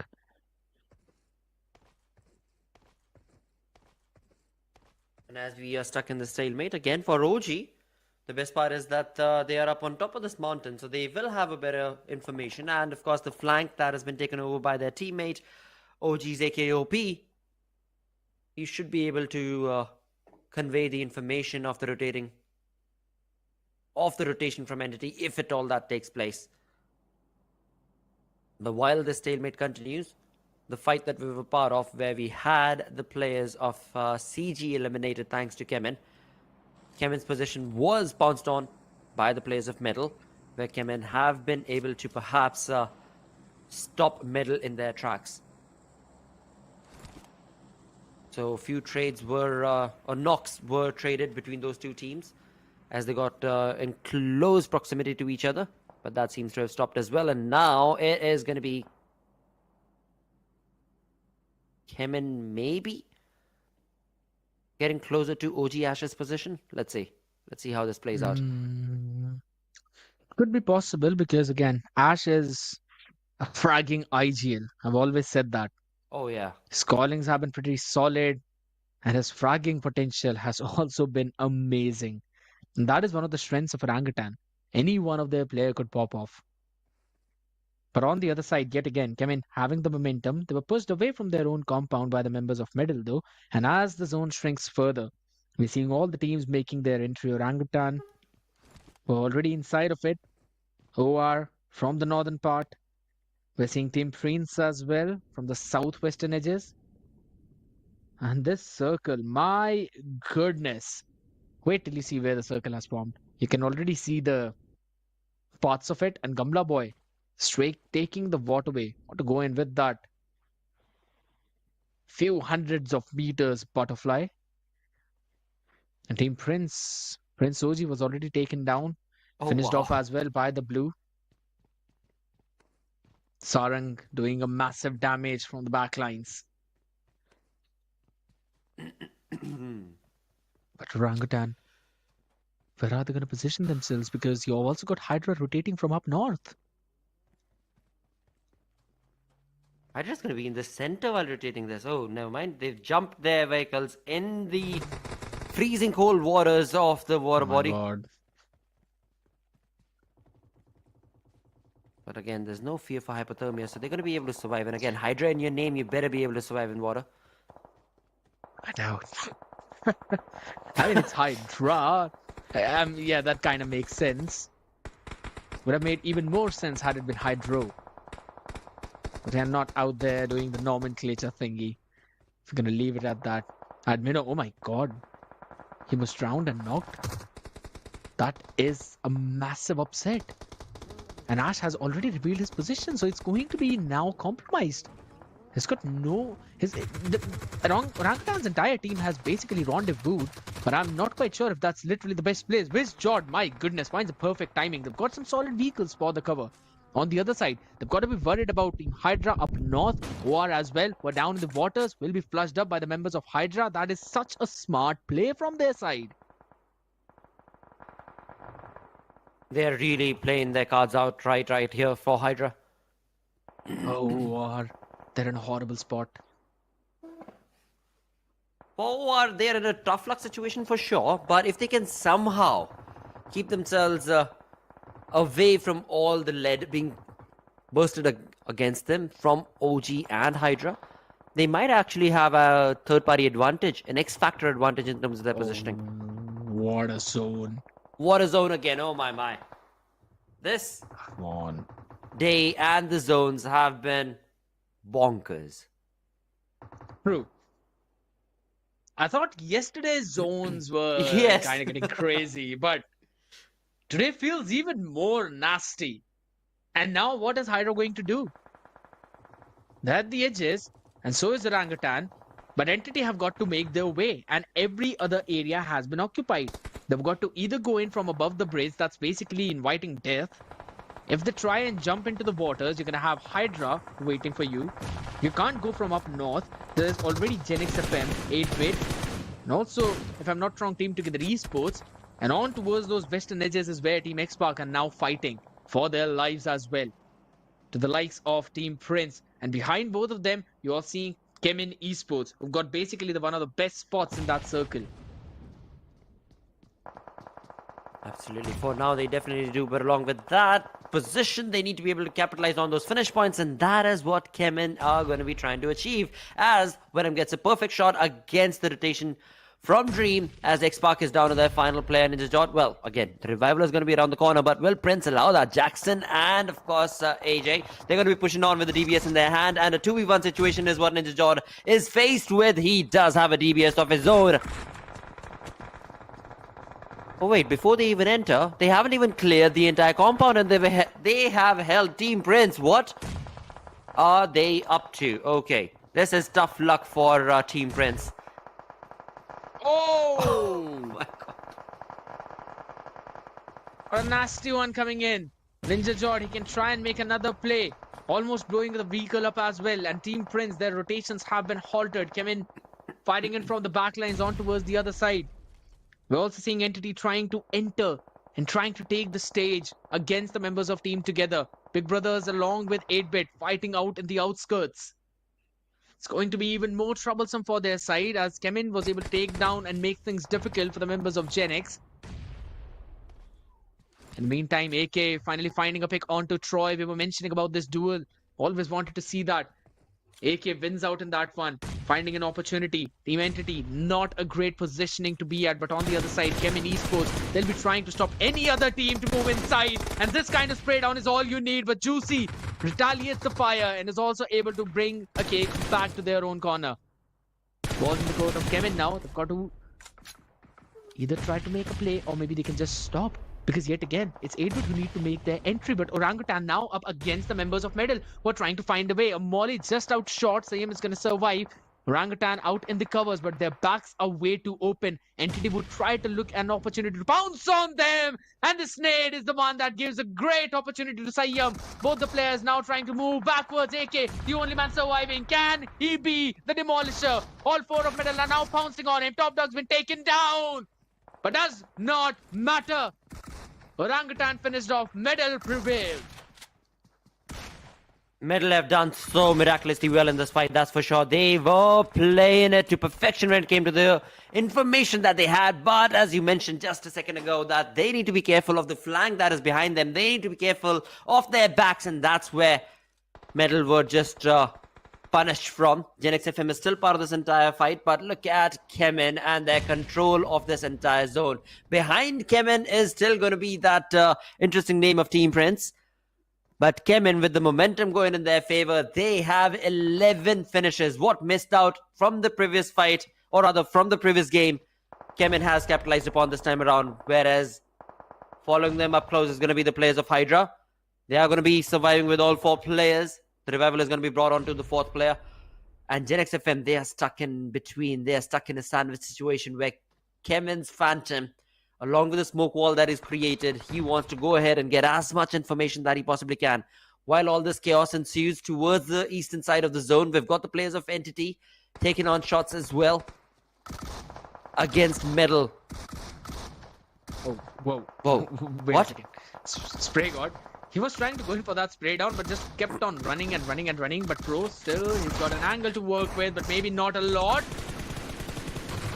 He's able to take one down, ready to get eliminated. Spider Jord, being a good sneaky in those grasses, was able to take one down. But Gen X FM, as you mentioned, are out in the open. JD Gaming taking a lot of fire from Hydra, moving from behind. They had one of the best, I wouldn't say exactly the best positions, but the way they played out in those positions was one of the best that I've ever seen. As Gen X FM, only Spider Jord remaining. Maybe he's going to be taken down, perhaps get some healing. But for how long is he going to stand? As you mentioned, it was a sandwich situation. It definitely was. Now in this entire play, we've got these three teams remaining. A 3v3 affair between Hydra and Chemin. For Chemin, the best part is that the compound that they had, now they need to get away from it. They need to get to the T point that's in front of them, the interjection that's in front of them. And that is going to be out in the open. Whereas for Hydra, they've got the cover of all these trees. They need to get those smoke walls created and get behind those trees. But in all of this, Jerex says, Pyrojaw, he has a DBS in his hand. He is so close to Hydra's players, but he is not letting go of that information at all. He knows exactly where Hydra's players are positioned, but he is going to be as quiet as a snail right now. Yes, Snakes make noise, but snails, they don't. And Spider-Jawed, that's exactly what he's trying to do. But for how long is he going to wait? He has the X factor right here. He pushes on right now. It is Chemin Esports' play. It is Chemin Esports' day as they get the chicken dinner from this game. But Spider does not want to chime into that.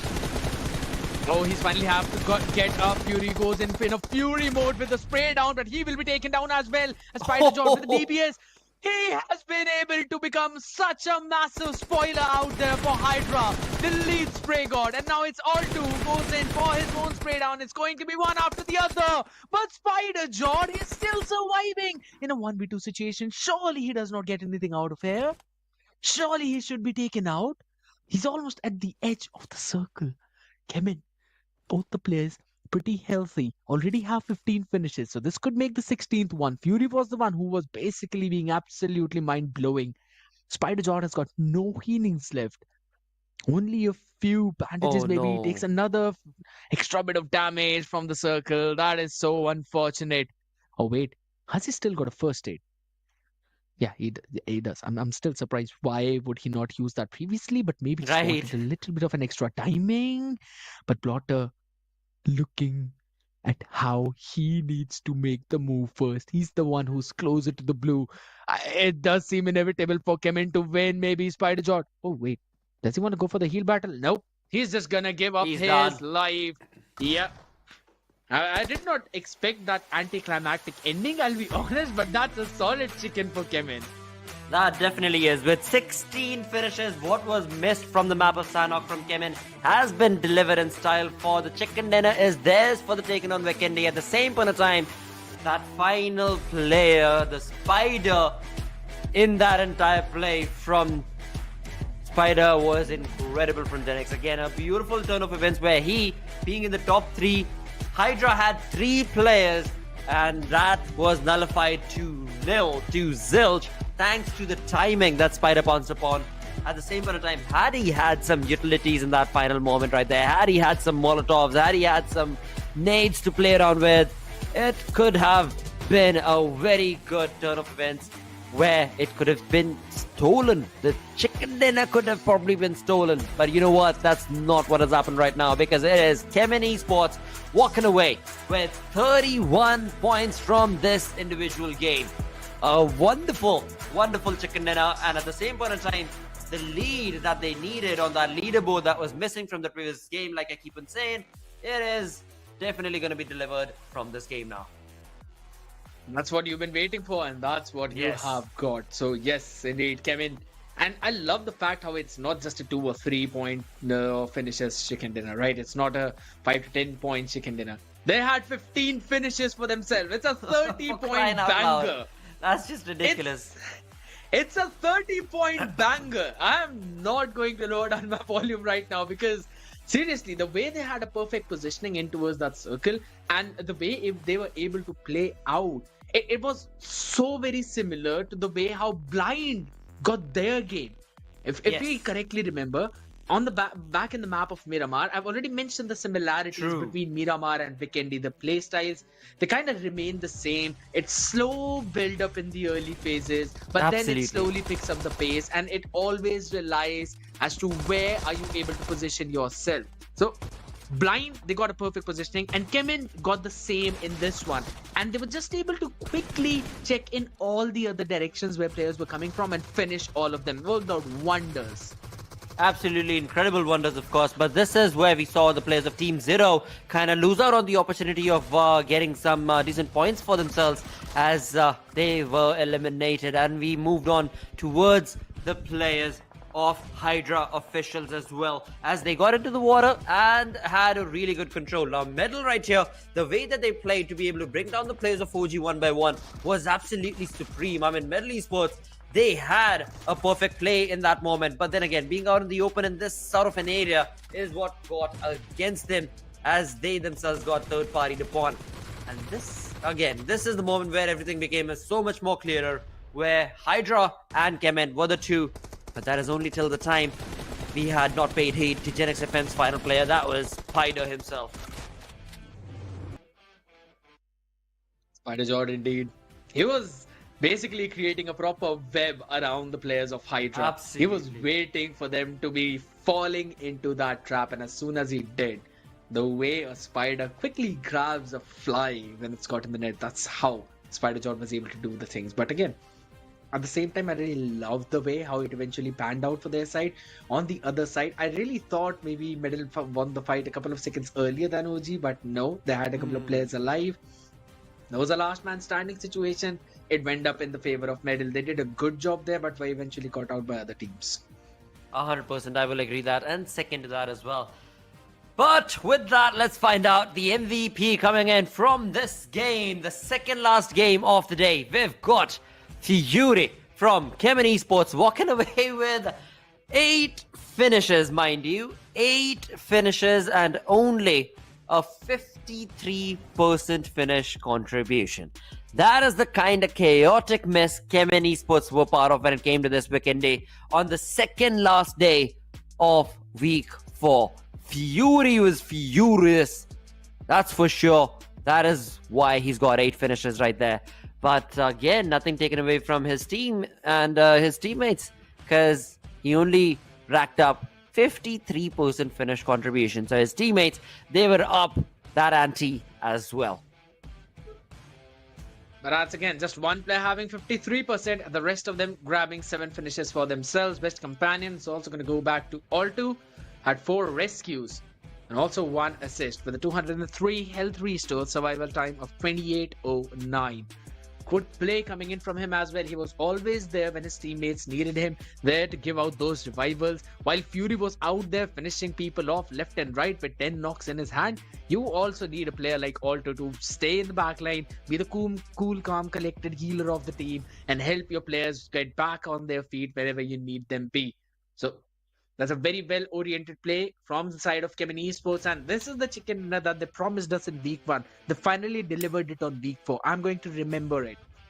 But at the same time, good game, a great one. Not just good, a great one for their side. And also, there are a few other things that we all need to watch out for, right? Because Entity being in the position that they were, it was pretty difficult for them to grab anything from that angle, but still were managing to at least ruin the game of Team Together or maybe Gen XFM. On the other side, Hydra, the brain of those people, those giga child players out there, quickly making sure that their vehicles are submerged in water so that they can get in the vehicle and then shoot.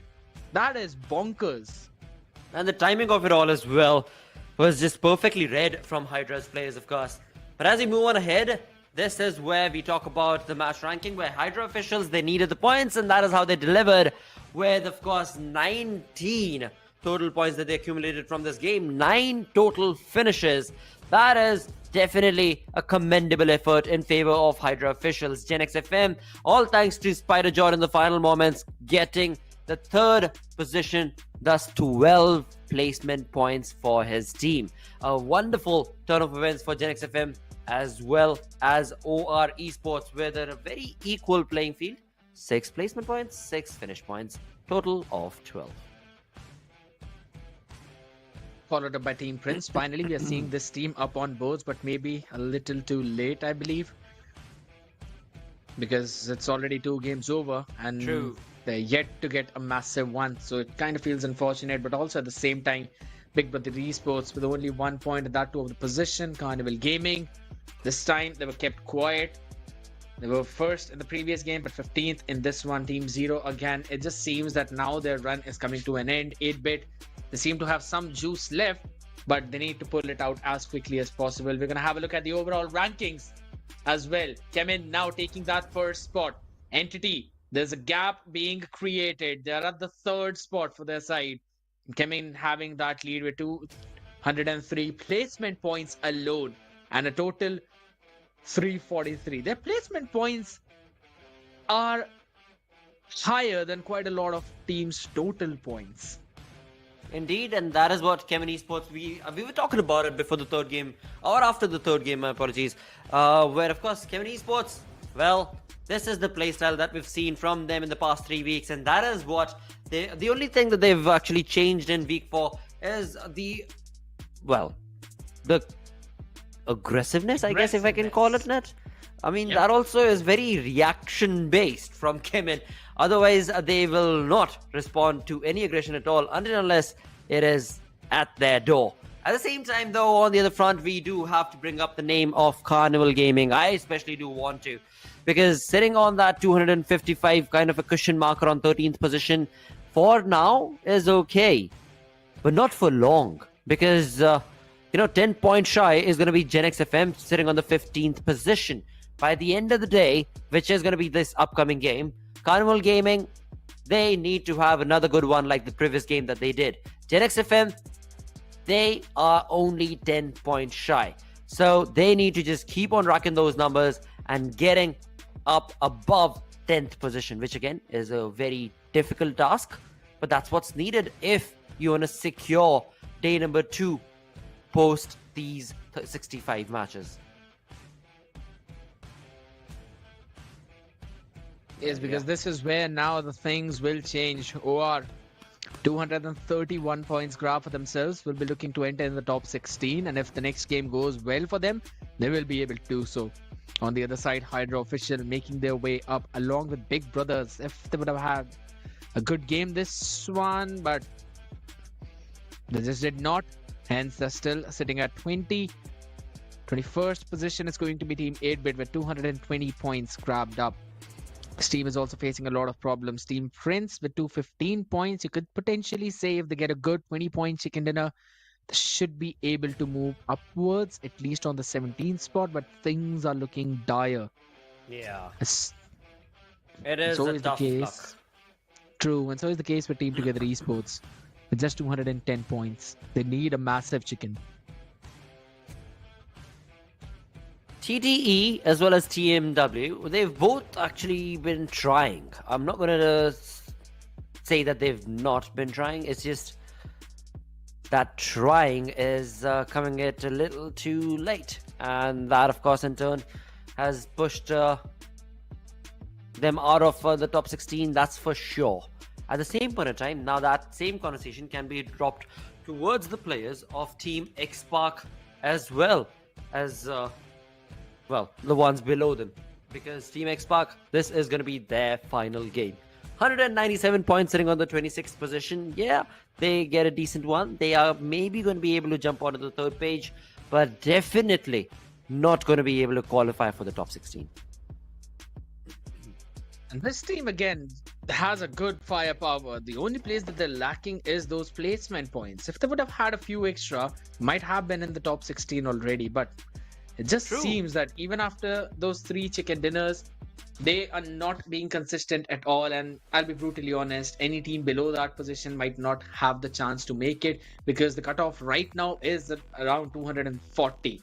And this is going to increase even further, if I'm not wrong, by at least 5 to 7 points. So 250 is going to be the cutoff by the end of the day. And we were thinking maybe it might be the cutoff after the end of tomorrow. No, we have been proven wrong by these teams because the amount of points that they're trying to grab. So it's going to be, yes, even more difficult, but I want to see an even better performance coming in from Carnival, from Orangutan. They need to try and move up. On the other side, Hydra Official, Big Brothers Esports, they also have an opportunity to try and make their way in the top 16.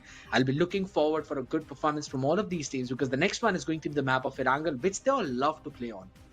Absolutely, that is the OG map. That is the well-known map, the Clasico, El Clasico as some people call it.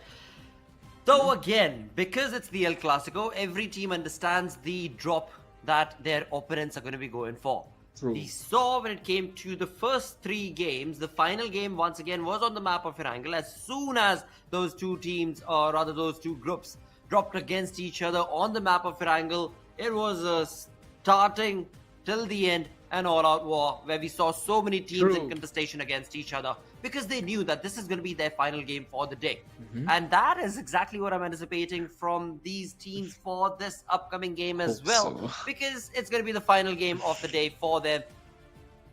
Will be the case or not, that of course we are going to be finding out in just a few minutes as the flight path will be drawn on our screens. But before any of that, when it comes to the flight path that you need to be part of, the viewers, that is this QR code right below right there, because you need to RSVP for the LAN that is taking place at Noida Indoor Stadium from the 16th all the way to the 18th. Friday, Saturday, Sunday, full-on action with the 16 teams that qualify. And those 16 teams, well, we're going to find out tomorrow which ones they are. The top 8 we can probably say are confirmed, but the remaining 8, well, there's still a hard luck sort of a situation that has been pressed upon them. If they do not, or if they have a really miserable day tomorrow, then they can very well be dropped down from the 16th position. And that is something that we'll find out tomorrow. But for you, just need to RSVP. A very simple, easy step to scan the QR code, unlike the ladders that these teams need to climb, specifically Big Brothers Esports. Now, we've seen so many times how Big Brothers Esports, they have got the firepower, they have got the idea, they've got a good positioning in the circle. It just seems that they kind of get confused into what duels they need to take and win, because they wait for the duels to come to them. And once they wait for too long. They wait for too long, and once the duel arrives, they get confused as to how to approach that duel. It seems they face a lot of problem while defending themselves. So might as well change few things and go for that offensive. Try and take the space away from the opponents. They always have the good idea. Or maybe even if you know that yes, there's a good compound out in front of us, wait for a few seconds or just a few extra minutes for some other team to try and occupy it, and then move forward and pounce on it, take it. Now we're gonna have a look at the schedule too, because it's going to be the last map, Erangel. Oh, that yes. is about to get started. And look at the amount of chicken dinners that we've had and the total points. The lowest one that we've seen is 25 points. All three of them, if you make an average of them, it's going to be a 30-point chicken dinner game. And this is basically the highest few chicken dinner games that we have seen in all of the weeks out there. Oh, 100%. And it is rightfully so, because we're part of week number 4. This is the final week before these teams qualify for that LAN.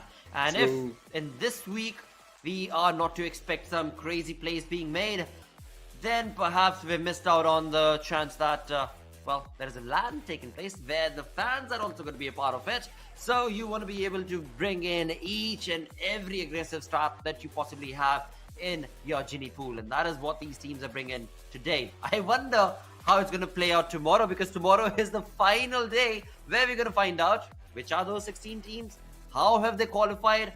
In fact, more than that, the biggest puzzle is going to be the team sitting on the 15th, 16th, 17th, 18th position. How big a difference was there between those teams that qualified and those who did not? That is indeed true and might be answered tomorrow. But right now, one of the questions that all the audience would be having is when we're going to start the map. I'm going to give you a small leak. We'll be starting it in the next 15 to 20 seconds. So just be patient a little bit more. And in the meantime, you might as well hit that like button at the same time. Do check out the sponsors, which I'll give a shout out to after this game as well. But we are going to be jumping into the match right away. It's Erangel, the last one of the evening. Ladies and gentlemen, it's going to be the last chance for the teams who are down from 17th spot to make their entry in the top 16. A plane will go directly from Milta Power to Zarki. A lot of the teams should not have any problems, but Orangutan, who want to drop towards Primorsk, might face some troubles. A lot of teams in a lot of troubling situations. That is what we're expecting in the next 25 minutes. But the one thing that we do not know is how the fights are going to pan out, where the zone is going to be called out, and where BGMI gods are going to be placing the first zone to start things off from.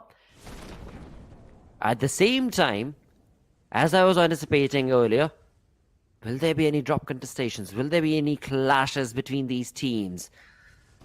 That is what I would love to be able to see in the first minute of the game itself. No blood being drawn as of yet, but a lot of teams in close proximity to each other. True. That is absolutely true. And so seeing quite a lot of the teams. Orangutan are going to go towards their secondary drop. Will not be able to make it to Primorsk either way, so just going in towards the other part of the map.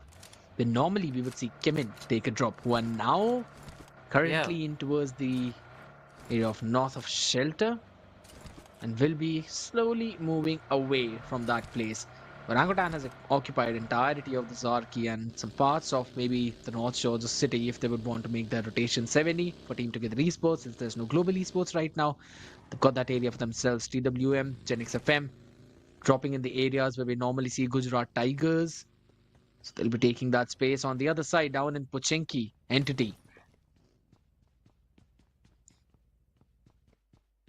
Oh, talking about that first blood situation, that's what we've got on our screens, I believe, because Chemin Esports, their players are very close to a 3-man squad of X-Park, where Dreams, the only player who is a little further away from Yasnaya,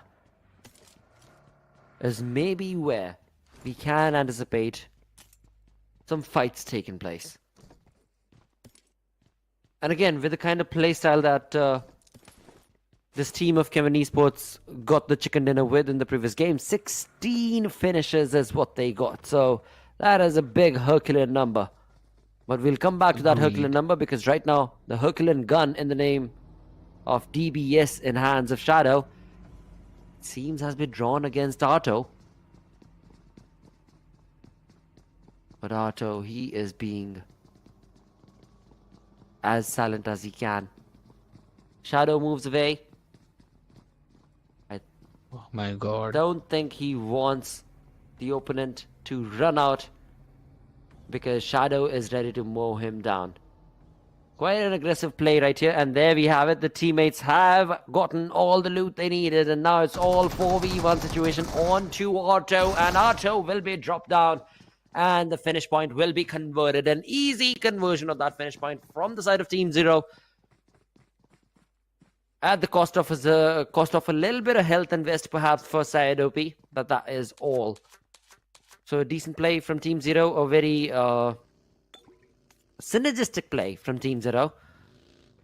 And this is another thing I kind of wanted to point out when we were looking at the overall ranking. For Team Zero, they have about 108 or 97, something of that sort when it comes to the finish points.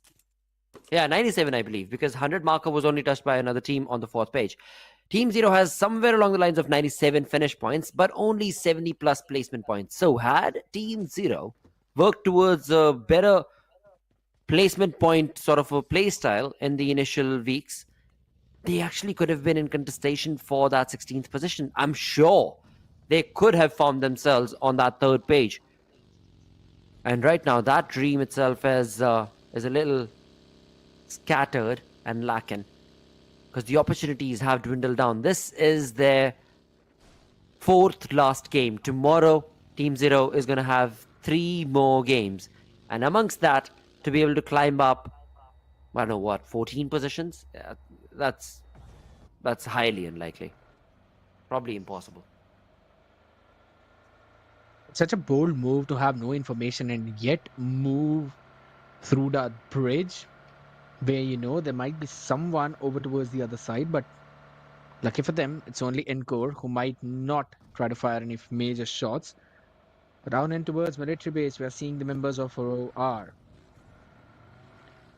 On the other part of the map, again, Entity in close proximity to OG, but Encore finally revealing his position, fires a few shots. Shadow should be able to take him down. No, DBS shot connects perfectly, but the cavalry is here for the support. That's going to be the wrap up for middle,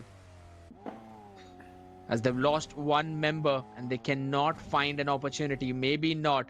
Maybe Top Dog wants to find some high altitude angle to take down the members of Team Zero, who basically given some wounds to 2 different squads at this point. On the other side though, since this is a very southeastern oriented circle, teams over towards north, X-Park, Chemin in Yasna Polyana should not have any major problems. Hydra just gonna have a lot of fun in this circle. 8-bit as well, who dropped down towards Milta as Promosk was far away. Have been able to get some decent amount of loot. While on the other side, Team Prince, SkullTz in the area over towards farm and just a little bit south of it. Not been having any major difficulties, but Team Zero and middle, it just seems that their contest would be inevitable as Dark Lord has been finished off, and that's one of the top fraggers of Team Zero. It's going to be even more difficult for them.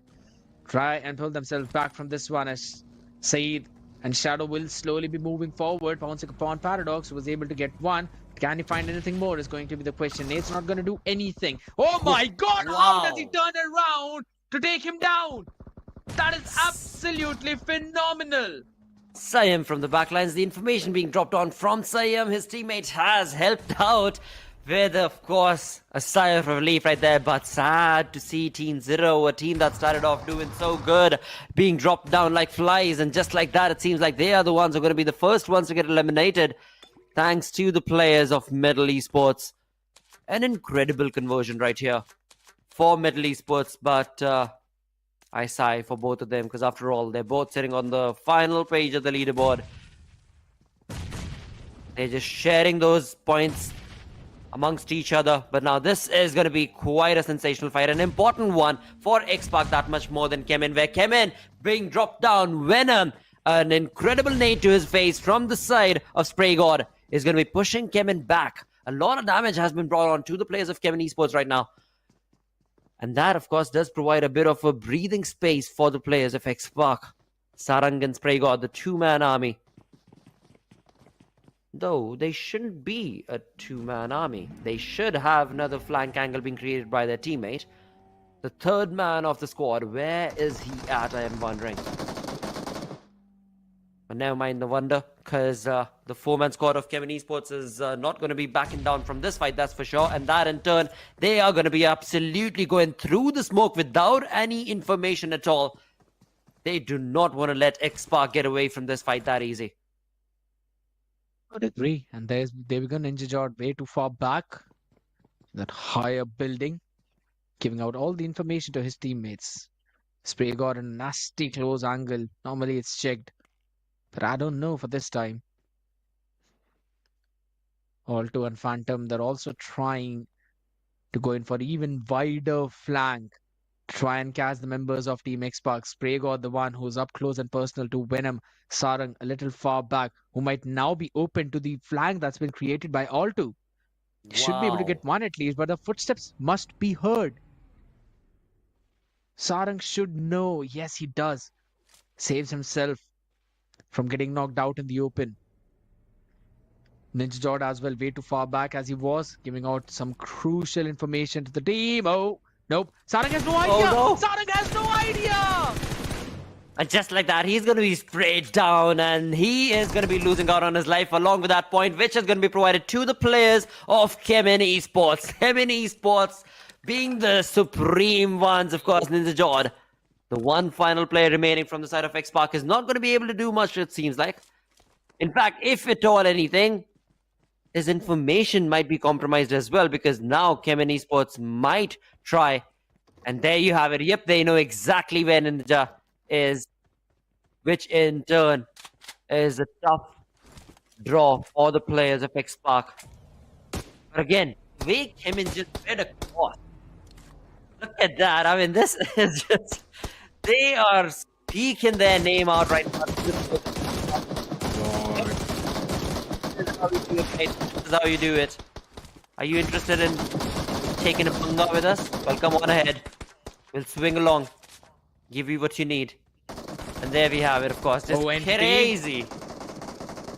Troy being deleted in an instant by the presence of Ninja Jord, because Pucar and Gumla Boy will be trying to finish him off as well. In the meantime, the nade goes out just a little bit wide. Ninja Jord was able to reposition himself thanks to the stairs. Pucar now would trying to find another one angle. The blue hits. Can you find the knock is going to be the question. I do not think so. The nade does not connect. Ninja Jord again being in a very close, safe angle. On the other side, Chemin are still having the fun.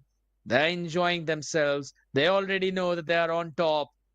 And there's no one to be able to dethrone them. So maybe they could just ruin the day for the others out there. Entity on the other side. Still trying to get this revenge pick onto Ninja. And I love the fact how they're respecting. Because Ninja is not a force to be reckoned with without any utils. And you need to be smart, safe. In the meantime, Chemin. I mean, you know, there's a saying in our language. We're going to talk about that later, because Ninja finds an opener one, maybe not, but at least was able to dish out a lot of damage. It's a 1v2 in the compound that he is. Somraj way too far away, jumps ahead and will be knocked down. Ninja! No way he's going to pull off a 1v4. Surely not. Should not be allowed to do so. He gets out another nade, which should be able to do a decent amount of damage. Now brings out the DBS in his hand. He's got 6 first aids for himself. But can he find the pick? Can he confirm the flush onto Somraj? That nade's gonna go wide. But he's still trying to survive, still moving around. And Chemin have not yet decided to jump into the action. They're waiting. Somraj, there's no one giving him the revival as well. I'm actually surprised there's no one deciding to save the life of Somraj. And Gumla Boy, that's the first possible timing you can think of as the nade goes out! And Ninja gets another one! It's all down to one player. He's hearing all the footsteps. He's hearing all the ruckus. He's dropping down as well. Fires a couple of shots. What? Picture! It is Ninja Jord prevailing!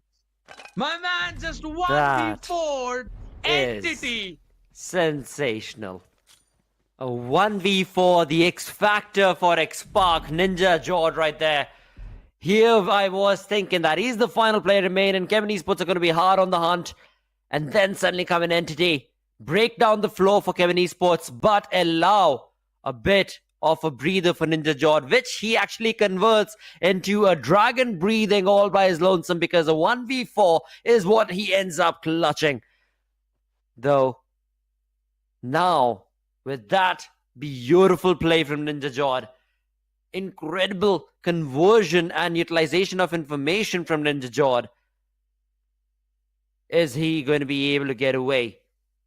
Because little does he know that Chemin Esports, they are still patiently waiting. And it is Phantom. Look at this. Look at the crazy discipline that Chemin have moved in with. All the players from Chemin, Altu, Fury, Venom, have got one finish. They've pushed Phantom up ahead. That, all right, mate, you're the only one who hasn't got one. How about you wait right behind that rock? He's going to jump out 1 point at a time. You get that finish point for yourself. We'll all have one finish point, and then we'll leave the area. We're already leading the pole position. We've got nothing to worry about or sweat about. Now that is a synergy to competitiveness to another level again. Camaraderie, that's what it is. I have to open the dictionary to find the meaning of that one, but yes, I'm going to say yes. Yeah, all jokes aside now, again, Hydra playing it slow. I really feel that they should now step things up as well, because yes, you could say that there's something to lose, but if they don't do anything, there's everything to lose. Team Together Esports as well, they're the ones who are trying to enter the top 16, and yet all of these teams are just playing way too slow, and it's just as you mentioned, they've left Phantom out in the flank angle. They're like, it's fine. You get the pick on Ninja. And Kevin knows better not to push Ninja Jord to a brink. That is so true. But see, Phantom does not know that Ninja over there is sitting with 6 first aid kits, whereas Phantom only has 2. So I guess that overextension in that fight is probably not required for Kevin, but hey, yo, you know what? They don't need to worry about any of that. They're here to have some fun in the final game. At the same point, when it comes to this being the final game for the day, Team Together Esports have a really good play right here against one-man army from Hydra. They're the teammates. They're all scattered right now from Hydra. Again, making a very extensive rotation away from the lead being sprayed from TWN. That is true. And also at the same time, I want to just look at the circle, and I want to, try and see the beauty. How almost 50% of that was in the water. And even right now, the new circle, 30% of it is in the water. But at least you've got Milta as the urban area. You can still say it's kind of an urban finish for that circle coming in. TWM would need to make their way. They're all down in the Milta power, but you've got few extra compounds that you can try and put yourself in. Genex FM also making their way inside, and we're going to have a lot of problems out in mid if this continues. But Chemin, they've just decided to troll. They don't care about anything. They just want to take Ninja Jord down, that's all. Seriously. This is ludicrous. They're not... They don't care. They're at first. And Entity is not going to move forward either. Every one of them have been taken down. But all right, finally, the patience is kind of giving up, or is it not? Or the first stage they've probably given up. I don't know. Because this is stage 3 after all. So for Kevin, it is going to be a long, long drive to get into the zone. And there we have it. Finally, the map and the zone on our screens. 8-better team that you had spoken about earlier find themselves at a decent positioning, not gonna lie. Though again, same can be said for CG, pretty much in the center. And Big Brothers, as always, they have a beautiful position. Though the only question is, will they be able to convert that? Oh, never mind the conversion, because right now it's going to be the conversion coming in from the side of Ninja Jord. Don't tell me that he's going to be able to get another 5th finish point for his team, as all by himself he has gotten a 1v4 against Entity, and now it is his time to get into the fight once again. He's only used once first aid till now. Might have picked up extra. He did, he must have. But yeah, there were 4 bodies of Entity. But this is just amazing, amazing prowess being showcased from Ninja. all by his lonesome. He's not accepted defeat. And at the same point in time, there were 2 players from Chemin that he was able to bring damage on to. If this is how he's going to push on ahead, he could very well be the MVP of the game. But that is, again, far stretched out. We shall see if that'll be the case or not. Let me not get ahead of myself. Far stretched out thing would be to think maybe he's going to get the chicken dinner. And that thought did cross my mind. I'm not going to lie. If Ronnie can pull off a 3rd place game while sitting in a car and getting unnoticed, well, that could very well happen for Ninja as well. But that is if he's able to make that rotation. But we're gonna... That thought is far stretched out. MVP, yes, potentially. If he's able to get a couple of more frags for himself. Because this lobby has been fairly quiet for a long while now. Though, could we tell our viewers, where exactly is that Chemin fight taking place? How far away from the zone are they? Oh, way too far. Way too far. They are way too far. Just that is what I needed to know. Well, okay. But for now, Paradox should know better. Pro as well. Down on that rock. Fires a couple of shots, but he is being pounced upon. My goodness. What are you, a construction worker? Knows every single area, nut bolt of this entire bridge. As he still fires a few shots, but then they are not connecting. Top Dog was able to take him down. Sayam as well, down towards the rocks. He's being fired upon from behind. Should know the position of Zap, who's now crawling or he is swimming. Sayam was taken down in the meantime though, because Paradox's positioning just comes in at clutch to try and save the life of his teammate. Maybe he's got to go in for that reposition because Robin is up on towards that bridge. This is such a scrappy fight, but at least Pro will be going out to safer spot where his teammate could give him the revive. Zab with the nade out in the hand.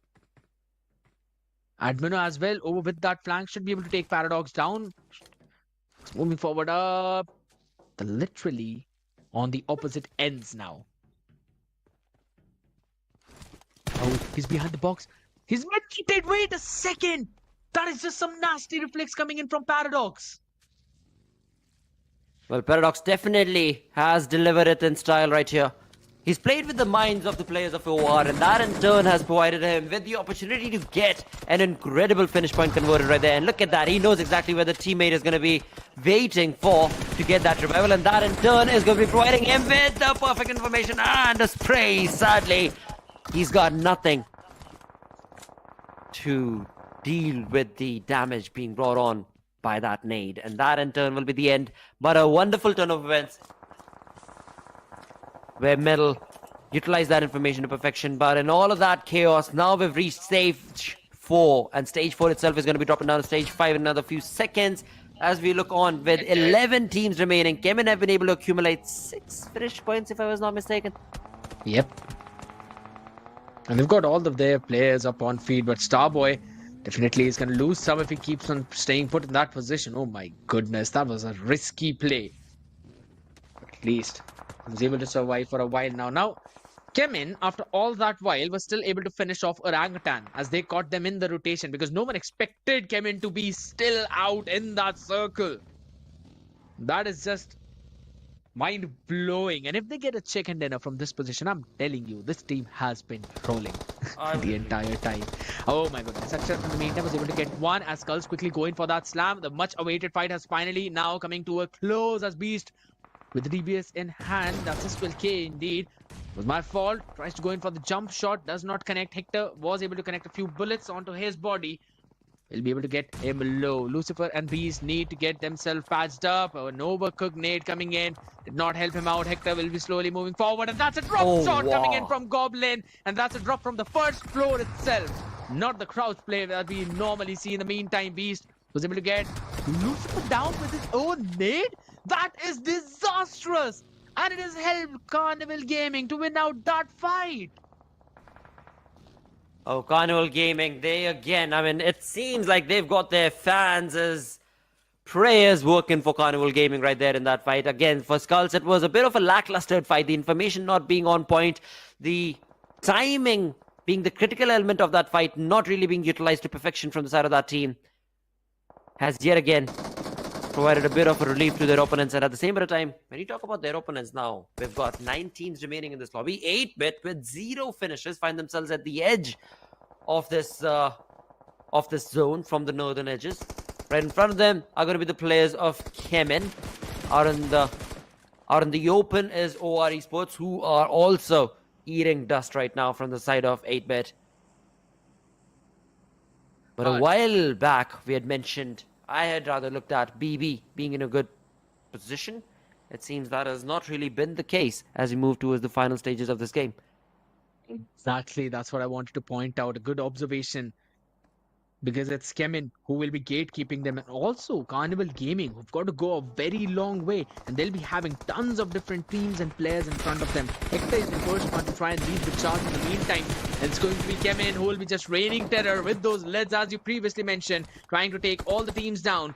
8-bit were able to stop Uzumaki in his own tracks. Big Brother Esports, as now they try to make their own rotation, will be stopped in between. All two able to get down one. Akshat is being fired upon from multiple different directions, that it was Sarvit tried to finish him off, but Big Brothers only with 3 finishes. This is not going to cut it. They need to get a good position in this game, or at least a few extra finishes. In the meantime, TWM trying to stop the members of Team Hydra, and they will be able to eliminate the entirety of the team, if I'm not wrong, and they will go in for their own rotations as well. Up, out and away. Team Together Esports quickly making the vehicles drop into the water to find some opportunity to go in for those fights. In the meantime, Team Prince, who has been quiet for a while, will finally be able to take them down, as it's going to be Carnival up against 8-bit. Previous friends now become foes, and it's down to Goblin in a 1v2 situation. Low in that HP. Blue striking him down. He needs to go in for the first stage. The question is, can he actually get up from that position? Because I do not think he can. It does not seem that is going to be likely a possibility for the side of CG's Goblin, but at the same time, he's going to try his level best. He's a runner, his first states maybe, but look at this team of Chemin Esports. They are sitting with 10 finish points in their name, and they are yet not deterred. They have been outside the zone for the longest time from the northern edges. They've got a 2-man split, and they want to be able to bring down each and every team that is in front of them before they can even make an entry into the zone. This team has run off to their rockers. They're on to a bonkers of a performance right now, and if this continues, Chemin Esports, perhaps the way that they've let be the pole position holders tomorrow as well. Yes, I do understand it, but at the same time, this, as you previously mentioned, they're at the edge, but there's another team whose position I personally feel is pretty solid, and that's going to be Team Together Esports. On the other side, they've also got to be taking care of the members of Team Friends, a couple of them remaining. Down in the water, you're going to see Sam playing split with Ninze, who was on the other side, but that's going to be Ninze finding the first one onto the members of Chemin, who need to retaliate that fire. Ninze will be pushed up from that blue. Should be taken down maybe, but their priority should be to get the revival up. Ninze will be finished off.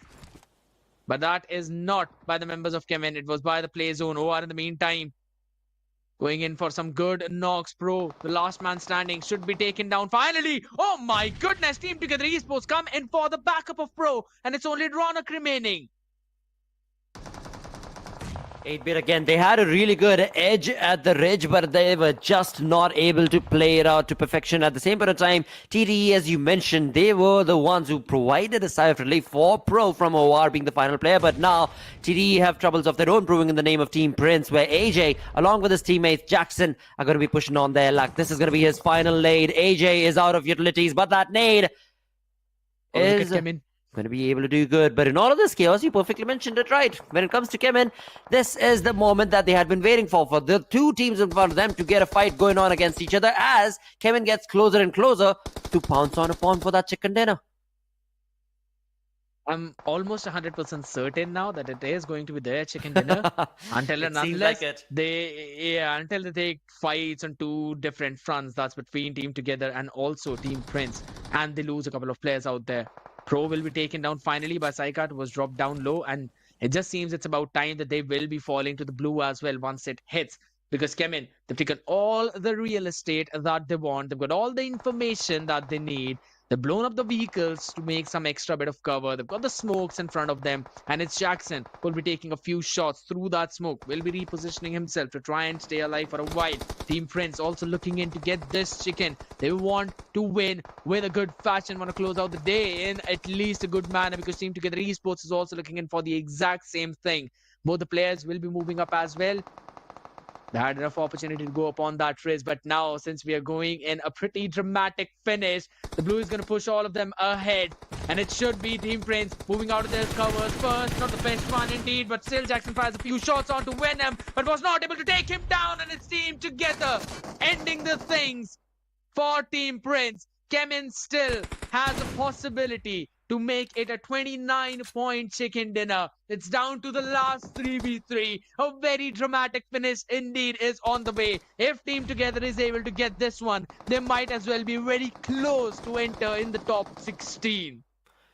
Team Together, they have played their cards out right, but right now it is going to be their time to push on and get those utilities across. At the same point of time, when it comes to the utilities, as I was noticing, for Chemin, they've got a lot of utility that they have still kept in their bag. Look at this, Altu has 2 of the nades that he drops on down to the positioning of TTE. At the same point of time now, a few more smokes is what he needs to be able to get closer and closer. But wait, before that, Sevi Plays has been able to spot on down, but his spray has been caught on from Altu itself, and a perfect flank that was being created from Sevi drops down to nothingness itself. A 2v2 situation between these two teams. Phantom from one side, his teammate Venom from another, and it is all boiling down to a 2v1. Through the smoke, all the sprays being brought on from Venom. This is the destruction that the DBS is going to be doing, and a perfect chicken dinner perhaps is what Venom could be looking towards, and that's what he will do in style with an incredible back-to-back chicken dinner. Nobody's stopping this team of Chemin Esports. And again, the best part, or call it the worst part, Scare, is that, you know, Chemin is the same team that we were looking at, who were just playing this game like, yeah, they don't really care. They were out in the blues for the longest time. They were waiting on that one final player, Ninja, from X-Park for the longest time, because they wanted an equal opportunity to be provided to each and every team member of Chemin Esports. And then from there, we moved on ahead to see them with 6 finishes, 9 finishes, 11 finishes, and now a chicken dinner winning team. A back-to-back chicken dinner, that to add it. A wonderful turn of events on this second last day of week 4 for SPS for Chemin Esports. You know, you might as well just say it out loud. Chemin were straight up trolling. They did so with grace. Yeah, they were trolling in the first few phases of the game. But after this third stage, they decided, all right, it's enough. Now we need to go in the circle. Where is it? Oh, down south. No worries. We're going to take that space up north. No one would have occupied it either ways, because that is the exact point that I mentioned in week number 3 as well. That most of the teams, they try to converge either on the far sides or directly down south. And then that's the area. They kind of make a smiley in terms of the areas that these teams tend to acquire. North is majority of the times remained open.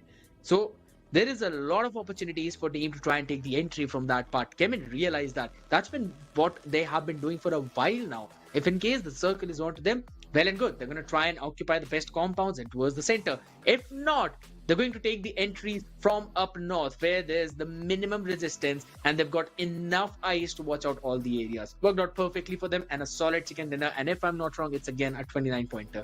Yeah, it seems like a 29-pointer. You know, whatever the point be for the side of Chemin, the best part of that entire lot is the fact that it's a back-to-back at the same time. The back-to-back in terms of how they were able to gracefully skid across, and that too, like you perfectly said, from a trolley start is what Chemin Esports started off with. But of course, the highlights on our screens is where we did see the players of Middle Esports drop down the players of Team Zero, as one by one Team Zero lost out on their cause. It was Middle kind of reigning in supreme, and that is when we were introduced to the players of Chemin Esports and what they were doing in this lobby. Half the time, Chemin was just eating popcorns during this fight, where they were being picked apart by Ninja Jord one after the other. He was given 4 solo duels and he was able to win all of them. But this one scrappy fight over towards the bridge as well ended up almost in favor of OR, but Zap being able to quickly get that one person with that nade as well made sure that it's going to end up in favor of OR. Because Metal were also Absolutely, getting a and- few picks of their own, but this one fight again between 8-bit, Carnival, pretty close, but Goblin was still able to get one from that angle. I'm pretty surprised that he was able to. That indeed is true. And yeah, what can you say? You know what? We wanted to be able to see some chaotic plays being made in the final game of the day. That's exactly what has taken place. So I've got no complaints when it comes to the entirety of the day. At the same point of time, a few teams and their journeys, I think, have already been sealed. When it comes to the top 16, the journey has kind of been sealed against them. X-Park perhaps is going to be one of them. Metal Esports perhaps going to be another name to be brought up again. Team Prince, they have been trying really well. But will that be enough? Probably not. Same could be said for Team Zero. Same could maybe be even said for TTE. But all of that will become that much more clear when the overall rankings on our screens. As of now, the question is going to be, who got the MVP though? Good question. I'm gonna give it to Ninja Jord though, if it's up to me. Again, at the same time, I would agree. It is not up to me. So maybe someone from Chemin, maybe Phantom. Right. It could be possible. If in case no one else has anything over 4K, I think so. It's going to Ninja Jord. Man pulled out a 1v4 Right. against Entity. The Exactly. team that is on top of the leaderboard. That is not an easy feat to achieve. Yes, you And- could say. Yeah, and not only that, but also after having eliminated Entity, he was still on top of that building, looking on to the shots for Chemin and dropped them down as well. He was not able to finish them, but he was able to drop them down. So that play itself, if you're talking about MVP from the plays made, he has to be the man of the hour for sure. He has to be. I'm gonna agree. But at the same time, we also have to talk about the teams, right? We've got to talk Right. about those hard truths. 8-bit, yes, they were able to get 5th position, but overall in terms of finishes, they were only able to get 5 of them. So Yeah. I'm not pretty sure how pretty they would be sitting in terms of that leaderboard, but it is all going to boil down on that last day. Even if we're talking about Orangutan, Chemin were able to eliminate all of them. And that's only because of the fact Chemin made a very late rotation. So since we've been discussing about the MVP, might as well have a quick look at the MVP, and it's going to be Venom. Man had 6 finishes for himself, stealing away the limelight from Ninja Jord, but nonetheless, very well deserved indeed. Indeed, of course, Venom from Chemin walking away with 6 finishes and 42% finish contribution is definitely a commendable approach coming in from his side, as well as, of course, when it comes to his teammates helping out, because that 6 finish only provides him with a 42% finish contribution. So that clearly implies that there is still a lot many more aggressiveness and aggressive streak that his teammates were a part of. At the same point of time, moving on ahead towards the stars of the match. Now the stars, I believe his teammates ought to be in the limelight as well, because of the way that the entirety of the squad played, and that indeed is true, because AUTOBOTZ being the best companion as well as the finisher goes in the name of Venom from Chemin. It's all Chemin all across the board. Be it Venom, be it AUTOBOTZ for the best companion, and be it Venom for the finisher yet again.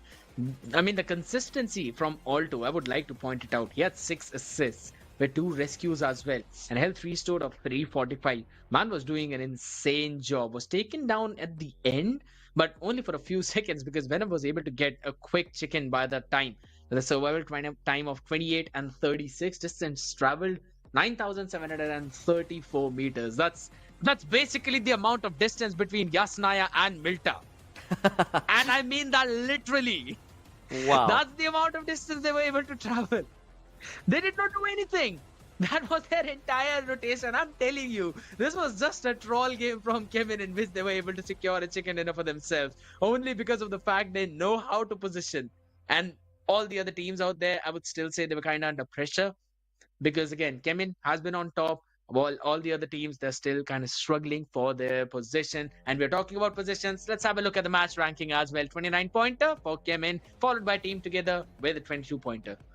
Incredible performance for Kim and of course for Team Together Esports as well as Team Prince. This was a commendable effort being showcased from the side of these two teams. OR Esports, Team 8-Bit is a little too late. Maybe not. We shall find out in the overall ranking.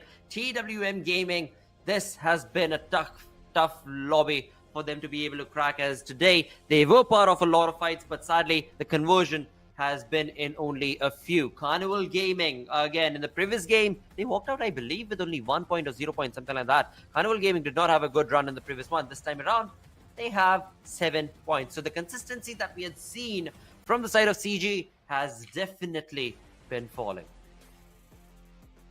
It is, but I still feel, they've been doing a pretty solid job because they are in top 16. Not a major problem for them. But on the other side, for Medal, Big Brothers, Team Zero, Hydra Official, SkullTz, I'm not pretty sure. They're all facing their own difficulties. Orangutan as well. I'm going to put that in the exact same group because they needed at least a few points, but they haven't been able to secure any. So we're going to look at the overall rankings. It seems that Chemin are going to retain their top spot. Oh my 72 God. compared to 329. Entity and IQ Soul, yeah, they've throughout the starting till the end of the day, they've had that 1 point difference between the lot. But in all of that, Chemin Esports was like, all right, you know what? You guys can have that fair, equal playing game, but we're not going to be part of it. And that's how they've just completely solidified themselves with the first position and 372. Look at the placement points, mate. 154 finishes, okay, but 218 placement points. Now that is ludicrous. I've told you, it's higher than the team's total points were down anywhere below 18th or 19th position.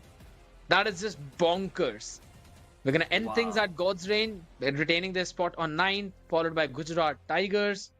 On 10, Team Forever as well. Having a pretty decent day. Orangutan had a good first one, but after that, they kind of fell short. Carnival Gaming had an amazing chicken dinner. They're closely following Orangutan. I thought they would be able to overtake them, but again, just a 1 point gap. And now, after 13th spot, is where the gap starts to build up. Team Godlike with only 249, 13 points behind them. And then Chemin Esports with 247, followed by Alibaba Raiders with 244. So that's where we're going to end up at with the cutoff of 244. And we've still got 6 more games to be played tomorrow. So as you had mentioned at the start of the day, when it comes to the cutoff, it is probably going to be skyrocketing from that 260 marker that you had started and maybe push it to even 265, 270 is perhaps a stretch. But either ways, look at this. OR Esports, what a wonderful approach from the side of this team. FS Esports, while they were playing, had a really good run. They came so close to the top 16. Same can be said for OR Esports. It's just 1 point shy for this team. Tomorrow, the 3 games that they've got, if they're able to play it perfectly, they are going to be in the top 16. Same perhaps could be the case for Team Together Esports, for Team 8-Bit, for Reckoning Esports. But all of these answers or questions, well, it's all going to be for tomorrow. Yes, that is indeed true. You can look at all these teams out here. They've got at least 1 chickens for themselves. Team Together with 3. And the gap is not that high. OR with 243, yes. Then Team Together 11 points behind them. But look at teams behind them. Team 8-Bit with 231. Reckoning 230. Hydra 229. And then you've got Team Prince and Big Brothers as well with 229. Exactly. So here's the thing. If any team in the top 16, let's just say Carnival and Orangutan, teams above them, all they need is just 1 chicken dinner and that's it. They're done. I believe the teams who've got somewhere around 270 points, they've already qualified. They do not have to worry at all. Teams below them, and it's just Carnival and Orangutan, just 1 more chicken dinner and they should be done and dusted. They should be over that. Or at least 20 points is all they need to basically solidify themselves in top 16. Teams below them is where the trouble is going to begin, and it should be anywhere above FF Esports. They should be able to take that spot because the gap is just so very less of around 20 to 25 points. That's all. But again, on the last page right now, Team Xpark with 202 points for themselves, followed by AUTOBOTZ. I think so. The run is almost done for them until and unless, of course, they're able to get 2 or 3 straight chicken dinners, do what WSB was able to do. It's going to be difficult. They've got the potential, but again, the mistakes just seem to be staying the same. Indeed, and because that's not changing, of course, that also implies that tomorrow, when it is going to be the most crucial games that these teams on the fourth page are going to be playing, the pressure is going to be skyrocketing for them. And so perhaps to deal with that pressure, the best that they can do is play with all guns blazing, with no worries at all. And at times, that actually does end up doing really well, like we've seen from the likes of Shot Esports in the final week itself. But right now, it seems like we've got an interview set up with the other casting desk in the studio. ये आ गए. Welcome sir, कैसे हैं आप? Welcome. Sir ये खड़ी गंबा. खड़ी गंबा भाई. रॉबिन सर ने सिखाया, बट मुबारक हो, आज काफी अच्छा दिन रहा आपकी टीम के लिए. काफी अच्छा तो नहीं लग रहा. मतलब I was being little polite and no. But Amit भाई, आज का आपको मानना पड़ेगा, लाइक कार्निवल का बड़ा ऑन एंड ऑफ रहा है परफॉर्मेंस वाइज. उसको आप जस्टिफाई कैसे करोगे? कुछ प्रॉब्लम्स रहती है, करने का ट्राई करते हैं. चलिए डायरेक्ट मुद्दे पे ही आते हैं ना. हाँ जी, व्हाई नॉट. अमित भाई, अक्षत की वापसी, नियो का बेंच, इसके पीछे क्या एक्सपेरिमेंटेशन चल रहा था या फिर कुछ सेट स्ट्रैटेजी? हाँ, मतलब बोल सकते हो एक्सपेरिमेंट ही है. थोड़ा कोऑर्डिनेशन में हमें लग रहा था पुराने लाइनअप का कोऑर्डिनेशन है. ये तो है, बिकॉज़ पुराने लाइनअप में दम था, वो कोऑर्डिनेशन जरूर रहेगा. बट भावना, आप कुछ ऐसा पूछना चाहें? एंड कार्निवल गेमिंग को किस चीज़ में मेजरली स्ट्रगल कर रही है? क्योंकि ऐसा नहीं कि प्लेयर्स नए हैं, काफ़ी लंबे अरसे से एक दूसरे के साथ खेल रहे हैं, सिनर्जी भी अच्छा है, तो मेजरली कहाँ स्ट्रगल कर रही है टीम? मेरे हिसाब से थोड़ा कोऑर्डिनेशन का इशू है, जिसके लिए हमें मतलब नियो को करना पड़ा. बट और ट्राई करनी पड़ी. जी बोलिए. यही बोल रहा था कि मतलब एनर्जी की वजह से ट्राई करना पड़ा ये लाइनअप. ठीक है. एक और चीज़ है जो हम नोटिस कर रहे हैं अमित भाई, इस कार्निवल गेमिंग और केमिन स्पोर्ट्स वीकेंडी में राइवलरी चल रही है. एंड केमिन स्पोर्ट्स ने एक लंबा हाथ मारा है. कुछ कहना चाहेंगे? कार्निवल स्पोर्ट्स एंड दूसरा कौन है? केमिन, वीकेंडी. अमित भाई 2 बार. हाँ, मतलब थोड़ा प्लेन पाथ का इशू था और एक्सपेक्टेड था, और हेक्टर पकड़ा गया. और उन्होंने हंट किया, उनको नहीं पता कि हम 3 मैन है, उन्होंने एक किया था. बट अमित भाई, अब ये सेगमेंट का मेरा आखिरी एक पार्ट है जिसके अंदर मैं एक बेसिक सा सवाल पूछा 2 हिस्सों में. कोई ऐसी टीम जो आपको बहुत इम्प्रेस कर रही है, मतलब being the carnival gaming coach, आपके भी अपने स्टैंडर्ड्स होंगे, आपके स्टैंडर्ड्स को मीट कर रही है और आपको इम्प्रेस कर रही है, ऐसी कोई टीम है जो अभी इन 32 टीम में? अभी के लिए तो केमिन नहीं बोल सकता हूँ, मतलब काफी कंसिस्टेंट खेल रहे हैं और मुझे लगता है फाइनल्स में भी अच्छा ही खेलेंगे. और कोई ऐसी टीम जिसका मतलब नाम बड़े दर्शन छोटे, आपने बड़ी उम्मीदें लगाई थी बट परफॉर्मेंस के अंदर वो मजा नहीं आ रहा? खुद की टीम का नाम ले सकता हूँ क्या? मतलब मॉडेस्ट, मतलब बात तो सही है, बिकॉज़ टीम बनी पोडियम के लिए, थोड़ा परेशान. बट यहाँ पे एक और सवाल भी आता है, लाइक यहाँ पे तो थोड़ा सा ये सीरियस मामला हो जाएगा. ऑफ कोर्स अभी तो चल रहे बहुत टॉप पे किया, केमिन स्पोर्ट्स का जिक्र किया है, आईकू सोल भी है. अगर ग्रैंड फाइनल्स के अंदर एंट्री होती है, अमित भाई क्या कार्निवल गेमिंग तैयार होगी आईकू सोल के अगेंस्ट खेलने के लिए? बहुत डोमिनेट कर रहे हैं वो, काफी टाइम से खेलते आ रहे हैं, तो न्यू टीम तो नहीं है, वो काफी टाइम से खेल रहे हैं. कैसे तोड़ेंगे? मतलब कुछ एक आइडिया दीजिए कि ये टीम को कैसे काउंटर करते हैं, ऐसे टीम्स को जो पूरा रैकिंग करती है. पूरा सेम ही है, मतलब अगर तुम उनको मार नहीं सकते हो 1v1 में तो मरते रहोगे. तो सिंपल चीज है, जब वो स्पैम करेंगे तुम्हें मारना पड़ेगा, तो आप यूज करेंगे उनका गन. अमित साहब, वी टोटली अंडरस्टैंड. अभी आपकी जो जगह है थोड़ी सी कंट्रोवर्शियल है, स्कोरबोर्ड पे चीजें बदल सकती हैं. So I just wish you good luck. कल के मैचेस भी फुल पावर से खेलेगी आपकी टीम ना, आप पूरा फुल सपोर्ट मिलेगा. ठीक है, कल मुलाकात करेंगे and good luck. Thank you so much. All the best Amit. Good luck. मुझे All the best wishes out there. And again, that was Amit, the coach of Carnival Gaming, boys, he did mention that the team did not perform up to the expectations, and it's still shaky, their qualification. I've already mentioned it's kind of shaky. But at the end of the day, they would have to be prepared for what's to come. Absolutely. And that is something that, you know what, it's really good and wonderful that player himself is able to actually point out the flaws that he anticipates the team and wants to be hoping to be able to work on with the team.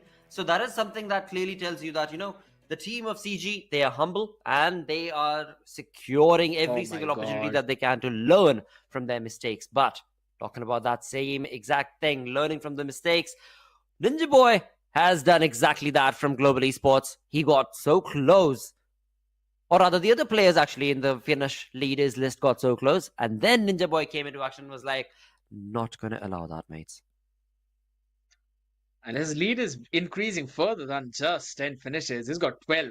And only Punk is the one who's close to him. And Reckoning again are struggling for their qualification. While on the other side, Chemin, Revenant, they've got a very solid cushioning for themselves.